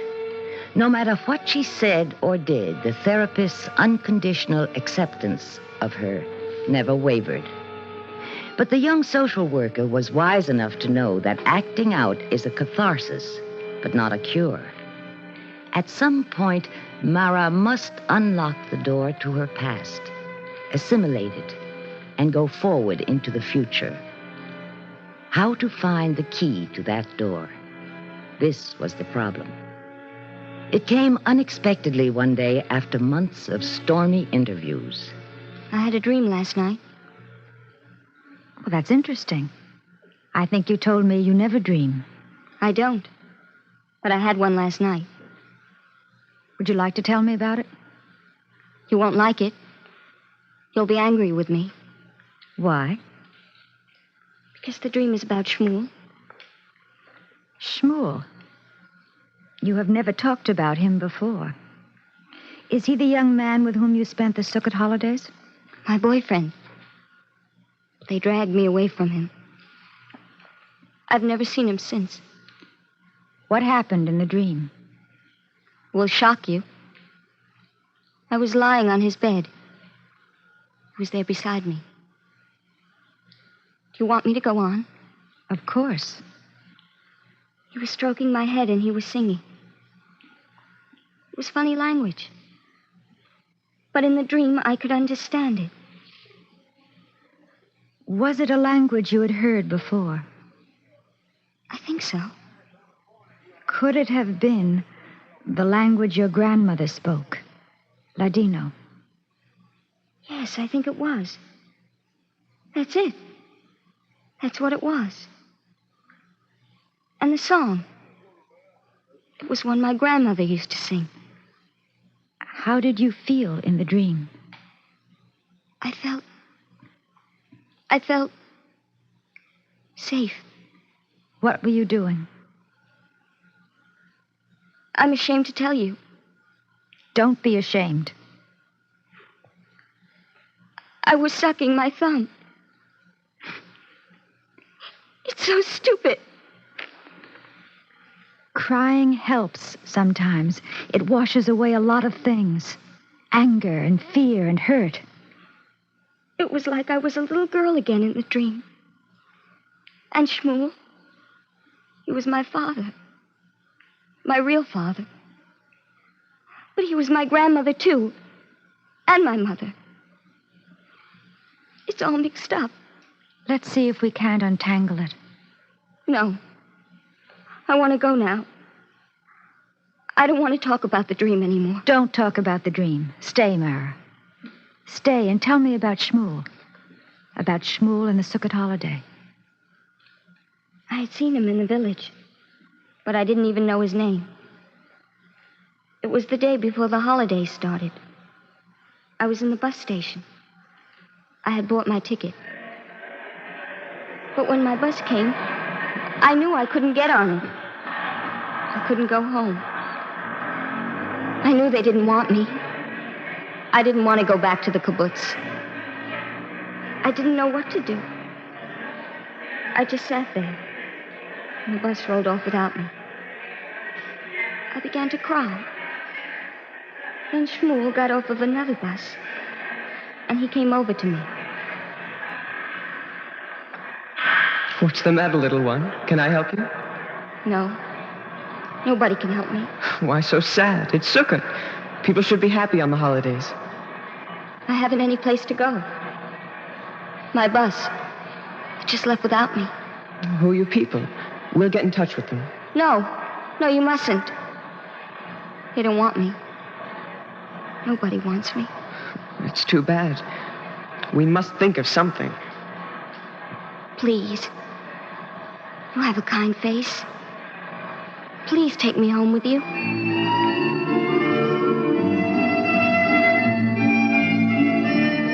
Wake up. Wake up, lazy bones. You've been sleeping for hours. I was very tired. You fell asleep without any supper and with your clothes on. I'm hungry. Look what I've got in this basket. Oranges, dates, figs, nuts, candy. It's Sukkot. Get up, wash your face, and we'll have a feast.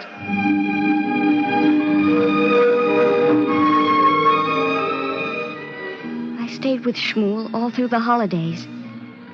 Then they found me and took me away. I want to tell you something. I know you won't believe me, but I want to tell you anyway. Tell me. I will believe. All the time I stayed with Shmuel, he never did anything bad. He never even kissed me.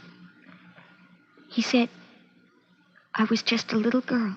And so you are, Mara. A little girl who lost her childhood somewhere. Did dreaming about Shmuel make you feel you'd like to see him again? No, not really. He's old. Who I'd really like to see is my mother. I haven't seen my mother for a long, long time.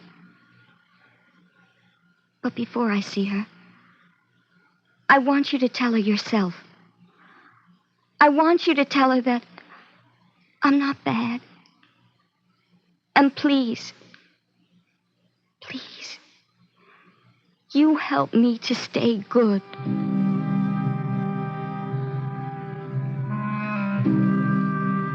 Case history of Mara Bassan continued. The girl was seen in twice weekly sessions at the Youth Aliyah Guidance Center in Jerusalem for a year and a half. During the course of the treatment, the mother was also seen by the psychiatric social worker. She was an emotionally undeveloped woman who found it difficult to bring to light a past she had deliberately killed and buried. At the end of the first year of treatment, mother and daughter had found their way to accepting each other, and both expressed a wish that Mara return home to live. This met with the therapist's approval, and the girl left the kibbutz. For the next 2 years, the therapist kept in close touch with Mara, guiding her to channel her strong instinctual drives into various vocational channels, and slowly to learn to gain control over her formidable life forces. None of this was as easy as it may sound. The road back is as treacherous as the road ahead, and a high order of courage is required to make the journey.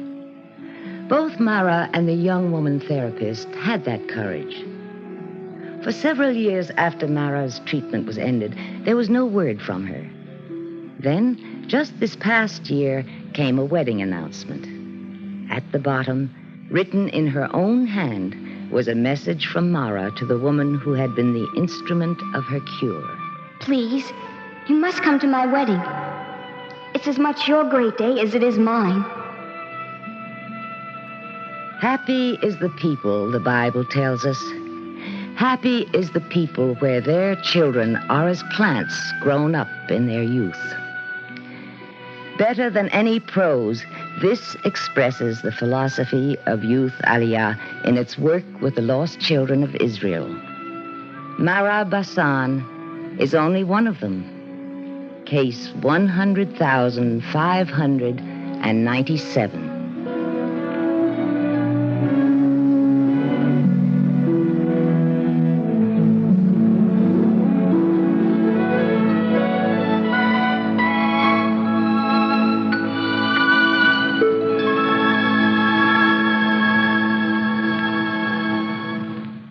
case of Mara Dassan. Closed. Prognosis? Excellent. If you would like a copy of today's script, please send your name and address with 25 cents to cover the cost of postage and handling to the Jewish Theological Seminary of America, 3080 Broadway, New York, New York, 10027. And now we take great pleasure in presenting Mrs. Hi Salpeter, chairman of the National Youth Aliyah Committee of Hadassah. Mrs. Salpeter. Carl Sandburg said, "There is only one child in the world, and the child's name is all children." Today we have heard the case history of one child who came to the Youth Aliyah Guidance Center in Jerusalem. We have been witness to the enormous amount of energy, determination, hope, anguish, and love that went into her redemption. Mara's story is not typical, and yet it dramatizes the essence of Youth Aliyah. First and foremost, a rescue movement which progressed from a limited effort to save the victims of persecution to the greatest odyssey of the children the world has ever known. All facets of the Youth Aliyah operation have one common denominator: the rescue of Jewish youth. Rescue from ignorance, neglect, and demoralization in the spiritual as well as in the physical sense. The keystone of Youth Aliyah is flexibility to meet the needs of its variegated population, children of diverse standards, of varied ethnic and social backgrounds, to enable each child to advance educationally to the best of his or her ability. On February 19, 1934, the first group of 43 boys and girls from Germany disembarked at Haifa, and a simple plan of rescue became a revolutionary confrontation with children young in years but adult in experience of suffering. The saga of Youth Aliyah can only be viewed and understood against the backdrop of Holocaust, war, the Exodus, barbed wire in Cyprus, and a magic carpet from Yemen. Today, we can proudly say that 135,000 boys and girls have been given new life through Youth Aliyah. They came from Africa and Europe, from the Americas and Asia, from the East and from the West. These 3.5 decades have witnessed both desolate destruction and heartening renewal in Jewish life. Against this canvas, Youth Aliyah has created an educational instrument without parallel in history, out of the myriad minute details that constitute the rearing of a nation's children. Today, our concern must be for the future. Let us commit ourselves anew to the youth of today, who redeemed become the redeemers in a brighter, peaceful tomorrow. Thank you, Mrs. Salpeter.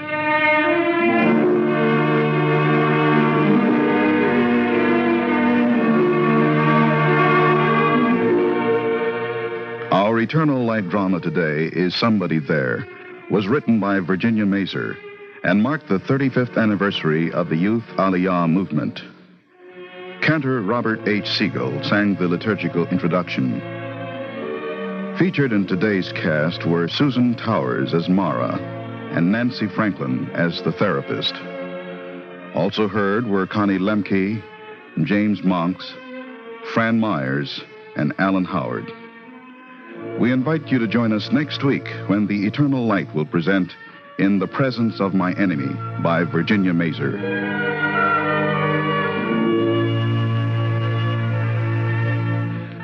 This is Fred Facey. The Eternal Light is produced for NBC by Rhoda Grady and directed by Jeffrey Culliver. For the seminary, Dr. Ben Zine Boxer is program editor, Milton E. Krentz, producer, and Nancy Waltman, program coordinator. The Eternal Light is presented weekly under the auspices of the Jewish Theological Seminary of America.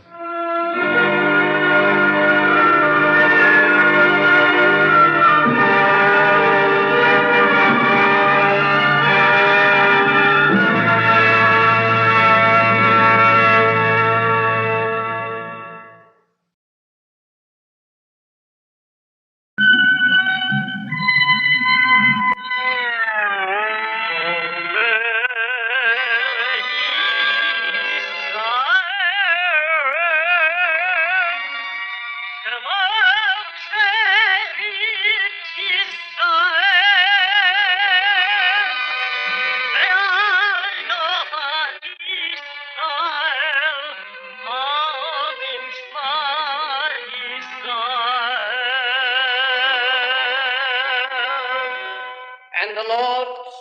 unto Moses, saying, Command the children of Israel that they bring unto thee pure oil olive beaten for the light, to cause the lamp to burn continually in the tabernacle of the congregation.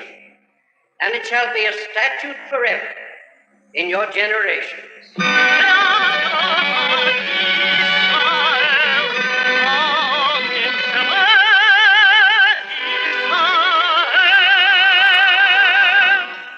The Eternal Light. The National Broadcasting Company and its independent affiliated stations present The Eternal Light, a program which comes to you under the auspices of the Jewish Theological Seminary of America. Today, we present Part 3 of Women's Voices in a Changing World, a special 2-month series which will explore the lives and contributions of women who have been instrumental in effecting changes in the social, academic, and artistic climate of their times. Today's drama, It's Been Fun, was written by Joseph Mindell. This story is based on the book It's Been Fun, the autobiography of Annie Nathan Meyer, who died in 1951 at the age of 84.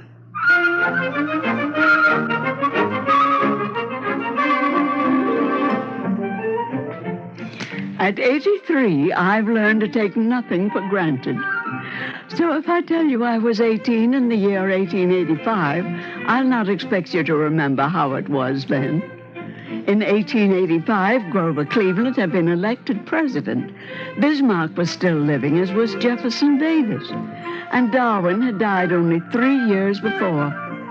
Edwin Booth was still acting, and Lord Tennyson was still writing poetry. Though I can't say I cared much for it. But the oldest Statue of Liberty was on its way across the Atlantic, and my cousin, Emma Lazarus, was writing the poem to be inscribed on its pedestal. In New York, driving behind a smart team was a fashionable diversion. Ladies carried parasols against the sun, and I, Annie Nathan, was practically the first woman in the entire country to ride a bicycle.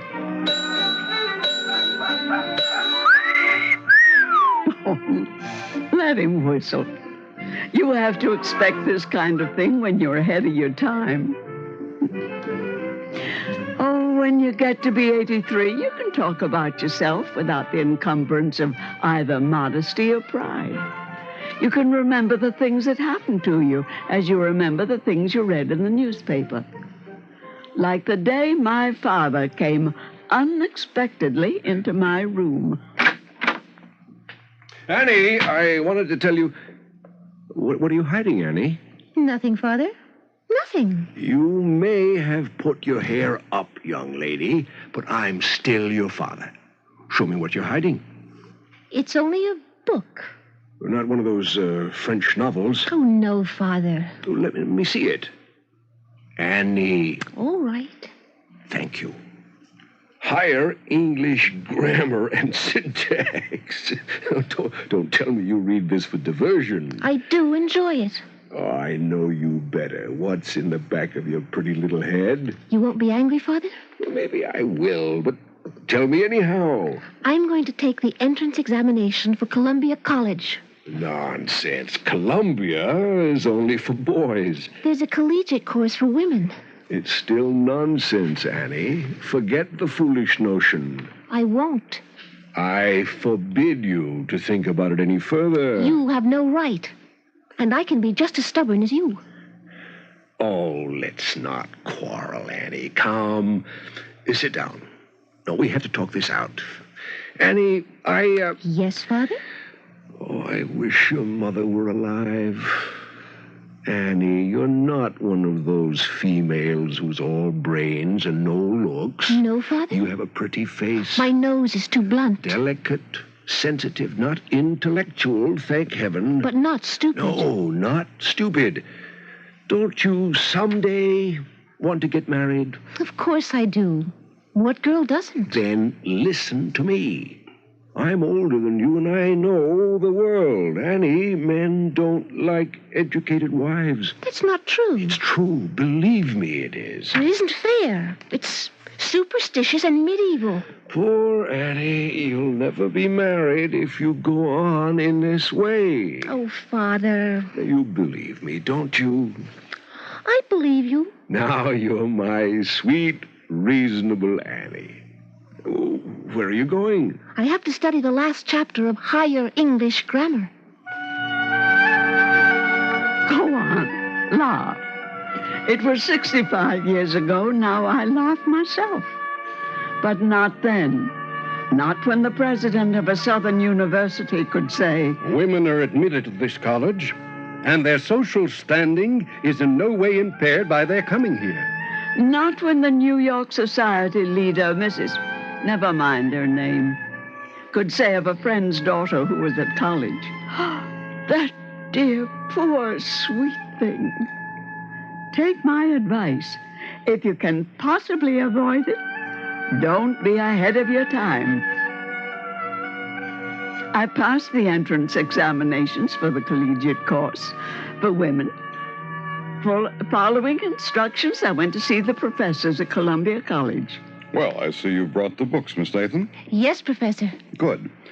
Now, in this one, you are to read pages 264 through 331. And in this one, 157 through 185. Now, this book is... Miss Nathan, you're not writing this down. It seems a little silly to begin reading a book on page 264. If you have no intention of reading, you're wasting my time in the college. Oh, I didn't say that, Professor. I'll just read the book straight through from the beginning. Oh, indeed. And what do you hope to prove by that? Why, nothing. I want to learn what's in them. Professor, may I come to your lectures? Well, of course not, Miss Nathan. Columbia is a college for young men. We don't believe in coeducation. Well, Dr. Barnard, the president of the college, believes in it. He said so. And so do some of the trustees. Fortunately, most of the trustees do not. I promise to be very quiet. It's out of the question. You'll study the assigned chapters and return the first week in June for your examinations. Yes, Professor. Oh, here, I'll help you with your books. There. All 6 of them. Well, don't drop them. Well? My handbag. Would you mind putting it on top of the books? Oh, not at all. Thank you. Well, what is it now? I'm sorry. I can't open the door.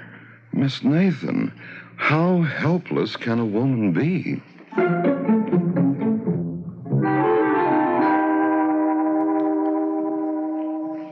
You finished your examination very quickly, Miss Nathan. No doubt you think you did well? On the contrary, Professor.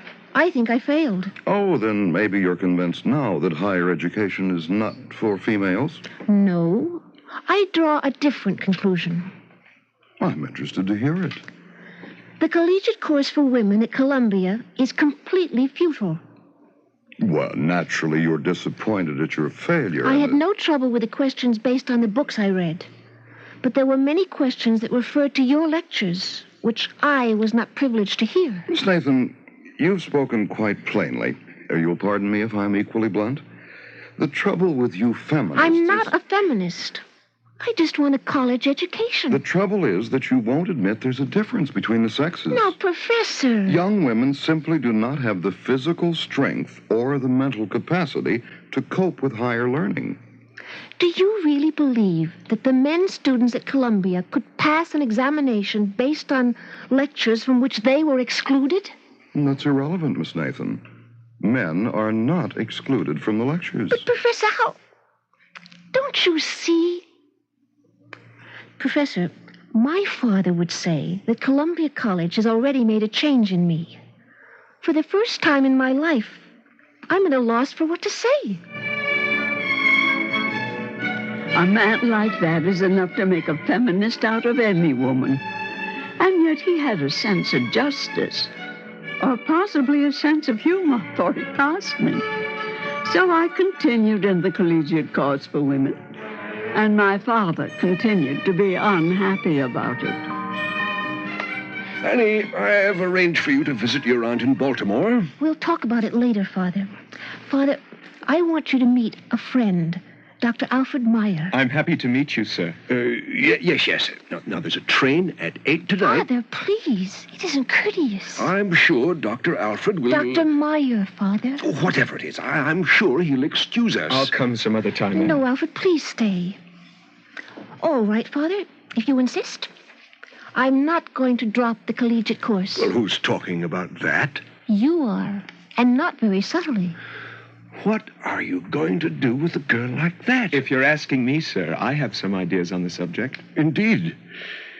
Well, you look like a man of the world, Dr. Meyer. You tell her. Tell her that no man will look twice at a girl stuffed with book learning. What are you giggling about, Annie? As a matter of fact, I did come to tell you something. Mr. Nathan, Annie and I want to be married. What did you say? I said... I heard you, young man. You don't know what you're letting yourself in for. I've tried to warn him, Father. I've told him I'm ambitious. So am I, Annie. And I want to write, Alfred. More than anything else. More than going to college. I'll never change. I want you to write. Maybe writing will keep me from being the right kind of a wife for a busy doctor. Do you think so? Do you, Annie? No, Alfred. I think I will be the kind of wife you want. I wanted to give all my time to my husband and to writing. Therefore, I gave up the collegiate course, and Mrs. You-know-who, the society leader, said, "Of course, only undeniable spinsters are rarely interested in the higher education of women." But I continued to use the library at Columbia, and I became friendly with the librarian. Is that what he said, Annie?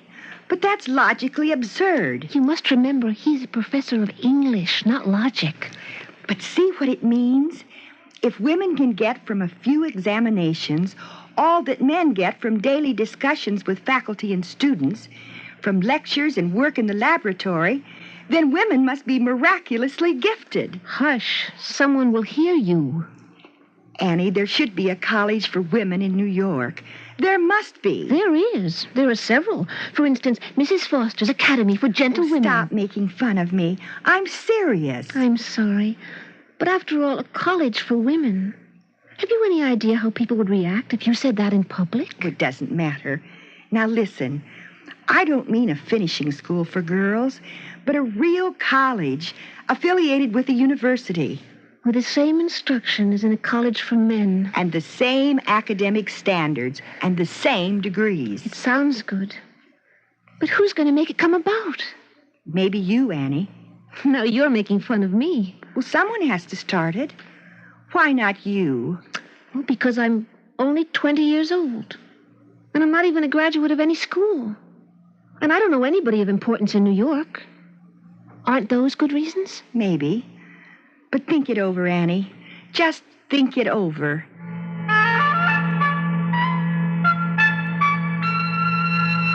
Annie, I think you're not even listening to me. Annie! Alfred, have you ever regretted that you married me? Maybe you'd better tell me what's on your mind. If I should seem inconsiderate, or if you think I'm neglecting my duty to you, you will tell me, won't you? Have I ever complained, Annie? Well, this is different, Alfred. It's Wait. Before you tell me, do you remember we read it together in the book of Proverbs? A woman of valor who can find, for her price is far above rubies. The heart of her husband doth safely trust in her. Thank you, Alfred. Now tell me. I'm going to start a college. Is that all? Is that all? It's a tremendous job. Practically impossible. Annie, you don't have to do it. Oh, but it's so exciting. All right. All right. How do you go about starting a college? Well, first, I must get the most important people in New York to sign a petition to the trustees of Columbia College. Do you know the most important people in New York? Oh, not yet, but I will. And, Alfred, I'll be busy all day and many evenings. Alfred, the proverb also says, "She seeketh wool and flax, and worketh willingly with her hands. She layeth her hands to the distaff, and her hands hold the spindle." Annie, the work you will do is the wool and the flax, the distaff and the spindle, for me as well as for you. Tell me, can your college use a contribution? Oh, thank you again, Alfred, but not yet. First, I must talk to some people.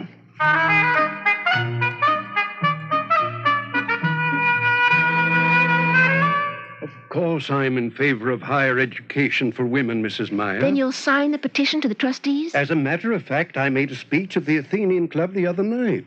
You may have seen it in the Times. No, I'm sorry to say I didn't. Yes, I came out strongly for a co-education. That's what this petition is for, isn't it? Well, no. We're asking for a separate college for women. Well, what's the matter? Isn't Columbia College good enough for you? Well, it isn't that, sir. The trustees won't admit girls to the lectures. Well, stubborn fools. About the petition, your signature would go on this line. Young woman, are you against co-education? Oh, no, sir. I'm just for college education for women any way they can get it. Well, you're backing down on your principles. A girl is entitled to the same privileges as her brother. Well, of course. But there's not much chance of getting the trustees to see that. And in the meantime, girls in New York are denied a college education. Blame the trustees for that. You're not going to sign the petition, are you? No, Mrs. Meyer. I'm a man of principle. I see. Co-education or no education. The trustees are not the only stubborn fools.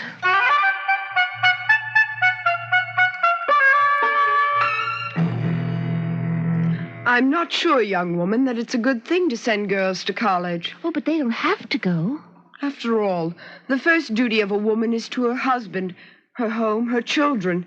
To fill a girl's head full of goodness knows Greek and mathematics. Mrs. Smithers, there is no record in history of a mother deserting her infant for a quadratic equation. You put it very cleverly, Miss... what did you say your name was? Mrs. Annie Nathan Meyer. It has a foreign sound. Do you mind if I ask you a personal question? Of course not. You speak such beautiful English. How long is it since your parents came to America? I've embarrassed you. No.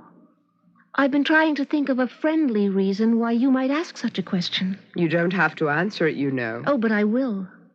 You'll find the name of my father's grandfather, Simon Nathan, in the first directory of New York, published in 1786. Mrs. Meyer. My mother's grandfather was Rabbi Gershon Satius. He refused to pray for King George III, and the British closed his synagogue. But later, he had the satisfaction of assisting at the inauguration of President Washington. Does that answer your question, Mrs. Smithers? Mrs. Meyer, I'll be very happy to sign your petition. You misunderstood me completely. No, I understood you very well. Good day. Why are people so stubborn and bigoted and unfriendly? I thought. I was only 20 then, but I still don't know the answer. Yet people were not all like that. Most were friendly and anxious to help, and soon the petition was ready to be presented to the trustees. We petition the establishment of a college for women to be called Barnard College, after the late president of Columbia College. It tickled me to learn that the trustees thought the list of names the most impressive they'd ever seen on a petition. But what pleased me more was their action. The trustees approved the establishment of Barnard College, provided that sufficient funds were made available for independent financing of the college. Now I had to beg. And I learned it was easier to get a signature on a petition than on a check. I'm sorry, Mrs. Meyer. Business conditions, you know. But I discovered ways and means. Where are you going at this hour, Annie? Alfred, would you mind very much if you had dinner alone tonight? Again, Annie? Oh, I'm sorry, dear, but I do want to see Mr. Dixon. You can see him at his office any afternoon. He's much too busy to really listen there. Well, then later in the evening at a more respectable time. What's special about this hour? Well, if I leave now and walk just fast enough, I'll reach his house as he finishes his dinner. He'll be sitting down with a glass of wine and a cigar. He'll be feeling fine, Alfred. And maybe I'll get $1,000. Poor Alfred. I wonder how much longer he would have stood for it. That's foolish, I know. In the archives of Barnard College, there's a small leather-bound book in which the first item is Dr. Alfred Meyer, $500. We had enough money to open the college in the fall. But just before, in the late summer, I had a visitor. You'll need teachers for your college, Mrs. Meyer. Yes, Professor, we will. Not ordinary ones, good ones. Do you Good know teachers. what kind? The kind that thinks that girls have the physical strength and the mental capacity for higher learning. You're a hard woman, Mrs. Meyer. Am I? I didn't think so. All right, I'll say it. Do you need a teacher of English grammar? Why, Professor? Why do you want to teach at Barnard? It shouldn't make any difference why. I suppose not, but I'd really like to know. I don't know myself. Maybe you've convinced me. How pure do my motives have to be? All right, Professor. Only I must warn you, we can't pay much.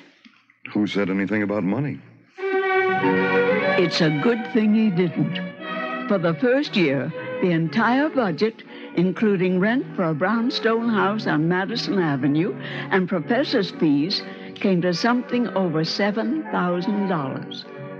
On October 19, 1889, Barnard College opened, and the first class was held with 7 girls in attendance.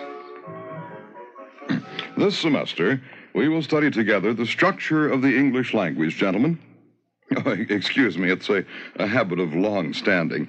As I was saying, ladies, we'll be studying the... Is something wrong, Professor?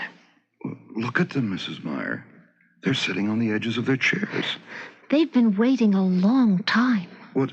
Tell them not to look so eager. This is only a lecture on English grammar. But it was more. It was a dream come true. The first college for women in New York City, and for a long time, we all sat on the edge of chairs, afraid that maybe we'd wake up. Do you know I never did get to attend Barnard or any other college? I've written plays and seen them produced on Broadway. I've written novels, and I don't know how many articles for magazines and newspapers. Now I'm 83, and I think that none of these things has given me as much satisfaction as helping to start Barnard College when I was 20. Occasionally, I still like to walk in the streets around Barnard, as I did last week, when a girl, one of the students, almost knocked me over with her bike. I'm awfully sorry. I hope I didn't hurt you. Oh, it's all right, my dear. You missed me completely. I shouldn't ride my bike when I'm upset the way I am. I'm really steamed up. You want to tell me about it? Well, I know. I'm an old woman, and I can't possibly understand the problems of the younger generation. But tell me anyway. It'll do you good to talk. You're sweet. You see, I'm a senior, and I made straight A's in physics and math, and I was going to be an engineer. That sounds very exciting. Sure. Only today we had a guest speaker, an engineer. I spoke to him, and he said, don't do it. Maybe it takes more than A's in physics and math. You bet it does. You know what you have to be? A man. He told me why. Rightly or wrongly, he said, people think that women don't make good engineers. Maybe they don't have the physical stamina or the brains. Oh, you're smiling. You think I'm a silly kid. I'm very sorry. I wasn't laughing at you. It must have been a lot easier when you were a girl. You got married, had a lot of babies, and took care of your husband and your home. But not anymore. Today, a woman has to fight to make her way in the world. A woman still has to fight to make her way. I'll tell you something. If I were a few years younger, I'd get in the fight again. It's been fun.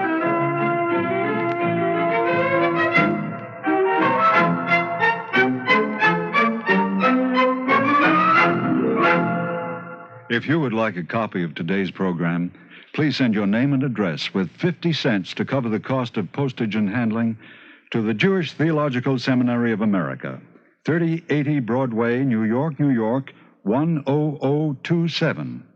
And now, we take great pleasure in presenting Mr. Nathan Appleman, distinguished philanthropist and civic leader and recipient of the seminary's highly coveted Eternal Light Award. Mr. Appleman.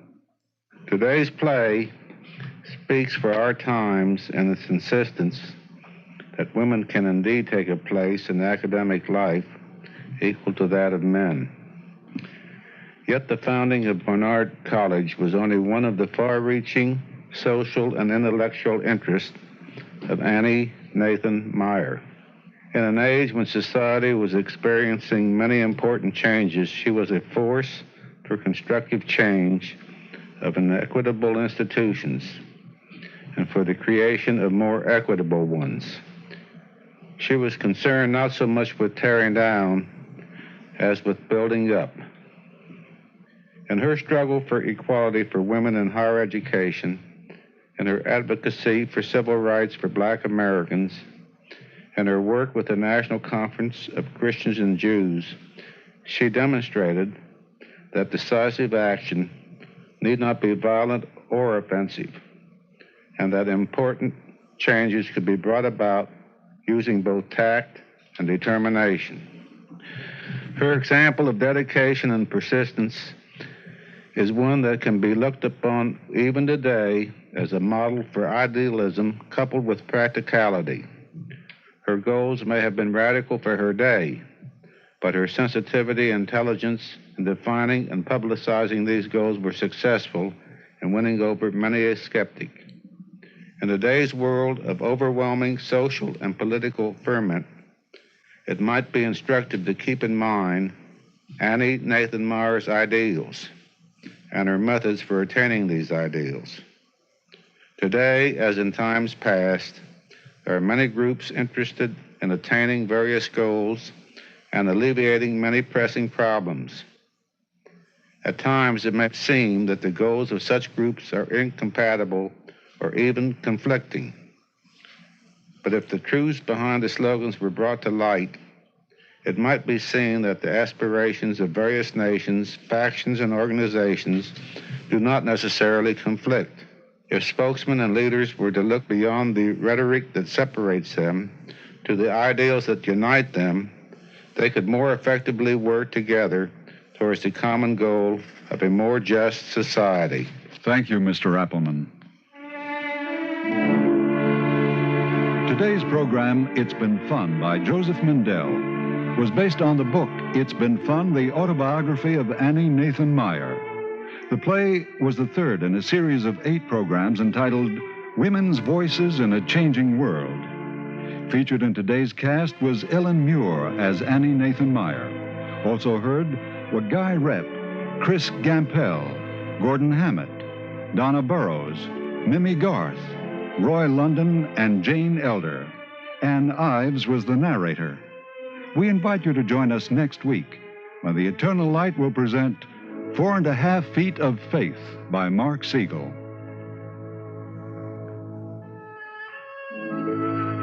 This is Arthur Gary. The Eternal Light is produced for NBC by Rhoda Grady and was directed by Don Washington. For the seminary, Dr. Ben Zion Boxer is program editor, Milton E. Krentz producer, and Toby Bloom Dobkin program coordinator.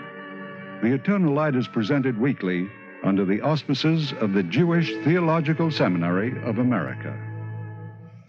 The Eternal Light is distributed by Communication Center, the University of Texas at Austin, by special arrangement with the American Federation of Television and Radio Artists, and in association with the National Broadcasting Company and the Jewish Theological Seminary of America.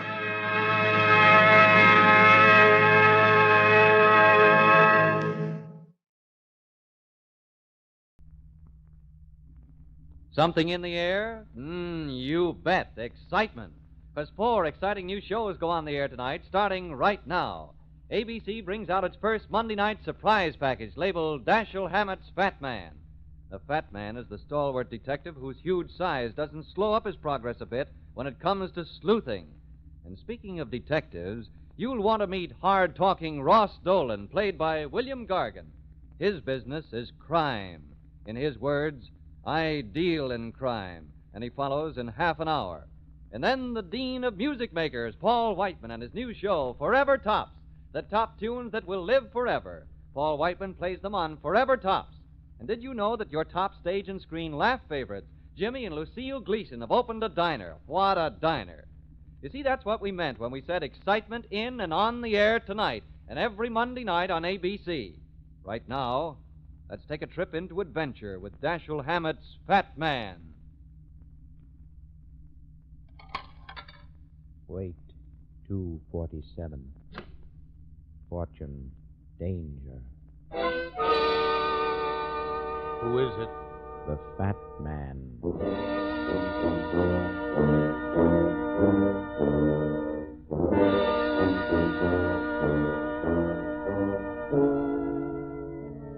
The American Broadcasting Company brings you Dashiell Hammett's latest and most fascinating character, the Fat Man.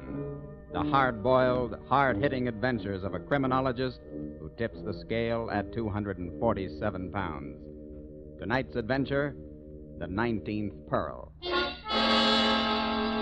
And now, here's the Fat Man.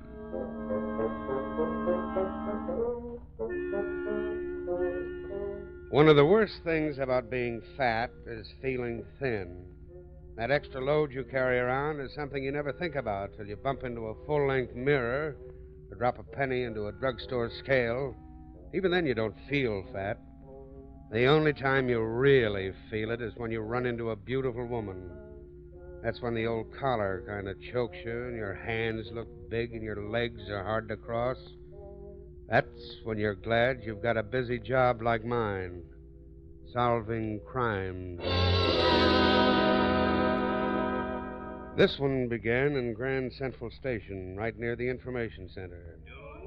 My mother was going away for a weekend. I was there to put her on the train. You don't have to wait around till the gates open, son. I've gotten on trains before. It's all right, Ma. It's a free night for me anyway.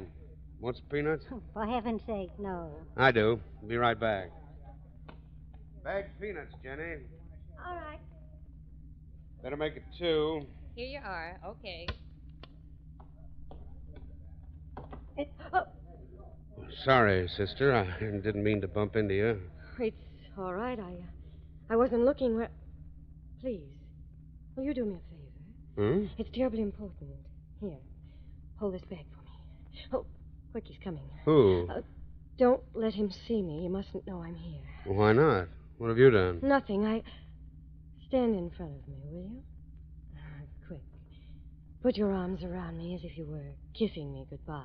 Say, what kind of a game is this? Please, cover my face and kiss me. Okay, sister. How's this? Hold it. How long? Oh, no. No, don't stop. Just keep your arms around me. As long as you say, baby. You know, I've heard about things like this, but I never figured it would happen to a guy like me. All right. That's enough. I wish I thought so. We ought to do this more often. I'll have to run now. He's gone. Maybe you'll be back. Oh, no. No. I mustn't miss the train. Thanks ever so much for helping me. Hey, wait a minute. Aren't you going to tell me? No, there isn't time. But I don't even know. Okay, sister. 2 ships that pass in the night. Well, that was a fond farewell. Who was it, dear? I don't know. What? Never saw her before in my life. Is that why you were kissing her? Don't make a romance out of it, Ma. She just borrowed me for a quick hug, and that's all there was to it. Well, I don't know that it's wise to kiss strange women in stations, son. Have you still got your watch? I've got more than my watch, Ma. I've still got her bag.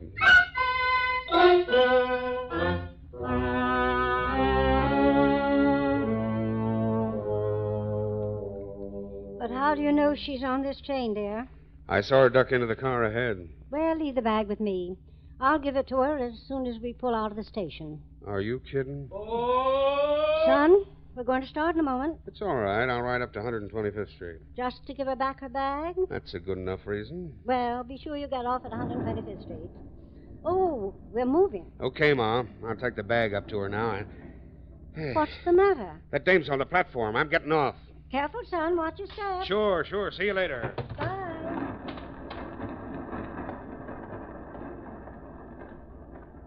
Good evening, beautiful. Oh, you frightened me. I didn't the last time. Want to play some more? I don't think so. Well, don't go away. I still got your bag. Oh, well, thank you. What's this all about, kid? Who'd you knock off? I beg your pardon. Well, you must have done something. Otherwise, you wouldn't be running away. Why not? Can't I be running away from danger? There's a man following me. The guy on that train? How did you know he was on it? Simple arithmetic. You got on to give him the slip. He must have followed you. Otherwise, you wouldn't have got off. That's exactly what happened. What else happened? I don't know what you mean. Come on, kid. Tell me the truth or I won't help you. I don't know that I want you to help me. Okay, sister. I'll walk right out of the picture. No, wait. Changed your mind? No. A man who's been following me changed it. Huh? He's standing right over there on the platform.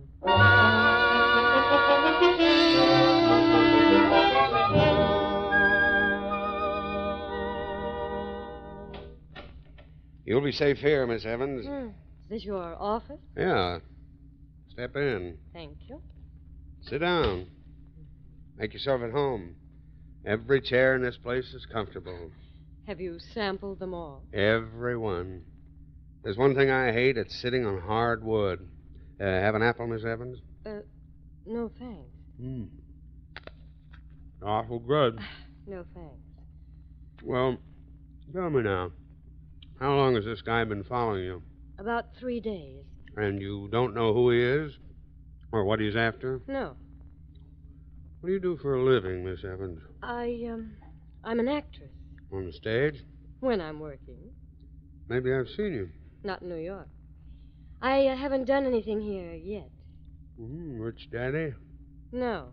No daddy at all. And what keeps you in those gorgeous clothes? I have a private income. My father left me some money. Those beautiful pearls, too? These aren't real. Aren't they? Let me see them. Don't you believe me? No. Why not? Because you're not a very good liar. What? Even experienced ones take a deep breath after every lie they tell. But you've been pumping away like an iron lung. How dare you talk to me like that? Get out of here, Miss Evans. I won't take your case. You won't get it, you insufferable man. Keep going. What? Keep yelling at me. There's someone outside the door. You overbearing, conceited pig. If I were a man, I'd give you the beating of your life. That's enough. Well, what are you doing out here, mister? Nothing. I was just... Hey, come back here, you. You son of a gun. I'll make it much harder for you when I catch you. You going to stop, you punk, or do I have to dive for you? Oh, you big ape. I'm not as slow as I look. Well, you didn't have to tackle me. I'm sorry, old man. It's my old football training. Can you get up? I don't know. Well, there you are. Now, maybe you'll tell me what you were doing outside my door. I was keeping an eye on Miss Evans. That's an interesting pastime. Come on back to the office and tell us why. It's my job. I'm a private detective. Well. Who hired you? Mrs. Stanton. Mrs. Jeffrey Stanton. The banker's wife? Yes. She wants a record of every move Miss Evans makes. Why? That's my business. Well, maybe Miss Evans has an interest in it. Miss Evans! Miss Evans, where are you? What's the matter? He's gone.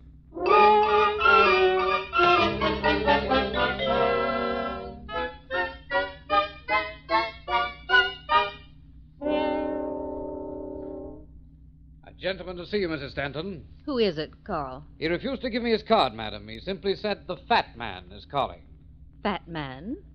What do you suppose he wants? Some information, Mrs. Stanton. Good heavens. What do you mean by coming in here unannounced? But I was announced. I'm the fat man. Well, I've never had the pleasure of meeting you, and I certainly don't intend to do so now. Show him out, Carl. I don't think Carl is man enough, Mrs. Stanton. You'd better let me stay. What do you want? Some information about Miss Evans. I couldn't get a thing out of that clam you had following her. What clam? What are you talking about? Shall I call the police, Mrs. Stanton? No. No, I can manage this call. Very well, madam. Now then, what were you saying, Mr. Don't believe you mentioned the name. I didn't. People remember me better as the Fat Man. Oh. Oh, I know who you are now. Mr. Parker told me about you. Parker? The man you very nearly killed in the hall outside your office. He said you fell on him like a ton of bricks. He had no right listening outside my door. Did you really hire him to follow Miss Evans? I did. May I ask why? You shouldn't have to. I thought everybody knew I was anxious to divorce my husband. Miss Evans is just one of the grounds. One? The only one I'll need. You see, Mr. Stanton made the mistake of giving her a necklace. What? Quite an expensive one, in fact. Matched pearls. I see. You seem disappointed. In Mr. Stanton? No, in Miss Evans. You're not a friend of hers, I hope. Are you sure he gave her that necklace, Mrs. Stanton? Well, I believe it was a gift. I've never inquired. I don't really care to know how these arrangements are worked out. In other words, your husband and Miss Evans... Let's not put it into words, if you don't mind. There'll be enough of that when the case comes up in court. When the case comes up, Mrs. Stanton, you'll have to prove it. And right now, your star witness, Miss Evans, is missing. Oh, not really missing. Unless something's happened to her. What? I don't know. Frankly, I don't really care. Parker will find her sooner or later. Where? Probably at my husband's apartment. Oh. Doesn't he live here? No, not regularly. Well, after meeting you, Mrs. Stanton, I can't say I blame him.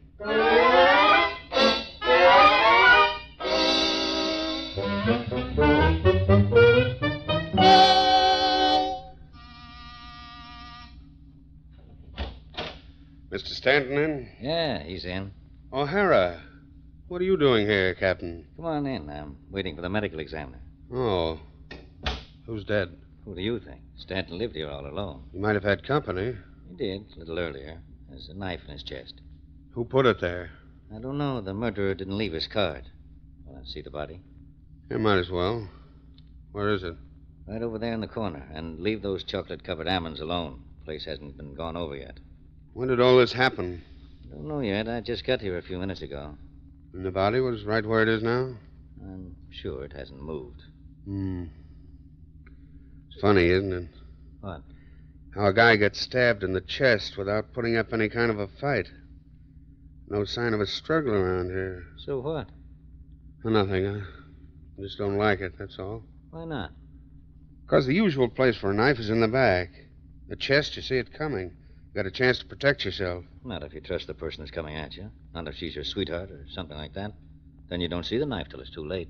What makes you think it's his sweetheart? I don't. I don't even know if the man had one. Well, then stop putting a noose around her neck. Whose noose? What are you driving at? Nothing. I just don't like your theory, O'Hara. Well, it's apparent he was killed by somebody he trusted. If it wasn't his sweetheart, then... Will you stop mentioning his sweetheart? Why? Is she a friend of yours or something? Don't be funny. What are you mad at? What's eating you tonight? Your theories. Stanton could have been sitting in that chair when he was killed. The murderer could have moved the body to throw us off the track. I doubt it. The murderer didn't even have time to cover up the one clue that's going to convict him. What's that? Piece of string in the dead man's hand. You see how Stanton is holding onto it? String? Looks more like a strong silk thread. Probably something he tore from the murderer's clothing just before the knife went into his heart. You don't tear single threads from a person's clothing, O'Hara? Then what is it? I don't know. Let's open his hand and see. Wait a minute. We don't have to open it. I can see something between the fingers. What is it? A pearl.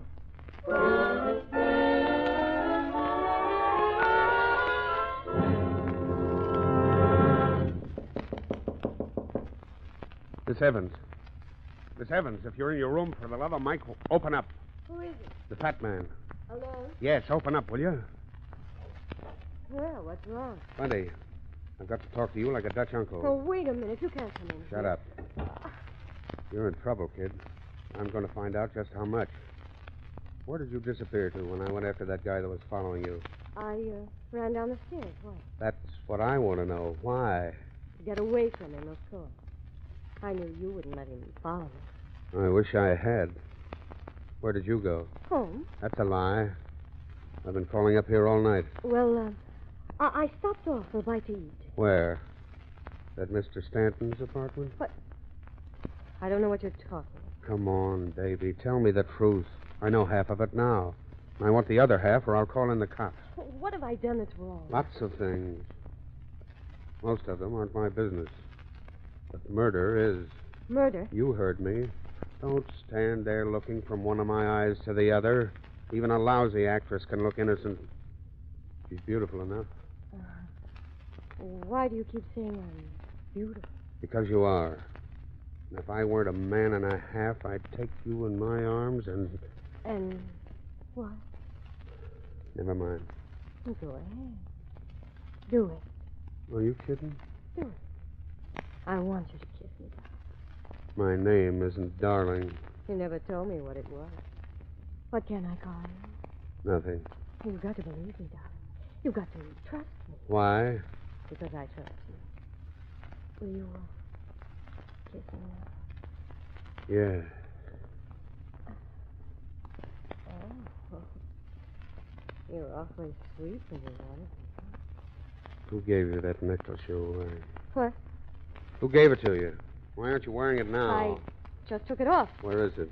Don't you believe me? Where is it? I want to see it. I've got it. Where? Right here on my dress. Are you satisfied? Not yet. Is this the necklace you were wearing in my office? How many of these trinkets do you think I have? How do I know? There must be more where this came from. Who gave it to you? Mr. Stan. Why didn't you tell me that before? Because it was none of your business. Well, that's a good answer. Is it my business now? If you want it to be. How do you want it to be, Miss Evans? I want it to be Kathy, not Miss Evans. Okay, Kathy. I'll take your case. Have I got one? You will have. The cops will be swarming all over this place by tomorrow morning. Why? Don't worry. Everything will be all right. You didn't feel that way when you came in. When I came in, I never expected to find this string of pearls. Not in one piece, anyway. You mind if I take them? What for? I thought you trusted me. You still haven't answered my question. I need these pearls to make your alibi stand up, Kathy. Don't forget, I'm working for you, but the police aren't.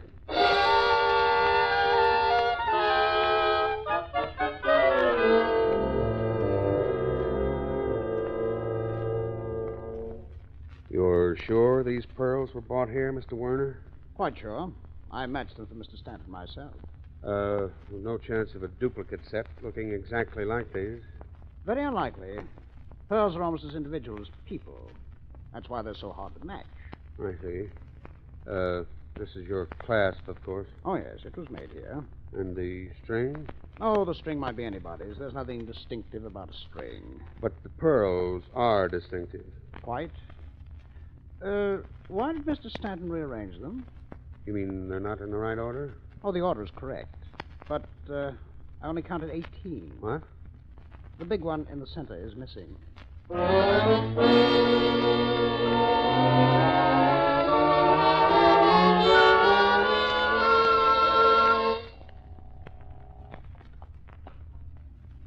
Hello. Hello, Kathy. Oh, yes. This is the fat man. Do you want to swing for the murder of Mr. Stanton? No. Then do what I tell you. But I didn't kill him. Then why didn't you tell me you knew he was dead, you two-faced... No. Shut up. I know you were in Stanton's apartment tonight. You had to be, or you wouldn't have had that necklace back. I don't know what you mean. Don't play dumb with me. You picked those pearls up off the floor and strung them together again. All except one. What? You stupid little fool. You left the most important one in the dead man's hand. Oh, no. Now, this is your last chance, Kathy. Meet me in my office in 15 minutes or I go to the police. But I... Be there.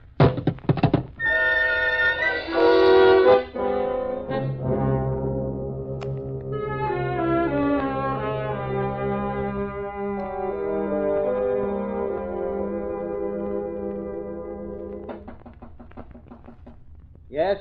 It's me, Kathy. Come in. What? Mr. Parker, what are you doing here? Waiting for you. The fat man sent for me. Where is he? He'll be back. He stepped out for a few minutes. Oh? Come on in. Don't be afraid. Well, Come on.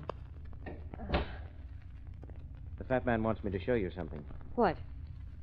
Look over there on top of the desk. See it? What is it? A pearl. The largest one of a set. And what's it doing here? That's the fat man's business. He just wanted me to show it to you. Recognize it? I don't know very much about pearls. Then you wouldn't be interested in buying it. Not from you.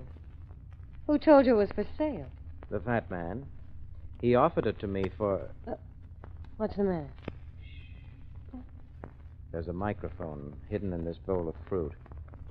The fat man must be interested in your reactions. Where do the wires go? Over here to the window and down the side of the building. He must be listening in another office. He won't listen anymore. Don't do that, you fool. Put that microphone down. Why? Because he'll know you smashed it. You want to get... Where's that pearl, Miss Evans? I beg your pardon. That pearl. You took it off the desk while I was at the window. Oh, you're mistaken. I haven't been near the desk. Come on. Give it to me or I'll search you for it. Let go of me. Not until you put that pearl back. Open your hand. No, Open I it, won't. I said. The fat man will kill me if you get away with this. Oh, come back here, you little devil. Not on your life. Just a moment, Miss Evans. Mrs. Stanton. Yes. I'll take that pearl, please. Look out, she's got a gun. Stay where you are, young lady. No, you can't make me. Stop. I told you to stop. You're wanted by the police for the murder of my husband.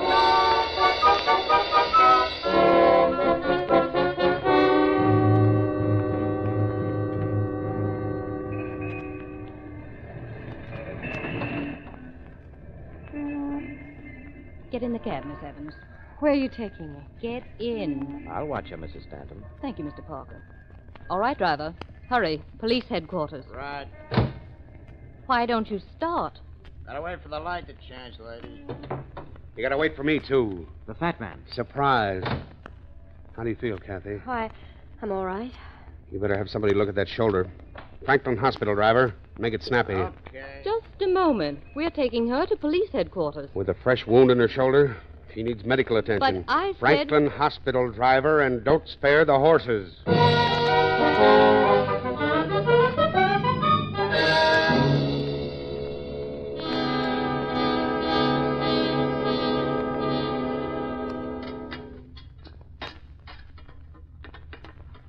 How is she, Doc? Oh, she'll be all right. Bullet just grazed her shoulder. You're very lucky, Miss Evans. You mean you're very lucky? Don't you know it's against the law to go around shooting people? I couldn't let her get away with that pearl, could I? Why not? That isn't the one they found in your husband's hand. That's just a hunk of paste. But you told us all to come to your office so you could trap the one who tried to steal it. How did you know that? It was obvious. That's no excuse for shooting at her, Mrs. Stanton. Oh, I didn't really shoot. I tried to frighten her more than anything else. Well, in any case, I'll have to make a report to the police. Will you come with me, Mrs. Stanton? Certainly. You're a dead pigeon, Kathy. What do you mean? Even a bald-headed jury won't save you on this one. But I didn't kill him. I think you did. What's your vote, Parker? I won't say until I've heard all the facts. But you know all the facts. Didn't you follow her to Stanton's apartment late this afternoon? Yes, I did. Well, how long was she there? About 20 minutes. And she went right to the railroad station as soon as she left his apartment. But I didn't kill him. He was dead when I got there. Then why did you pick up the pearls and string them together again? Because I knew I was being framed. Somebody put that necklace in Mr. Stanton's hand. That's a good one. It's true. I didn't have the pearls when I went to his apartment. What? They were stolen from me this morning. Can you prove that? No, Can you prove it to me, Kathy? I don't know. Look at me. I'm looking. I didn't kill Mr. Stanton. I swear I didn't. That's not good enough, Kathy. But I'll tell you what I'll do. I'll help you get out of here. What? I'll give you a head start on the police. Don't be a fool. Mind your own business, Parker. This is my business. If she killed Stanton... Go on and give her a break, will you? No, I'm just as responsible as you are. You can't make me a party to this. Then turn your back on it. You're crazy. It's a felony to assist a criminal. I'm going to call the police. Get away from that phone. For heaven's sake, use your head. They'll catch her anyway. Get away from that phone, I said. No, don't. Don't. I can't run away. It'll only make it look worse. Why, of course. The sooner we call the police, the better. Hello? Hello. Get me the police department, please. Yes, sir. You're not going to make that call, Parker. What? You're not going to make that call if I have to pick up one of these knives and jab it into your ribs. Yeah, put that down. Put that down, you fool. Now, you see, Parker? Even on short notice, a man reaches out for the murderer's hand, the hand with the knife. What? Don't you understand? When a man comes at you with a knife, you reach for his hand, not for his throat. What are you talking about? Stanton. He couldn't have torn those pearls off Kathy's neck. If she came at him with a knife, he'd have grabbed for her hand the way you grabbed mine. You mean she was framed? You guessed it. She was framed by a guy who knew every move she made. A guy who knew when he could steal that necklace and plant it in Stanton's hand at the most effective time. Who fits that description, Parker? Who knew every move Kathy made these last 3 days? Well, why are you looking at me? Because you're it. You wanted Stanton out of the way so you and Mrs. Stanton could get married and live on Stanton's dough. You're no private detective. I found that out 5 minutes after I met you. Drop that knife and stay where you are. I've got a gun. Look out, Kathy. You may use it. I will if you don't get out of my way. Hello? That phone's open, Parker. You're giving the police your whole confession. What? Oh! Hello? Hello? Take it easy, Captain. I'm bringing in a murderer.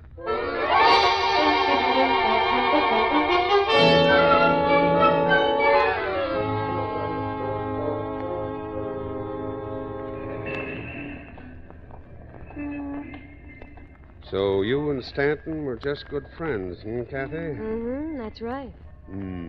Must have thought an awful lot of his friends to give them pearl necklaces. Well, I know you won't believe it, but he was like that. He once gave a surgeon a brand new car just for operating on his hand. What did you do for the old boy? I went out with him, let him take me to shows and things. Well, here's where I get off. Am I home already? This is it. Night, Kathy. Oh, wait a minute. Am I ever going to see you again? I don't know. Why not? Don't you like me? Sure. I like all beautiful women. The trouble is, I fall in love with them. And what's wrong with that? Having to fall out. So long, Kathy. Remember, nobody loves a fat man.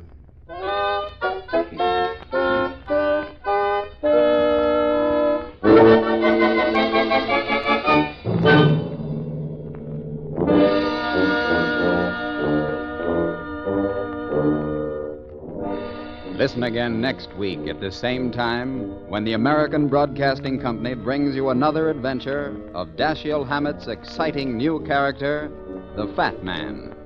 Next week's story is called The Unfamiliar Face. And, as the Fat Man says, Know a man's face, and you know the man behind it. Line for line, it tells the story of his life. From the women he's known to the crimes he's committed.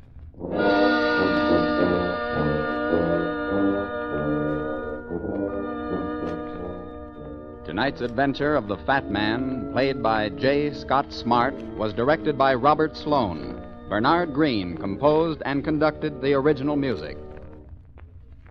Hold on to your nerves. Next comes a guy who keeps busy chasing fugitives and frails. It's William Gargan as Private Detective Ross Dolan, shooting his way through the mystery thriller I Deal in Crime. This is the American Broadcasting Company.